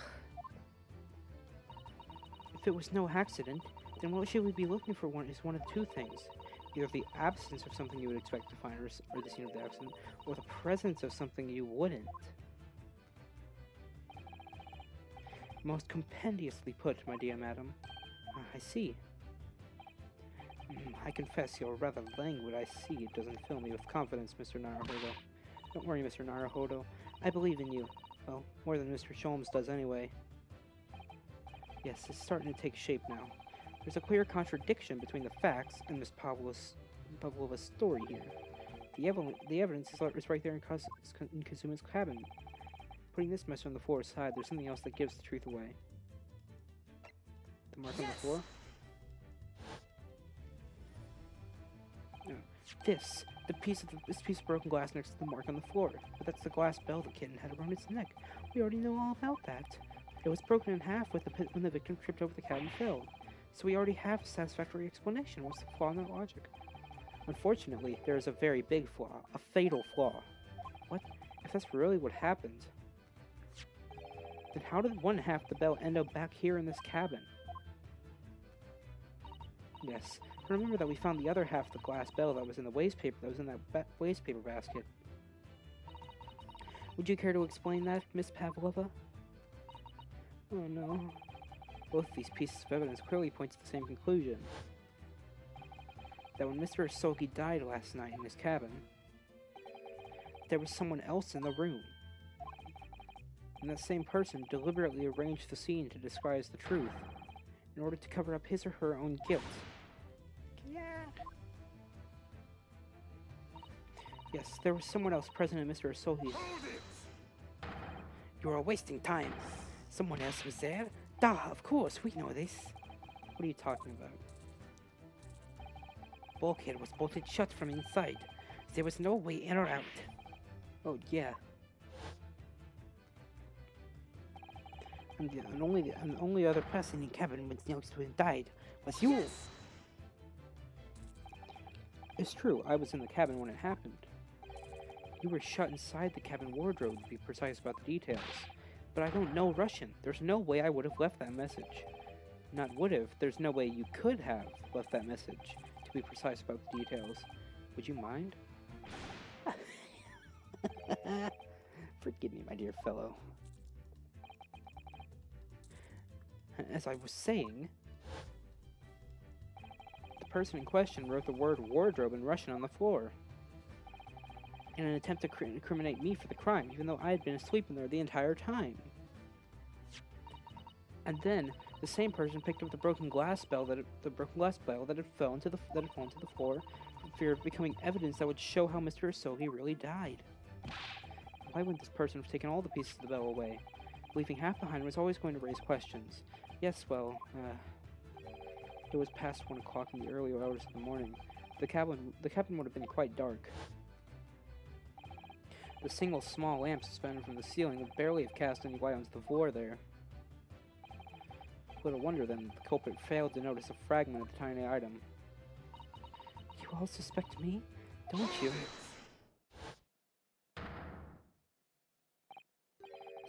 Seaman Stroganov. Nina is woman of sea. She is daughter of strong Sarah. 2 years ago, they noticed her dancing skills, and she went away to join ballet company. But before, she was dancer on the ship, a member of ship's band. You do not accuse Ship's Angel of being criminal. Ah, so that's it. You say that when young student died, Nina was there in his cabin. But that is not possible. I give my tooth. Well, this is all most interesting. And why would you give your tooth, pray? How can you be so sure? You are a great detective. You should know. Look truth in the eyes. Cabin bulkhead was bolted shut from inside. Nobody could go into cabin. Not Nina, not anyone. Or you want to tell me that the killer can walk through locked doors? Yet, it's impossible. Look, he's right. But wait, I've heard about this in detective stories. People often tie a thread around door latches so they can open and close them from the outside. Thread? Are you stupid? These bulkheads are not barn doors. Certainly not. These are watertight doors, as one would expect to find on any modern steamship, constructed of heavy steel with not a gap in sight. No threads or needles or magnets could have been used. No, of course not. I thought so too, but Mr. Naruhodo suggested it earlier, so... Susaru-san, how could you shift it on me like that? So Seaman Stroganov has a valid point. The cabin door couldn't have been bolted shut from the outside. Not necessarily. What? I put it to you that I could bolt this cabin door without laying a finger on it. And in this very cabin, we can see the traces of the method I have in mind have been used before. I don't believe it. Well, Mr. Naruhodo, I believe you know what I mean, don't you? A way to shut the bolt of the cabin door from the outside. One way does spring to mind, yes? Do you really know what Mr. Sholmes means, Mr. Naruhodo? Yes, and so should you, because we've seen it happen. Indeed, we have. So would you care to do the honors, Mr. Naruhodo? Point out the telling signs of the method that was used to slide the cabin door bolt across from the outside.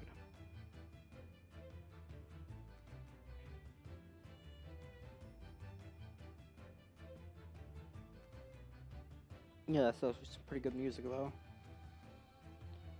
That's pretty good music. Okay. So, what would be here? Oh. Yes! Look at the bookcase there. See all the books and things on it have toppled over? That must have happened when the ship made its emergency stop before. Yes, that's right. It's a very powerful vessel, after all. When the engines are thrown into reverse, a violent jolt goes through the entire ship. Any small objects that aren't fastened down are bound to fall over. I believe... Yes, it's what's known as the force of inertia acting on the objects. Is there nothing Susato-san doesn't know? Or that isn't in her book, at least? Well, whatever it's called, the same force that pushed over those books on the bookcase also made something else in this cabin move. The bolt on the cabin door. Huh. It was very obvious just after the emergency stop that the ship made earlier. We had come into this cabin not long before, and we hadn't bolted the door. But then... Hello? Is anybody in there? Shout if you need assistance. Oh, that sounds like... Inspector Hosonaga. Oh yes. That's it. When the ship stopped suddenly, the bolt flew across and locked the door. Yes, it's made of metal, but it's small and light enough to be moved by the ship's sudden change of speed. Or the force of inertia, if you want to call it that. Are you trying to say that last night, after Mr. Asogi was killed?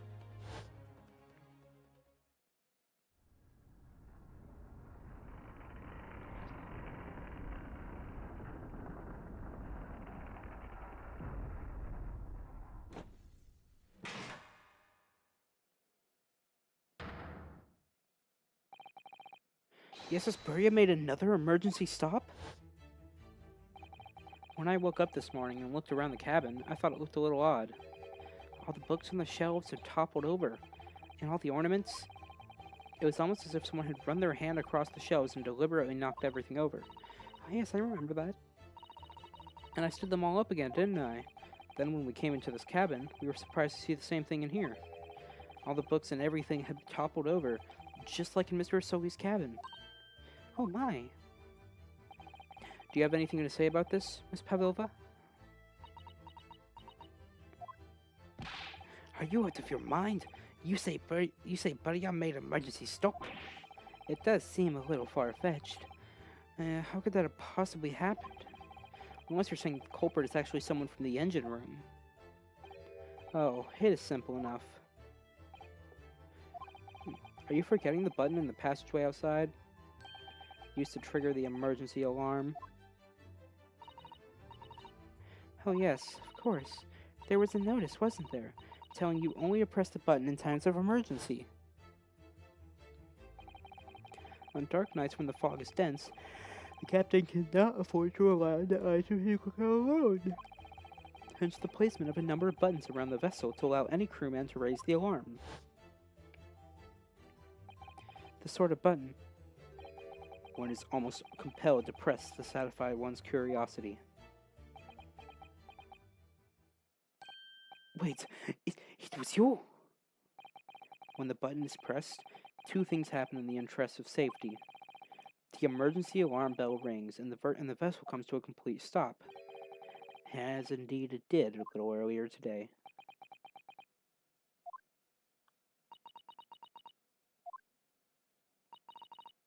Mr. Sholmes, surely it wasn't you who...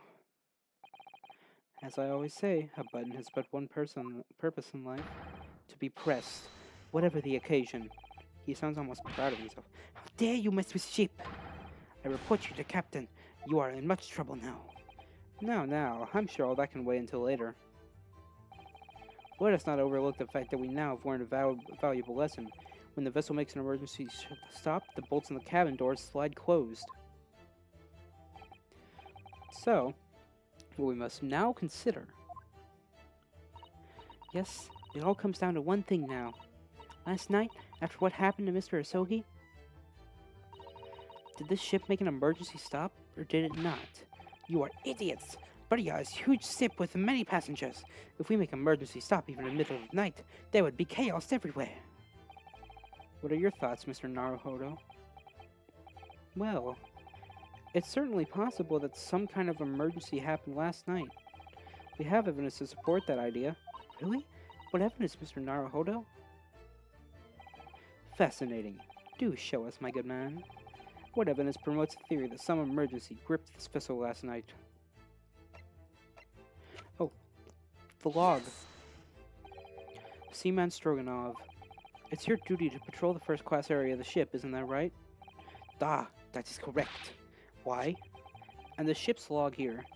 This would be where you record the details of your duties. What are you doing with that? That is mine! Ah, you rather carelessly left it atop the little makeshift burrow in the passageway out there. But as responsible passengers, we took it into our own care with a mind to return it to you later. I left it there on purpose. That is where I always put it. The point is, looking at what you usually record, it's clear that under normal circumstances you write the phrase, nothing to report every 30 minutes. But from 2 o'clock last night until first light this morning, nothing was recorded at all. Nothing recorded in the log? That is...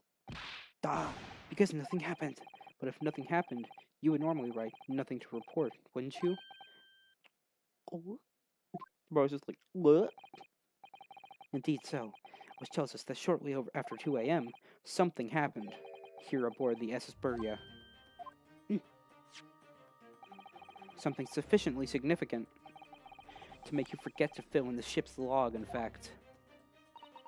Are you suggesting that the ship really did make an emergency stop in the middle of the night? Stop talking rubbish! If I'm perfectly honest, I find that a little hard to believe myself. Oh, why? Well, because the emergency stop really had happened. Surely, all of us would have noticed. That's very true. Thanks to the emergency stop we experienced earlier, we all know what it feels like now. The ship lurched so violently, and the alarm bell was so loud. I can't imagine that anybody would sleep through that, even if it happened in the dead of night. Well, no, that's a good point.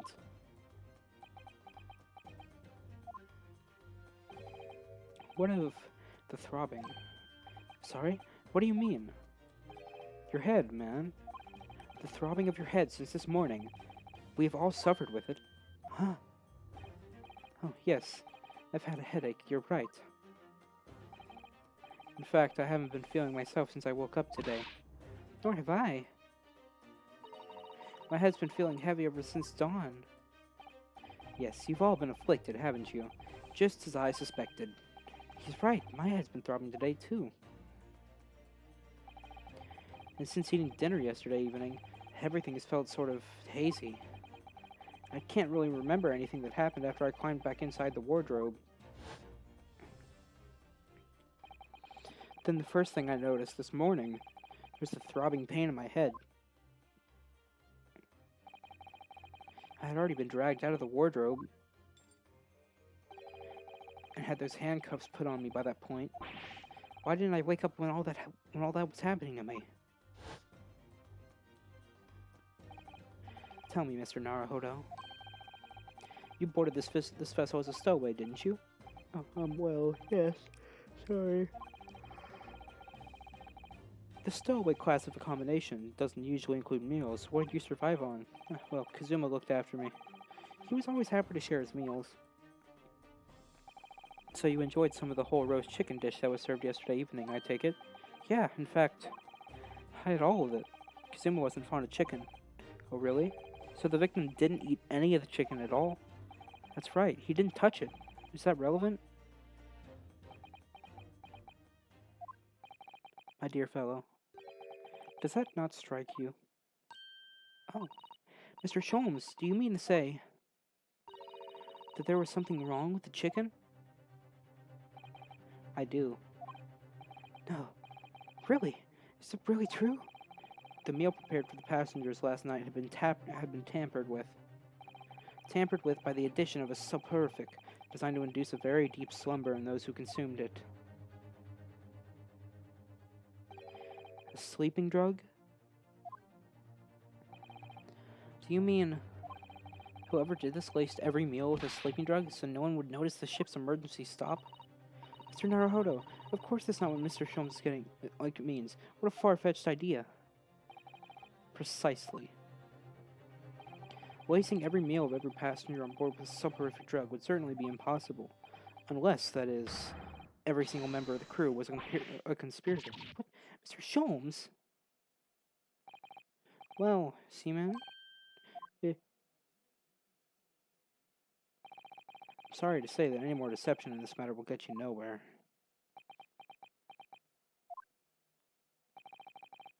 If you refuse to talk, there would have to be an inquiry made through the shipping company, of course.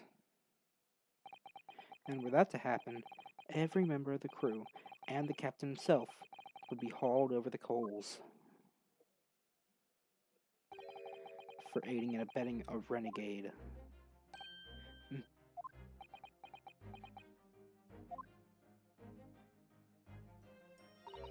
Please, no more. I'll tell everything. I cannot make problems like this for everyone anymore. These crewmen are your former comrades, I believe. Yes. So when I decided to run away, I asked them to help me. We all agreed to help. Everyone together. She threw away everything. Her fame in the ballet, Mother Russia. We wanted to help our angel. I don't believe it. You are right. We put sleeping drugs in chicken last night. Yes, I remember now. I did notice chewing on a lump of something strange and bitter at one point. We cannot make all drug. How do you say? Dissolve? Ugh. Talk about heavy seasoning. At midnight in waters near Shanghai, we brought our angel on board. She was helped by comrade on shore with a small fishing boat. While all the passengers of the SS Burya slept sound, thanks to the almost magical effects of the slumber-inducing potion their evening meals contained. So if that's what happened, the only people awake on the ship last night were the crew, people who dislike chicken, and the newly boarded passenger, Miss Pavlova. And that means it would have been possible for you. You could have used the emergency stop trick to lock the Kazuma's cabin door. But how does that make sense? Surely every cabin door would have ended up locked in that case, and there would have been complete chaos. Oh, I wouldn't say so. What? Of course. Just like us, all the other passengers would have eaten their evening meal of chicken in their cabins, after which they would have been overwhelmed by tiredness because of the sleeping drug. Quite. And accordingly, all passengers were already in their cabins for the night. Yes.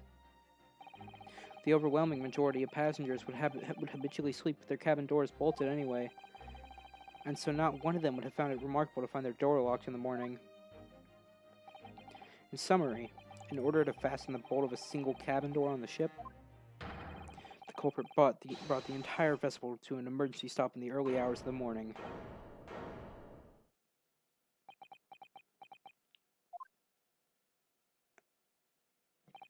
You have talked a long time and said many things. What is point? Point? It's what I said earlier. There was somebody else present on the scene when the victim lost his life last night. Someone who left a message in Russian on the floor in an attempt to incriminate another. Someone who tried desperately to hide the broken fragments of glass that would reveal the culprit's identity. And someone who abused the ship's emergency stop procedure in order to lock a door. All told, a busy night. But... I don't know about any of this. I'm just a little girl. You like to speak with your long English words and explain your clever ideas. But I am sailor, and sailors don't listen to long, boring stories. We don't believe. Sailors like me, we trust only what we see with our eyes. A laudable trait. What? What? I am quite of the same disposition, my good man. Observation to me is everything. Mr. Naruhodo? Oh, yes? Do you hear it? The accusatory cry of guilt on the wind? What accusatory cry of guilt? Sorry, you've lost me. Proof of involvement, man.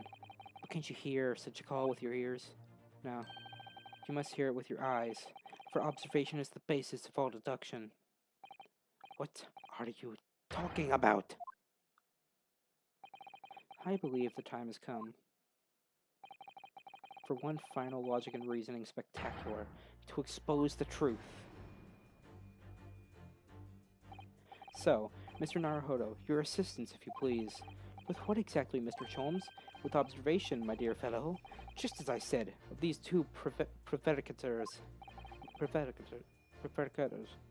Of observation?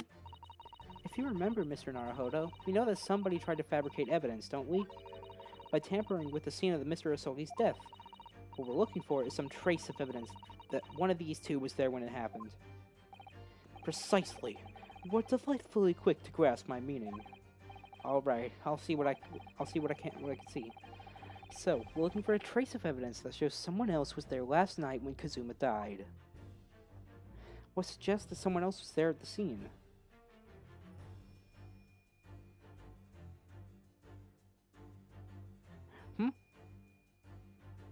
Ink stain. Yes! Yes. An ink stain. Seaman Stroganov, you seem to have quite a large purple stain on the back of your white uniform there. Eh?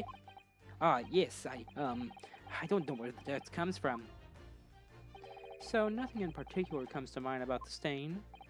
What are you trying to say? It would appear that the significance of this stain has escaped your attention, Seaman. Allow us to make it plain. It's a very large purple stain on the back of Seaman Stroganov's uniform, and I think what made it is clear. Indeed it is. So, Mr. Naruhodo, present the evidence that proves it. My pleasure. Alright then, the evidence that proves what that stain on the back of Seaman Stroganov's uniform really is. It's the no wait. No, it's the crime scene photograph.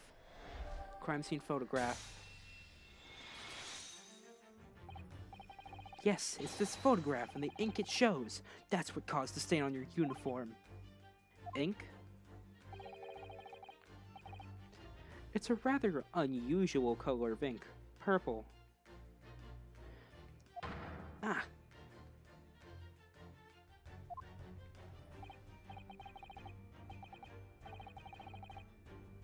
Ah, the penny drops at last. Now you see the significance. The Russian world on the floor next to the victim's body. It was written in purple ink. And the stain on the back of your uniform is ink of exactly the same color. If the ink had been dry, it couldn't have possibly have been stained. It couldn't have possibly stained your uniform in that way. Which means you must have been present in the cabin, in the moments immediately after the ink was spilt.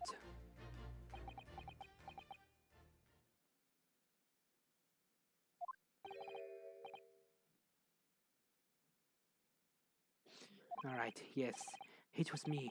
I did it. Everything.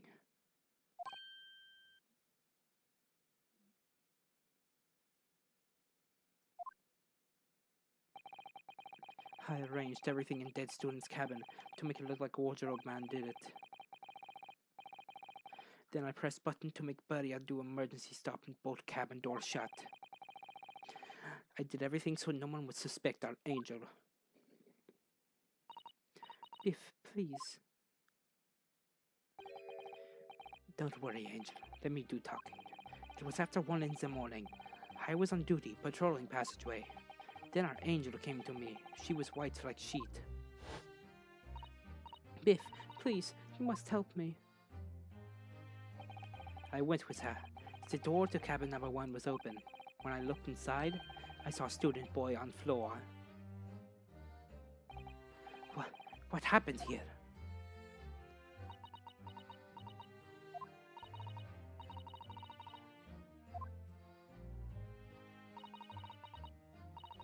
I was with my little furry friend. Everything that happened in cabin is like Angel told you. The kitten escaped through the ventilator into Mr. Asogi's cabin. Then he tripped over it and broke his neck when he fell to the floor. Yes, that is right. So after the incident, when the cat ran away, Miss Pavlova then visited the cabin next to hers. only to find its occupant lying lifeless on the floor. She said she was worried when she heard sound of something falling on the floor. That's when she went to look. No, Angel?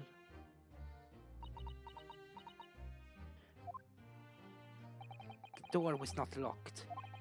So she opened to look. And you already know what happened after. There's just one thing, if you wouldn't mind. What? When you went to Mr. Osogi's cabin, Miss Pavlova, was he already dead? Why? I already told you. When Nina opened door of student's cabin and looked inside, I was asking Miss Pavlova. Well, Miss Pavlova? Oh. Yes, that is right. I saw him. It was dark, and he was wearing black, but he was on the floor, not moving. I was scared.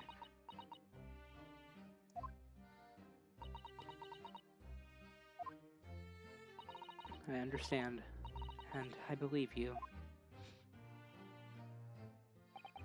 So is that finally it now? Have we discovered the real truth about Kazuma's death at last? Something very nearly slipped my mind. Mr. Sholmes! This photograph. Yes, I took this myself, you know. The cause of death was a broken neck, therefore the victim died instantly. The uniform and the unfortunate incident that precipitated these events, a kid on which the victim stumbled. However, if those are the facts, there is one particular area in this photograph that seems to me somewhat unnatural. What do you mean, unnatural? What are your thoughts on the matter, Mr. Naruhodo? Oh, well... If Kazuma tripped and fell, and by some terrible stroke of bad luck broke his neck, which part of this photographic print seems unnatural? I say this. Crap, not the badge. Not the freaking badge. Yes! This part. This word in Russian clearly wasn't written by Kazuma, so if you're looking for something unnatural, that's the obvious point. Very true. It is certainly peculiar, but it's not what I meant by unnatural, I'm afraid. That particularly crass detail was orchestrated by the culprit. I mean to identify another point. Oh, I see. Imagine, if you will, losing your footing yourself. In my opinion, if you landed as the victim appears to have done here, it would be most unnatural.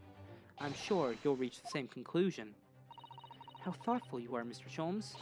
Thank you for your gentle guidance. If Kazuma tripped and fell, and by some terrible stroke of bad luck broke his neck, which part of this photographic print seems unnatural?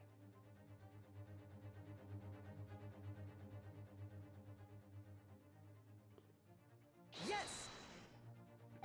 It must be here. Surely. Allow me to offer you a piece of advice regarding the pursuit of detection, my dear fellow. When noticing a crucial point, it can be helpful to keep your eyes open. They were open. And it can be equally helpful to use them. Sorry. I'll try that. I think it's plain what Mr. Sholmes means by unnatural, isn't it? The word written in a foreign language underneath his fingertip, surely. That particularly crass detail was orchestrated by the culprit. No, I mean to identify another point. Imagine, if you will, losing your footing yourself. Would you land as the victim has? What of your hands? You look like the sort of fellow who stumbles with some regularity. This should be an easy task. But why?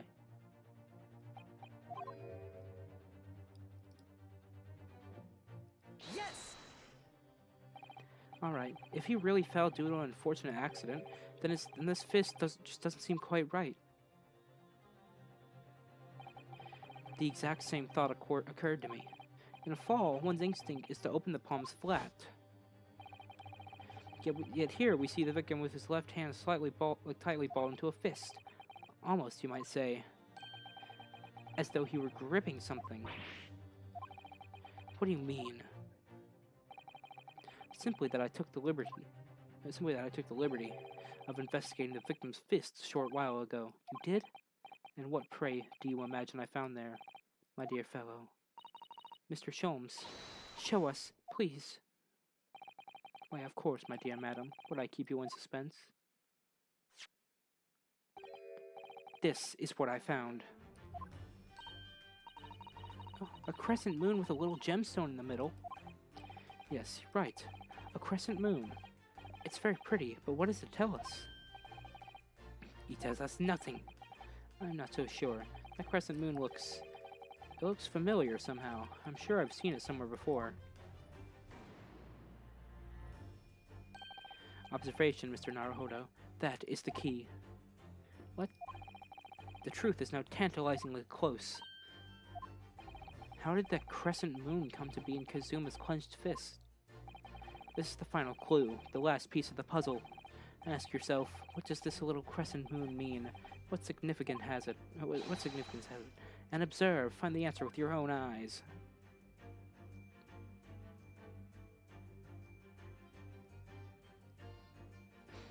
Yes!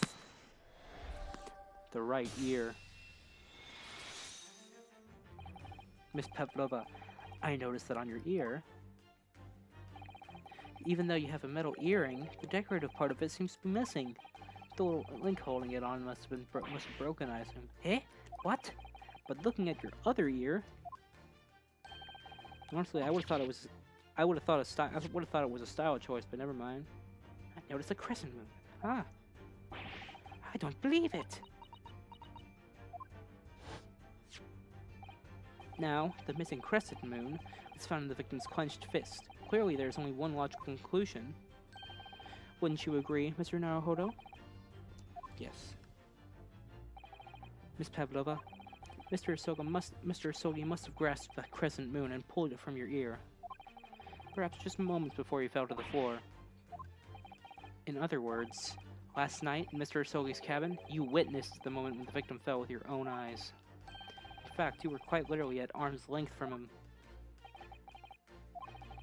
But then the question is, why did Mr. Asogi do that? Why did he pull your earring from your ear and hold it in his clenched fist during those final moments? No, Angel. No one can protect you now. Please, Miss Pavlova, tell us the truth. Last night, what did you do to Kazuma?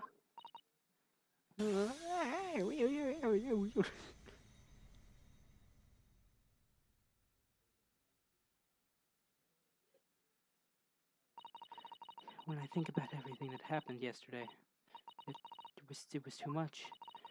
Running away, a fishing boat in the middle of the night, trying to climb onto this huge ship, and then, when I was at last in this cabin, and I could relax after this horrible long day.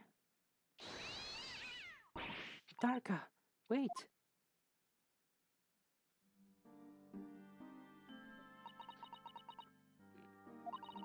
I couldn't believe it when she disappeared through the ventilator. I tried to call her with the little whistle.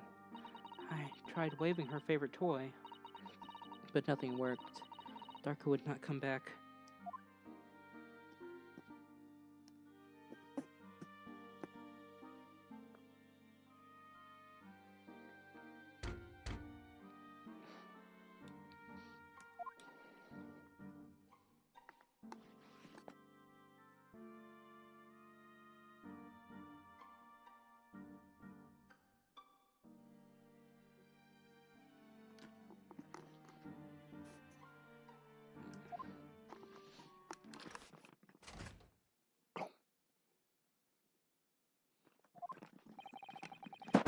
What are you doing here at this time of night, Inspector?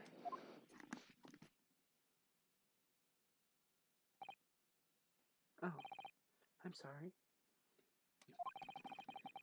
I thought it was a friend of mine.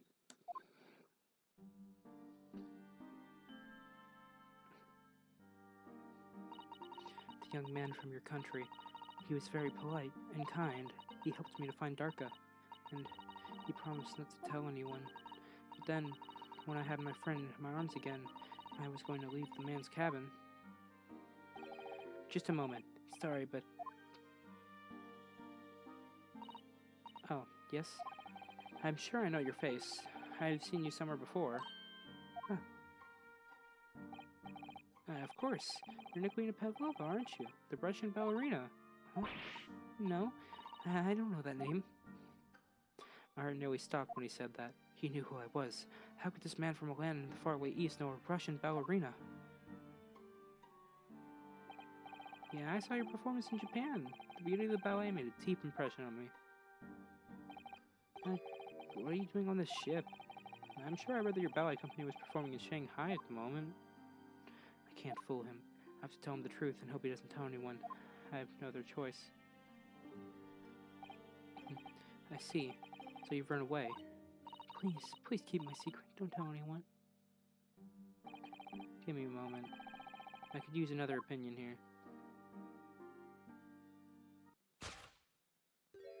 He's going to pull that cord. He's going to tell the captain. Why do I think I could trust him? Then it happened. Everything at once. It was only a second, but it felt like forever. Wait!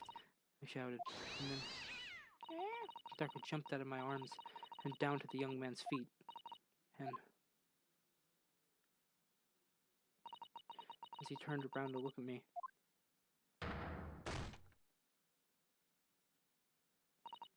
I pushed him.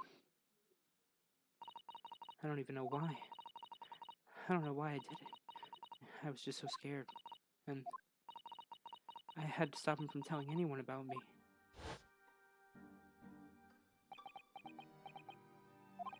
And that's when you went to fetch help? From Seaman Stroganov, who was on duty out in the passageway. I hardly needed to cry out and thud on the floor, so I ran to her. She was standing at cabin door, shaking like a leaf. She looked at me and said, "Help me, Biff. If they find out, I will be... Please, I have nowhere to go." So you decided to help, and that's when you arranged things in Kazuma's cabin to make it look like I did it, so that no one would suspect the passenger of the cabin next door.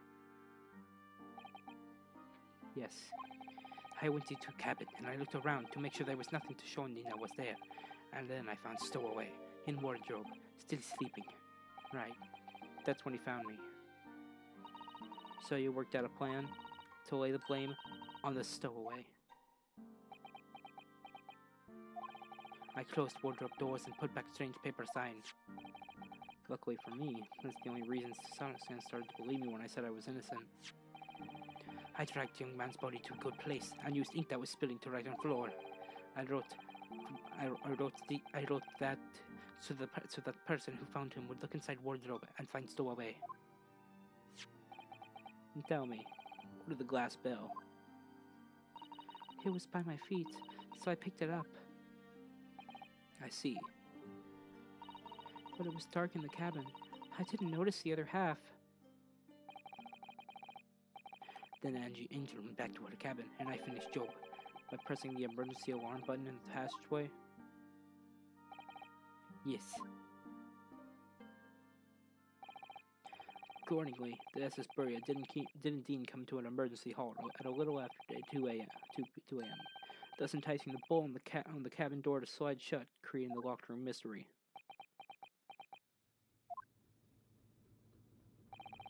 There's still one thing I don't understand, Miss Pavlova. Well, you said that you told Kazuma about the fact you'd run away from your homeland, and it's because you were worried he was going to tell the captain that you pushed him. Isn't that right? Yes. But even if he had pulled the bell and cord and called for the captain of the ship, aren't you friends with every member of the crew? Why would that have been a problem? It was what he said first. That made me scared. What he said first. What are you doing here this time of night, Inspector? Oh. I'm sorry. I thought it was a friend of mine. He said an inspector was his friend. Ah, yes, meaning me, who was supposed to be acting as his bodyguard. I thought that if police knew about me, they would arrest me. So before he could pull the bell cord, May I stop you a moment, please, Miss Pavlova? It just doesn't seem to make sense. I mean, was Mr. Asogi really going to pull the bell cord? I don't know. What? What do you think, Mr. Naruhodo? Well, I'm not Kazuma, so I can't know for certain, but... he was a man of his word. If he told you he wouldn't give your secret away, then he wouldn't have done. No, he was walking over to it. He was going to pull the cord. He was going to make them send me back. Well, Mr. Naruhodo, the day's work is not yet done, it seems. There's one more deduction to make. What? Another deduction? Yes, what action was the victim really about to take at that moment? Can we determine whether the young man's gaze was directed? First, consider the victim's location within his cabin. That's easy. I remember every detail of that room. I mean, yes, I spent quite a lot of time in the wardrobe, but still. That cabin has been my home for this entire voyage. So this is how the cabin looked last night when Miss Pavlova visited Kazuma-sama? Yes, it's exactly how it was. Are you ready then, Mr. Naruhodo? Yes. If there's one thing I've learned today, it's that a simple gaze can reveal all manner of truths. And not only that, in order to draw the right conclusion, you can't afford to be out by even a little bit when you're following the gaze to where it lands.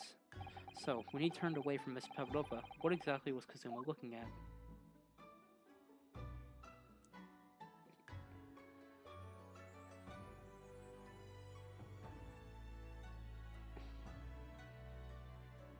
Take that!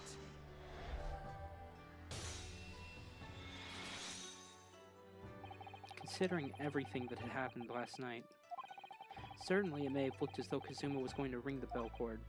Yes. However, what is directly beside the bell cord? The wardrobe. The wardrobe? And more importantly, what was inside the wardrobe? The man's great friend, sleeping soundly. Miss Pavlova, please, think back very carefully. What were Mr. Asogi's exact words last night? Give me a moment. I could use another opinion here. Another opinion?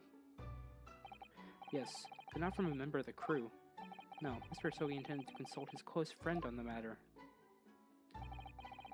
To see if between them they might be able to help in some way, no doubt. Oh, no. Sadly, we can't know the truth for certain now. It's too late for that. But I wish you had made sure of what Mr. Asogi was looking at. Things may have ended very differently if you had.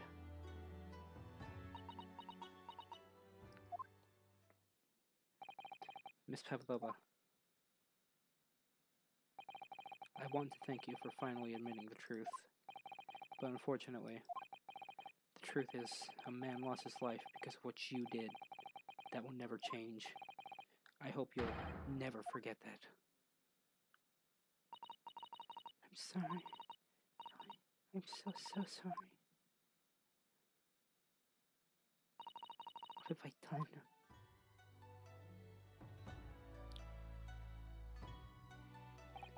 And so, at long last, the mystery surrounding the tragic accident on the SS Buria was finally laid to rest.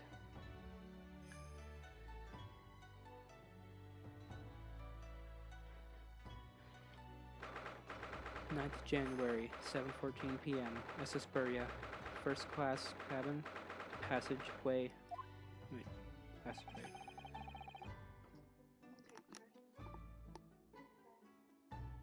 I'll be right back.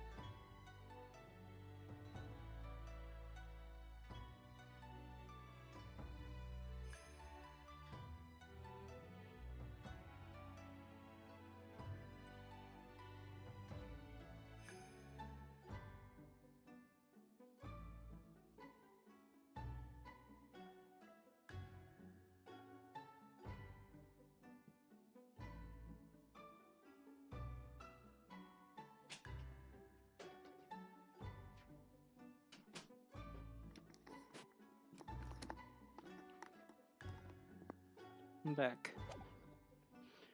What will happen to Miss Pavlova now, then? Once we reach Great Britain, she'll be handed over to the British police at Scotland Yard. What about the fact she ran away from Russia? Will the Russians try to repatriate her? Apparently, the English detective can speak to the immigration office and sort all that out. Mr. Sholmes can do that? So she won't be going back to Russia then? No, I don't think so. Even if she wanted to return in the future, I doubt she would be able to. She ran away, so now she's in exile for life. I see. I'm sorry. To absorb. Seaman Stroganov? I want you to help our angel, no matter what.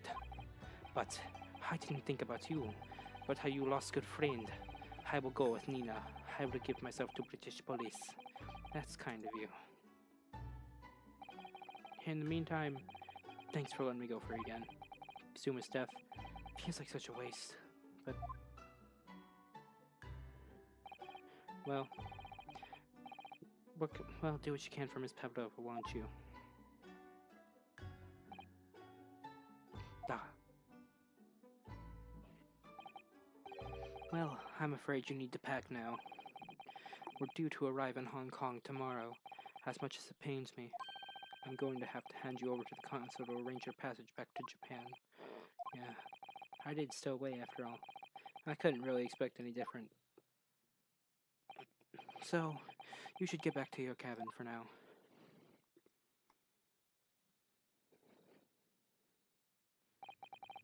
Looks like my study tour to Great Britain is over before it's even begun then. I think that only days ago, Kazuma and I were laughing together about how we'd tear up the streets of London. That seems like a distant memory now.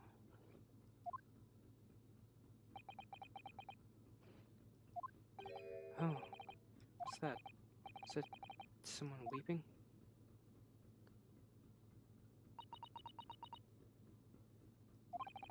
Sasada-san? Narahora-san, I didn't know you had returned. No, well, I haven't been back long. Inspector Hosonaga just told me I should pack. You know, ready to leave the ship tomorrow and all that.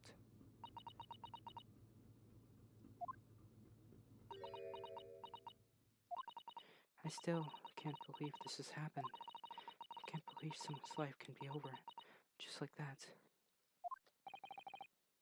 Sasada-san.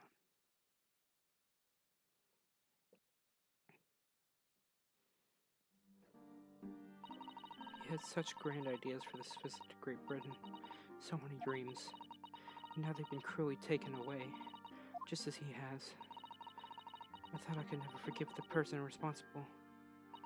But now we know the truth. That it was just an accident. It was just a silly series of mishaps.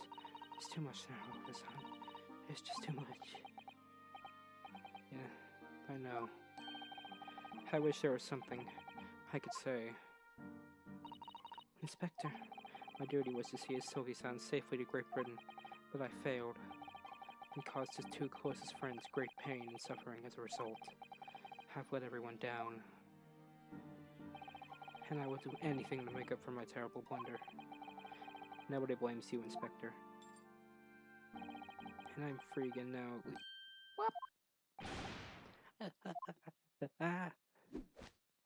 Surprise, Mr. Naruhodo. What's the meaning of this? Oh, a trifling matter. Simply that in my head, I think I should always picture you wearing those shackles.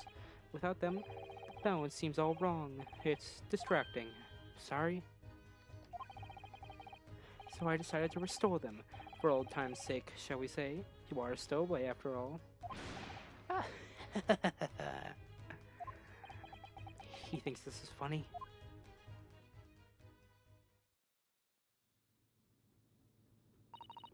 Mr. Sholmes, we do appreciate all your assistance. I'd like to thank you from the bottom of my heart. Not at all, not at all. I know it's a little late. May I offer my sincere condolences? The loss of your companion is truly heartrending.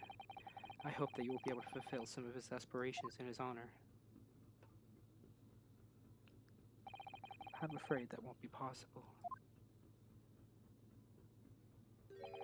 We shall be disembarking at the next port, in Hong Kong. We have to return to Japan and make a full report about everything that's happened. But, wait a minute. It's just me that has to go back, isn't it? I mean, I was the stowaway.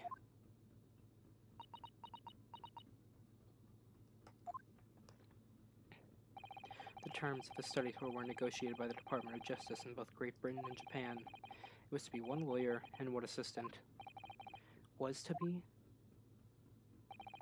In the light of Mr. Isogi's unfortunate death, I'm afraid the study tour can no longer go ahead. Oh no. I don't care for me, but... Poor Susato-san. My dear fellows, the majority of problems can have an extremely simple solution, you know. All you require is 1 lawyer, and the study tour can continue, surely. But there is no one else with the necessary qualifications, Mr. Jones. We know no other lawyer.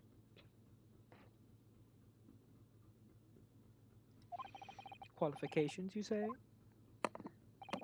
Any qualifications obtained in your own country will be of little value in Great Britain, I'm afraid. Oh, but anyway, the voyage to London still promises a good month of time. Ample opportunity, I would say, to find yourselves another suitable lawyer. Yes.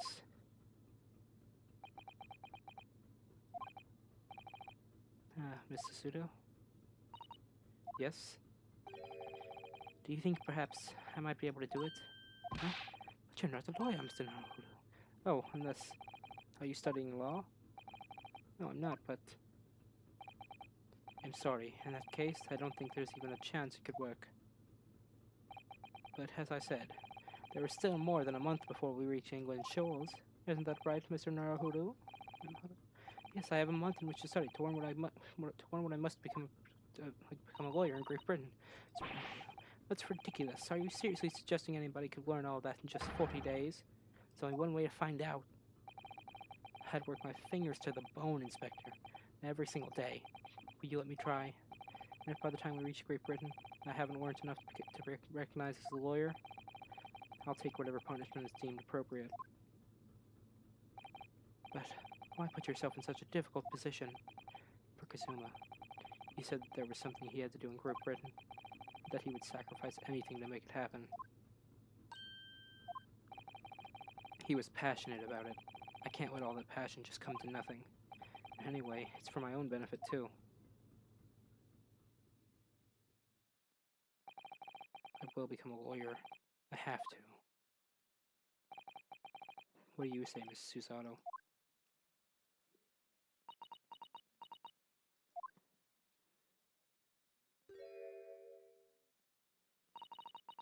I think it's a wonderful...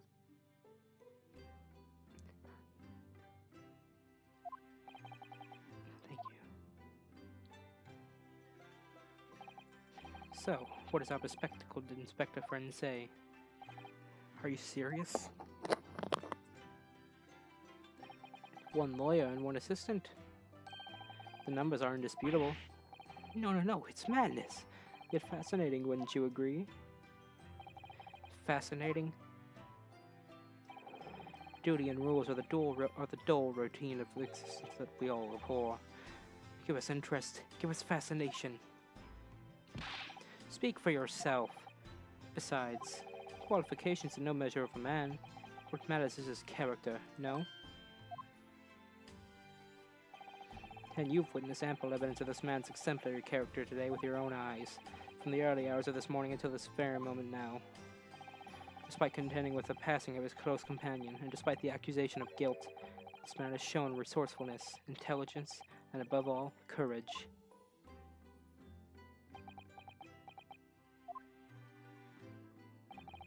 Very well. I'll think of a clever way to word my report to the Department of Justice. Inspector, after all, I did just make a promise, didn't I? I said that I'd do anything at all to make up for my shortcomings here. Oh, thank you, Inspector. If you'll excuse me, I must pay a visit to the captain's quarters, I think.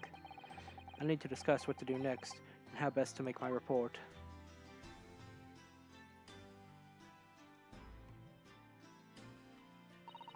Are you really prepared to attempt this, Mr. Naruhodo? Yes, I'm gonna try. I wonder, would you consider teaching me what I need to know? Everything about being a lawyer? I'd be delighted to help you. I am a judicial assistant after all. Thank you. And Mr. Naruhodo, I'd like you to take charge of this.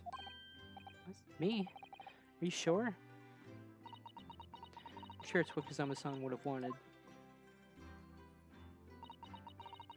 Its name is Karuma. It's a great sword that's been in the Asogi clan for generations. Very well, like I said. I'll treasure it always.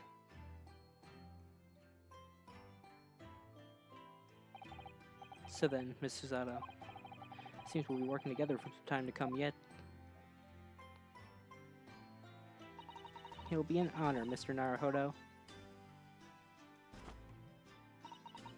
And for the next 40 days, I shan't grant you a single minute of freedom. I shall fill every spare moment with study. Yes, this is exactly what I need. But before we begin, I have an earnest favor to ask of you too. Goodness, what is it? Please, throw me to the... What? What?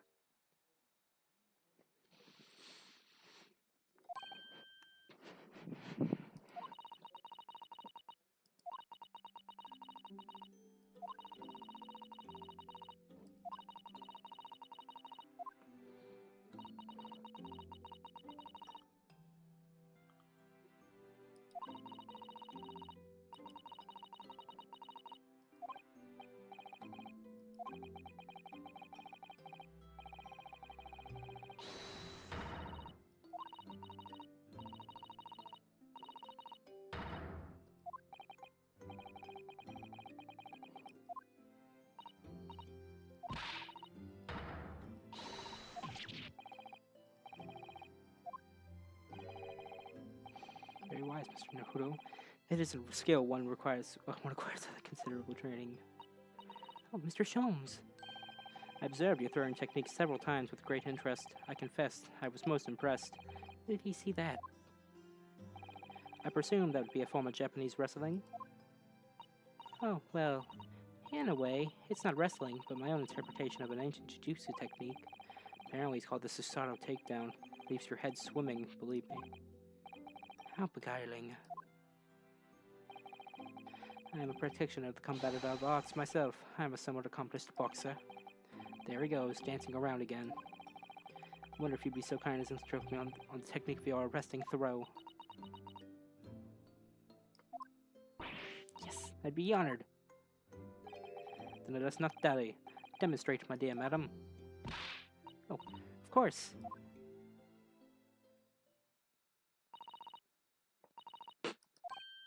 Sorry. Yeah. Of course. As you can see, you throw it from the abdomen. Oh yes, arresting indeed. And that is what you term the Susato takedown, is it? Actually, no. That was the Susato squash.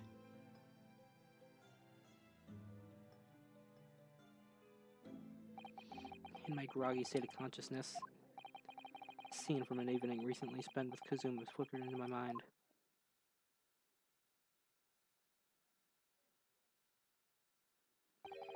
Karuma? That's right. It's a prized sword that's been passed down through generations of the Asogi clan. I can't believe you managed to get permission to bring it with you.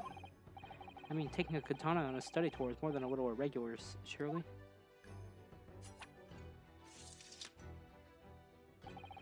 A Japanese man's sword is a soul, Rinasaruke. It can't be parted from my katana. Karuma guides me.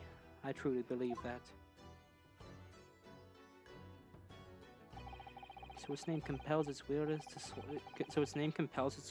slice evil in two? Not that you would need much compelling. On that subject, there's something very important that I have to do in Britain, and I'll sacrifice anything to make it happen. I appreciate you seeing it through with me. Of course, I will. Whatever it is, I'll see it through to the end with you. I knew you wouldn't let me down.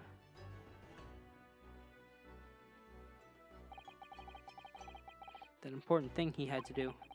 I still don't know what that was.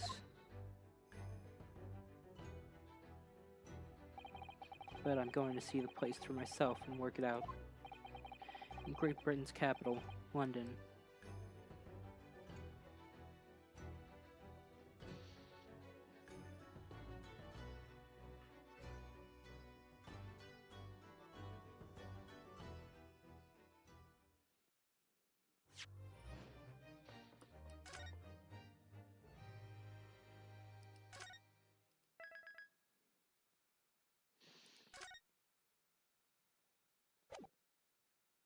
That's where I'm going to end the stream today.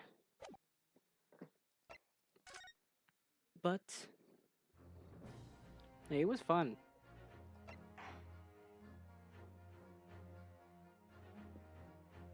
Hope you guys, if anyone sees this, have a great day. And I hope you enjoyed the stream.